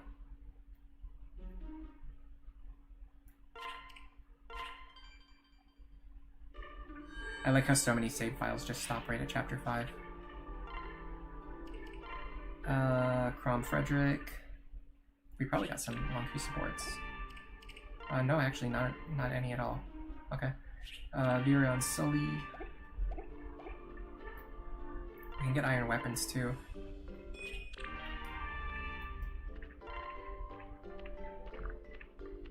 A Celep's Blade. I don't know if Lonfu can use that yet. He did attack a bunch of times. This is sword rank. Still not B though. Very close to being able to use this though. Does he want the iron sword? Probably not. I think our current inventory is actually probably fine-ish.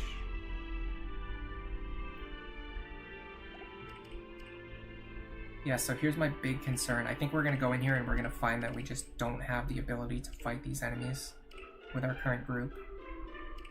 Because essentially all we really have is like a super strong Frederick. And there's nothing else.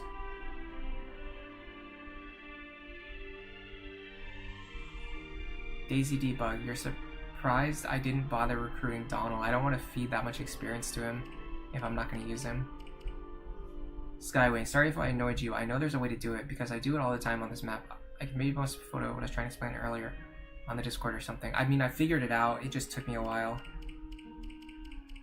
It's not necessarily that I was annoyed that you were trying to explain it to me, but I was like trying to do something else. And you just kept pressing the issue instead of just waiting until we were done doing what we were doing and then we could talk about like a separate issue. It's just it's more like a derailing issue rather than, you know, what we were talking about. And you were right in the end anyway. I just had to finish doing what I was doing so that I could figure out like what the layout looks like, rather than trying to figure it out while there was no possible way for me to move all the pieces around the way that I needed to.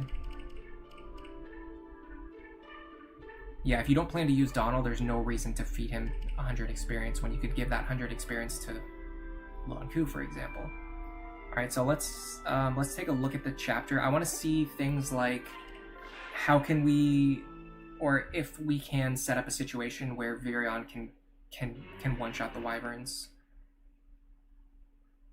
It's probably going to be harder than getting Robin to do it. But it might be possible.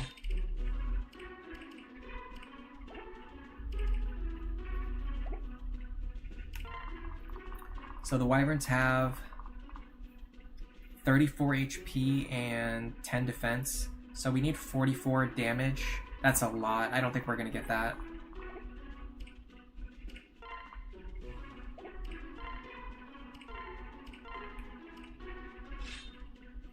Yeah, not happening. We have 14 plus 12. We have 26 attack currently. So we would need an extra 18 damage. In order to get 18 damage, we would need to forge 6 points of attack onto the bow.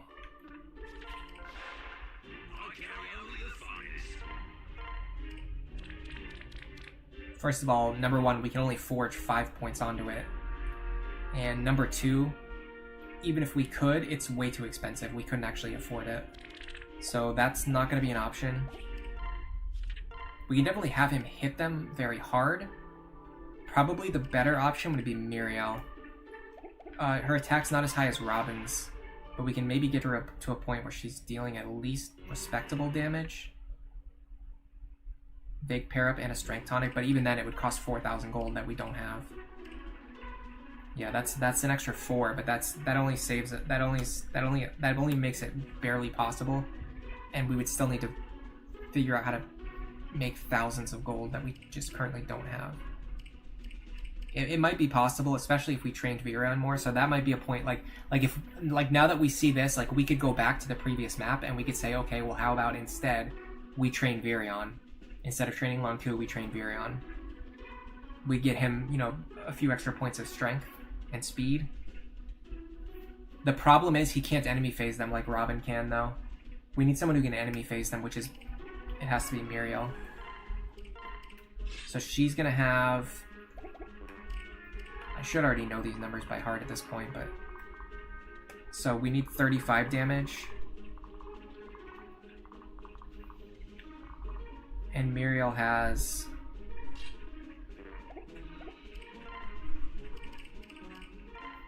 16, 35, 16 plus 8.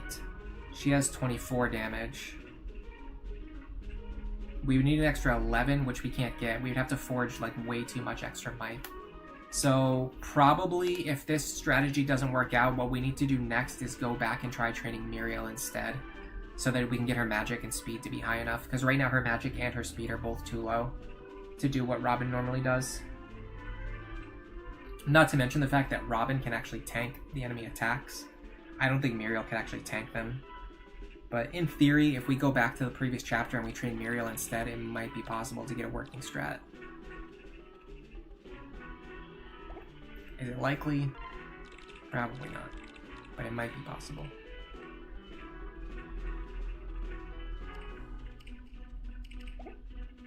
I just don't see her doing the same stuff that Robin normally does here on the left-hand side, and then also being able to tank through wyverns. And then also, the thing about Robin is on the turns when the enemies hit him, he can still tank additional attacks. But Muriel's not like that. If she gets hit, that's it. She's done. Yeah, she's only got 9 speed. We would need extra speed and extra magic on her. And we don't get speed tonics or magic tonics yet either.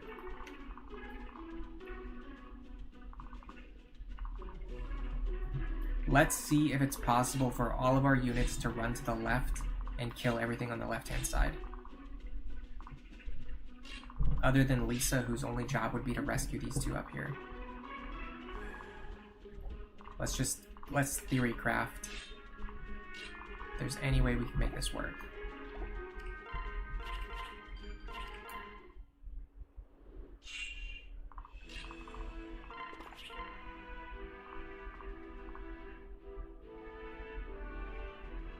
So this guy, in theory, we would reset till he doesn't have Pavis.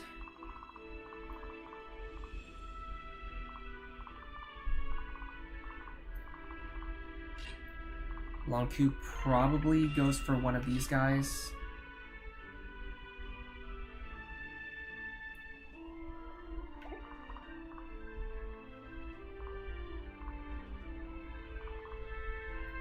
I hate the fact that you can't change prom starting position. I say this all the time, but it's one of my least favorite things about this game.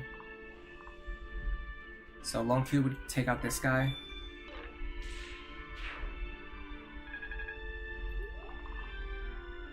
And then we need to find a way to get Muriel and Virion all the way over here to take care of this guy.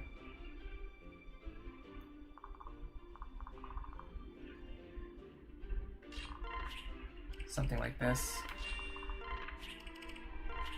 We could also put the Levin Sword into his hands in case he gets attacked.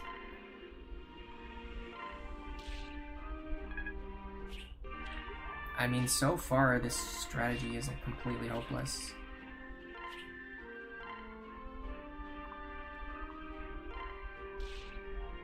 We're a little short on damage to get rid of this guy.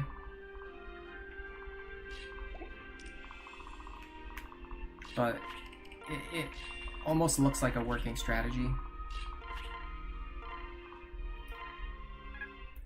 I should have had Rickon in the lead there. It's fine though, we're going to reset anyway.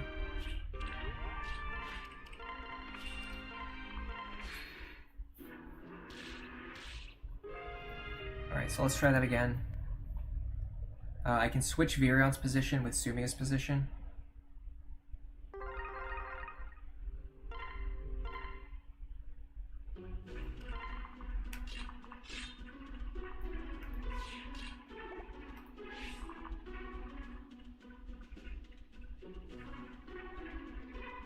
Anything else I can do? Well, maybe it's this instead, actually.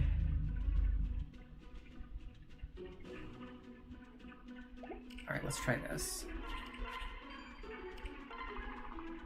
Okay. So here's my idea. Frederick here. Take this guy out with the Silver Lance.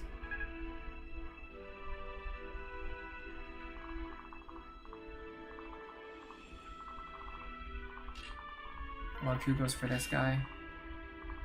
He kind of needs a crit. Got it.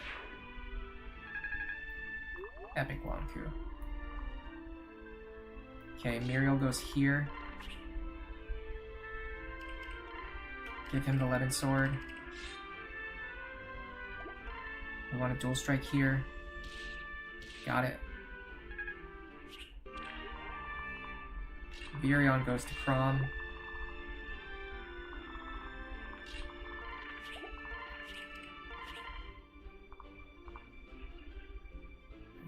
We would definitely want a Strength Tonic here to replicate exactly what we're seeing, but with 2 extra damage to get rid of this guy. Got the dual strike anyway, that's pretty sick.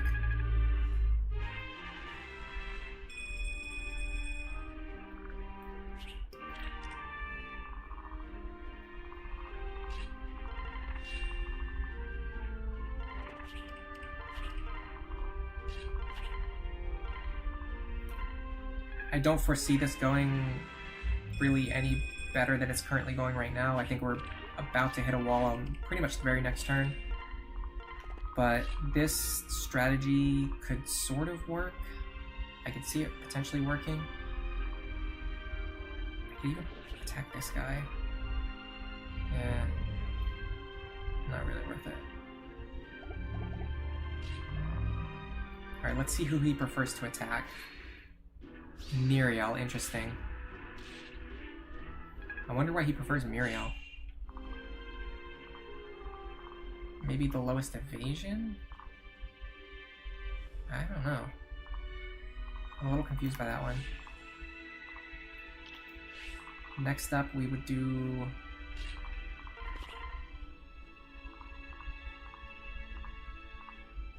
I guess Silverlance here.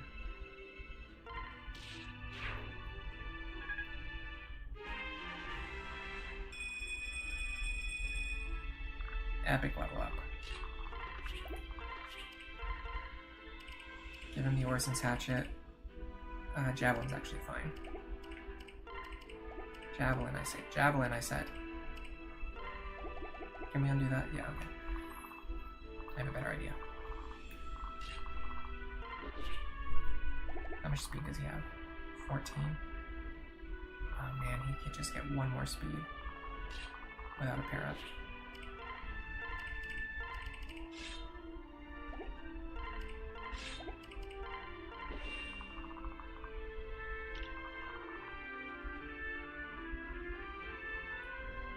Problem is now this side over here. Maybe what we should do instead is go left and then go right. Because I don't feel like we can handle the current group on the right without Frederick. So having him push further left was, I think, a misplay. Do we need Vake's +4 strength pair up? I don't think so, not yet. The problem is with the starting positions, because we can't change Crom's starting position. Even if we brought Vake with us, it wouldn't solve the issue, because we would need Vake to be standing in Crom's spot, which we can't do because we can't move Crom.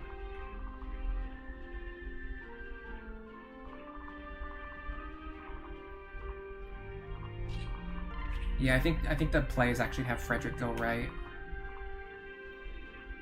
It might even be a good idea to use the Sumia opener that I used on the other strategy. Sumia here, because then on the next turn Frederick can go here, take out this guy.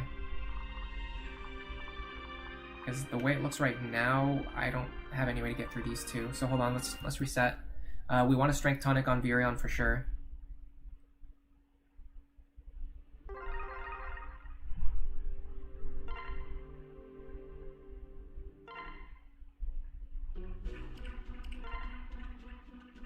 So, where's Virion? Give him one of these Strength Tonics. We also have a pretty good idea of the fact that for some reason the Dark Mage wants to attack Muriel, which is very surprising to me. We actually want her to be holding the Javelin, but it's fine. Take out this guy.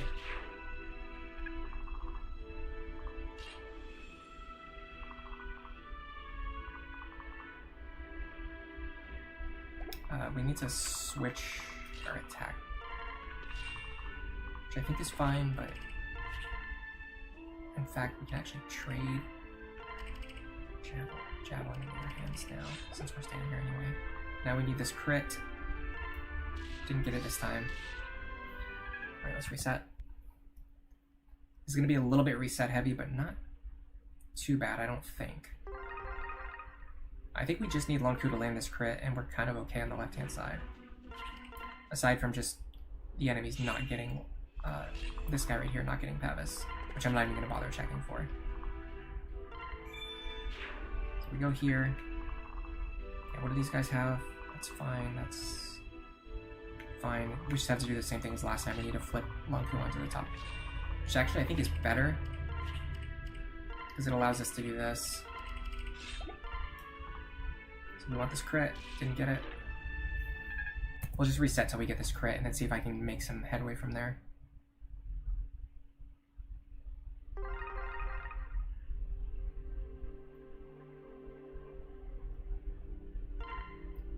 You like to use Donald as a backpack whenever you want to pass down aptitude. The problem is he passes down really crappy mods. So it helps in the short term, but it actually ruins the unit in the long term.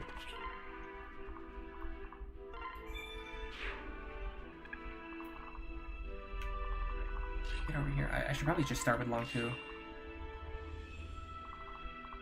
Also, since I know I want to do this anyway, let's try to do this. This might be fine. The only thing I don't like about this is that it might encourage the Dark Mage to stand on the fort and attack Long Ku, and if he's on the fort, he's going to be more annoying to get rid of.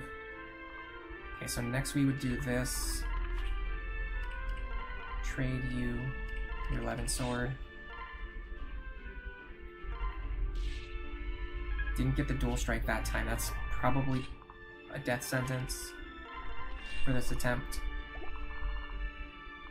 Also, if this guy has pass, it causes problems too. I'm seeing that now. Might be okay if we go to the right side. Yeah, we'll be fine if we go over here. The problem is our damage just isn't high enough. Probably need to use the glass sword here and just pray for a dual strike. Got it.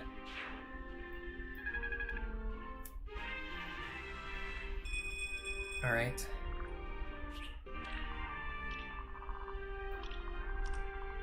We would want her here, and we would want her holding the javelin.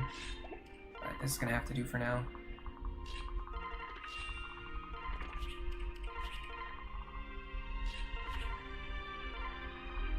I would actually say a Robin pair would be more useful, because it would allow us to rescue Rickon from further away. It would also give us another Wind's Home user later on in the chapter if we need one. Okay, he likes Virion this time. So it seems like his targeting is at least somewhat random. Here's the issue now. We need a character here who can enemy phase this guy, which I guess would be Long Ku. Killing Edge doesn't do enough. And if I attack the guy with Nosferatu, he's going to heal more than I deal to him. Let's start with this. Frederick here. Can't get rid of this guy because he has Pavis.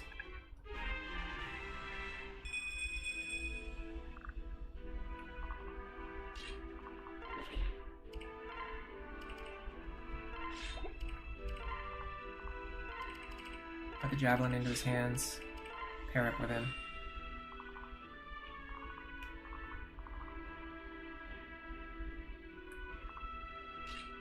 So we want Long Ku standing here with the Killing Edge in his hands, or Crom standing here with the Falchion in his hands. In fact, Crom here would be great. Problem is we don't kill this guy. Again, it's the same problem. We don't kill him and then he just heals himself with Nosferatu. What about Virion?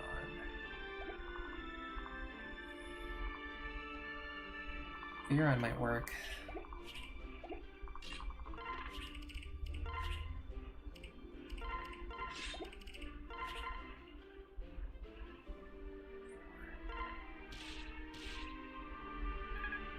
didn't do anything. It just didn't accomplish anything.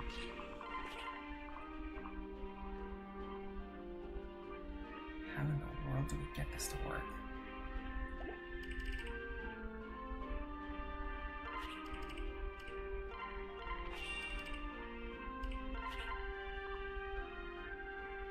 Okay, hold on. If I put the falchion in the second slot and then I break the glass sword, that will switch me over to the falchion. So I can enemy phase the wyvern. Then we got a couple problems, but if we do this, put Lonku in the lead with the killing edge, he might be able to just dodge tank through some stuff. The next problem is that we have no safe places for these characters to stand in the bottom right corner because we couldn't get rid of these guys. But in theory, it should be possible to get rid of these guys, maybe. I mean, we don't really have characters over here to do it though, because all of our characters had to be over here. Yeah, we're running into the problem which kind of like all of the no Robin or low Robin strategies seem to always run into.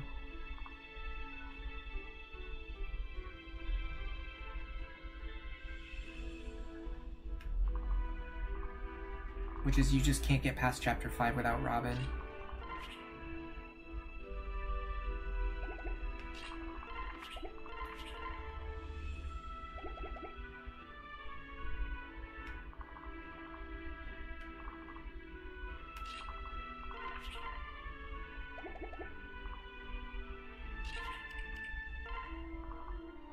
Technically, this is my best chance of surviving.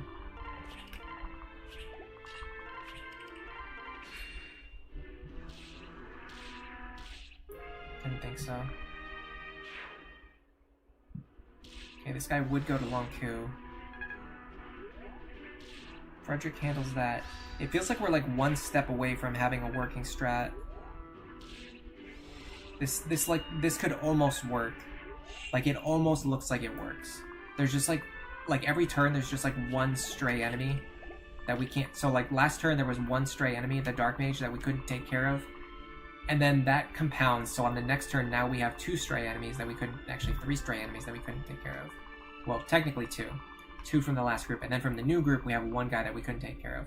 So by the time we take care of these guys, there's going to be 2 more stray enemies from up here that we can't take care of, and then another 2 more from the next group that we can't take care of. So there's going to be 4 wounded enemies on the next turn. It's just going to spiral out of control, unless we have a way to contain these guys. I don't think the Lonku investment was the right play. I don't think he has the power. Like he's just, like even a trained Lonku is just not dealing as much damage to these guys as we need him to deal.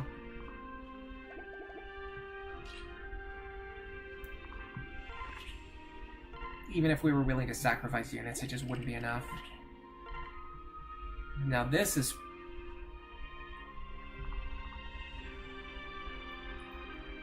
encouraging.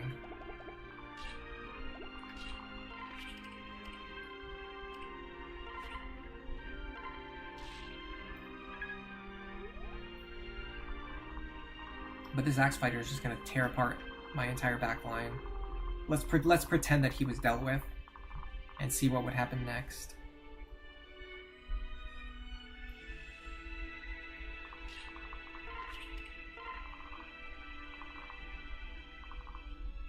This guy's counter, that just instantly kills our entire strategy. Yeah, this doesn't work. We don't have a character who can deal with the enemies who have counter.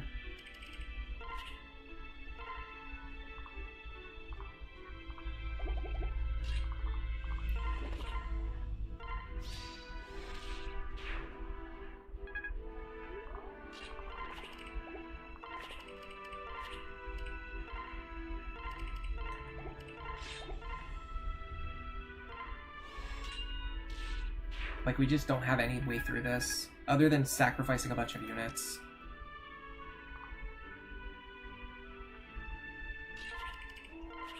Technically, Lisa could survive here.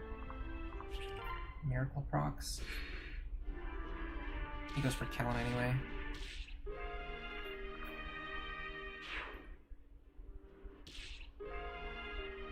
not only does she not one-shot them, but they actually one-shot her. So she's way worse than Robin here. Long Q just dodging anyway.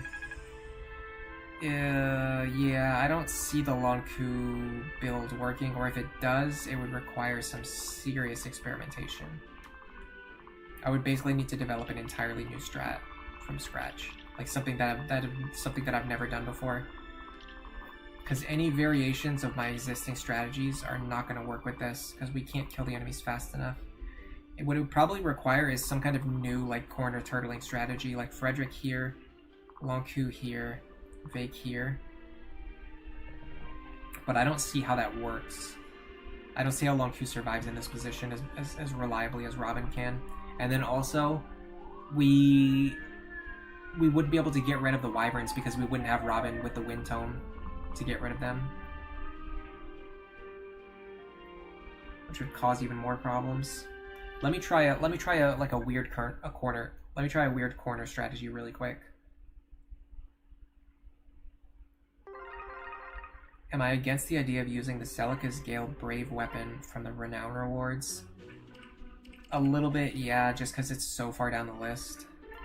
It goes against the spirit of what the way that I normally play the game. I mean, it's not that high up, but it's pretty high up. Like, you wouldn't have this normally on a fresh Lunatic Plus file. Let me try a quick corner strategy. And if I can't get this to work, if it looks really risky, or like it requires a lot of luck, I might consider it, but if it seems like it's just impossible, then I'll probably drop it. I need to drop one unit if I'm doing this. Probably Sully. Well, actually, you need Vake too. So I need to drop another unit. I guess it would have to be Virion, because I'm trying to use Long Q here. I mean, it would be Kellum, obviously. Yeah, Kellum.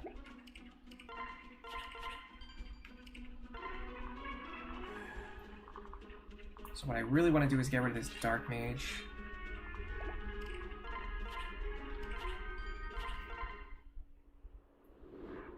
Hierophant Bean, welcome to the stream. How are you doing? You got this, Ellery, thank you. I don't think we got this, but I appreciate the vote of confidence. If I do kill him, it's...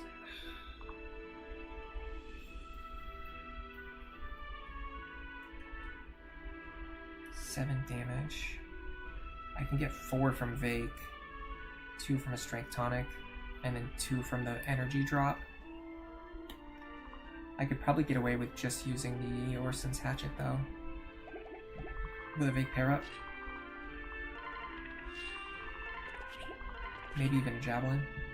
Problem is, when he hits me, he's going to heal. So I really want to one-shot him.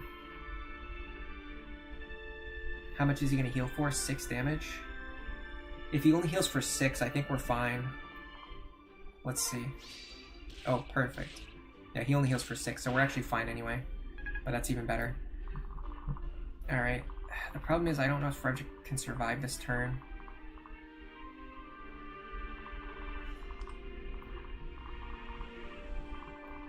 But I know for sure that Maribel and Rickon cannot.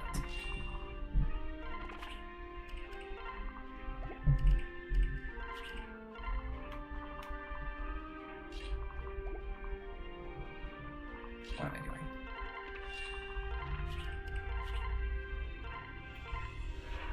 I'm just trying to do a basic corner strategy. The problem is I actually want to leave these guys alive, but I don't know how to keep them alive. Frederick's gonna kill them, or they're just gonna kill Frederick.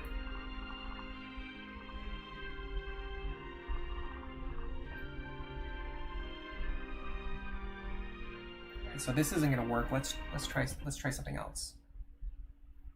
You always get stuck on this map whenever you start a Lunatic run. Yeah, this is one of the biggest roadblocks for any route. Figuring out how you're gonna get your team through this route is one of the most difficult and important things. Okay, so what if instead I do a strategy where Frederick stands, I think, here or here? It's here. It's the spot where Crom is standing. But I need a fake pair up.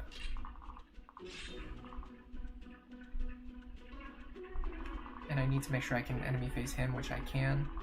Okay, this might be fine. This might work. Let's try this.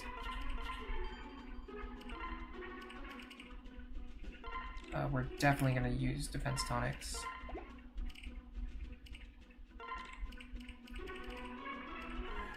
If we're cornering.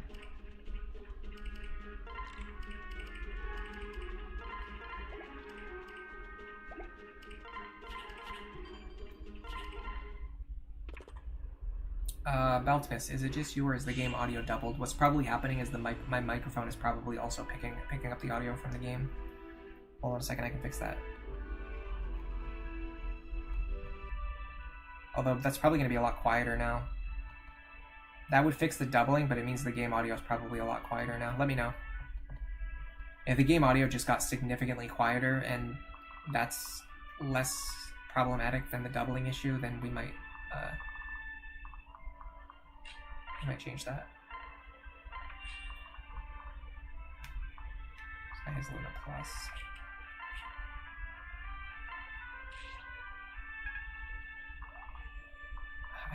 I don't know if this works because we might have too many units to get into the corner.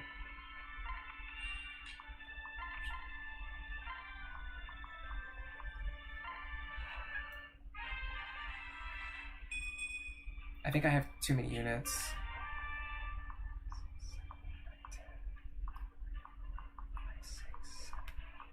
No, I have just enough. Okay, we're fine. So we want you here, Horse and Hatchet, big pair up.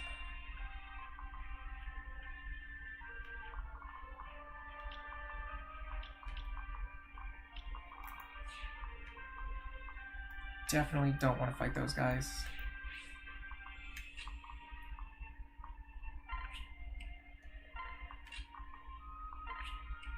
I think we're about to get overwhelmed.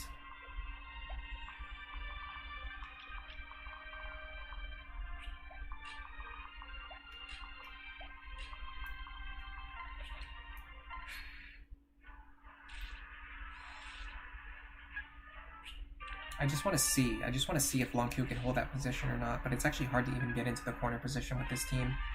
Because we just don't have the firepower to clear out these enemies. Okay. So I really would like to get rid of this Dark Mage if possible, but I don't see how we're getting up there quickly enough. Or really getting anyone up there, for that matter. If we could get rid of this guy, this strategy could work.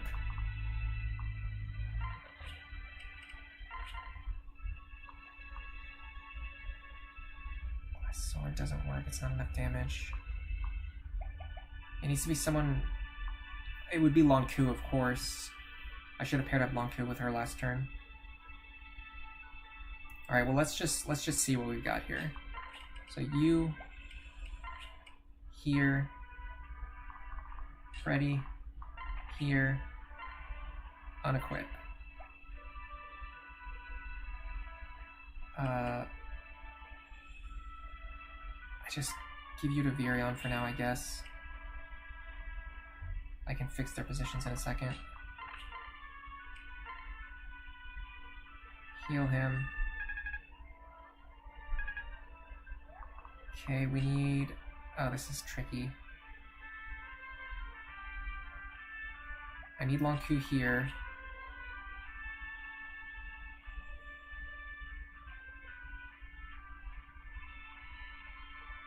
Okay, I see it, I see the line. Long Ku here, nothing equipped.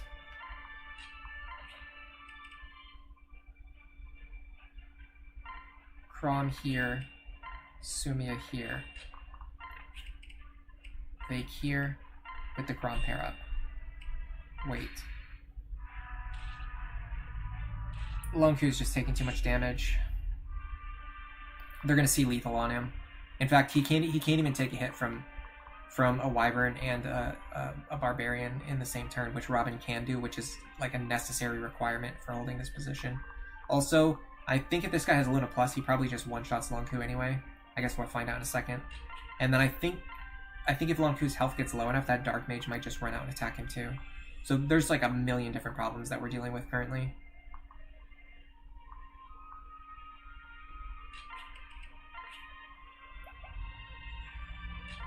Let's see what happens. I have a feeling they're going to kill Lonku right now. If they kill Lonku right now, that's a good sign that this strategy is just not going to this strategy is just not going to be possible with Lonku in Robin's position. It just doesn't work. So the next best idea would be to train Muriel in order to hold Robin's position in the new strategy, the new magic. Like if Muriel can pull off the magic Robin strategy, that might be our next best bet.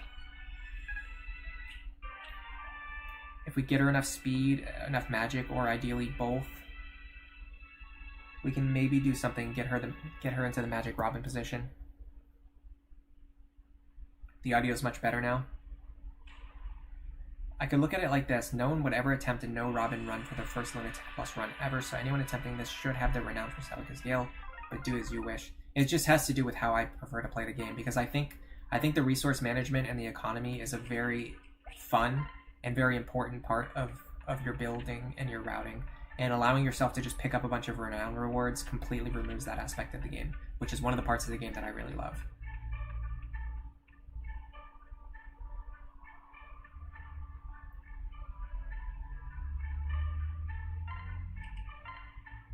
Yeah, I do the first set of renown rewards. I just don't grab everything from the renown rewards. CDJ.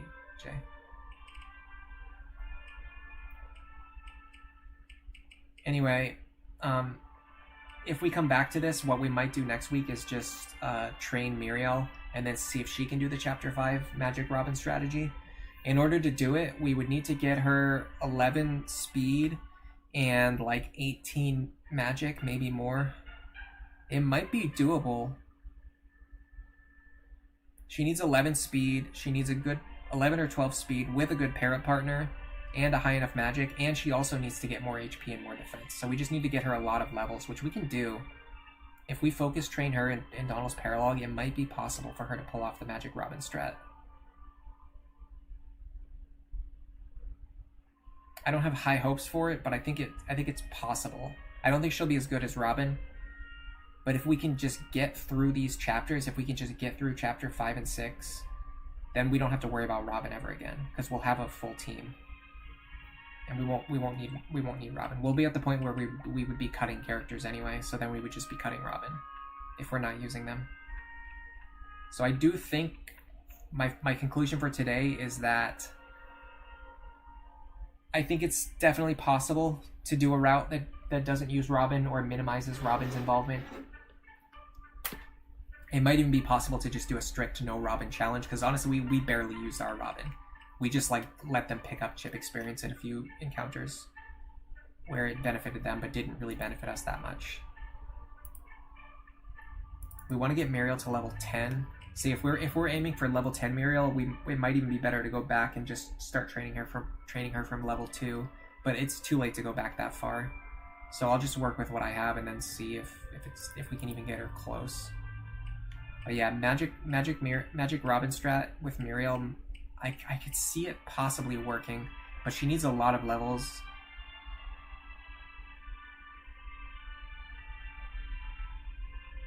I think it's definitely possible. It's going to require a bit of luck. It's going to require a good para partner. It's going to require a lot. But it shouldn't be impossible. What we could consider for the future, like if we can't get it to work with our current save file, is going back and then starting from chapter 2 training Stall Muriel together so she can get speed and defense from him, instead of only getting speed from Lonku. But on the other hand, she gets more speed from Lonku. But on the other hand, if we get her level high enough, she'll have enough speed naturally. She won't need a Lonku pair up. So there's a lot of different factors that we have to consider. But I think this can work. But either way, I'm going to head out. Thank you to everyone who came to the stream. Thanks to the lurkers who are always here, the chatters who are always here. even when I'm being cranky. Thanks to anyone who liked the stream. Thanks to any of the new subs. If you didn't watch the new video, there was a new video today I published. It's also worth experimenting with dual strike and dual guard luck. Yeah, I totally agree. I'm a big proponent for front-loaded risk strategies.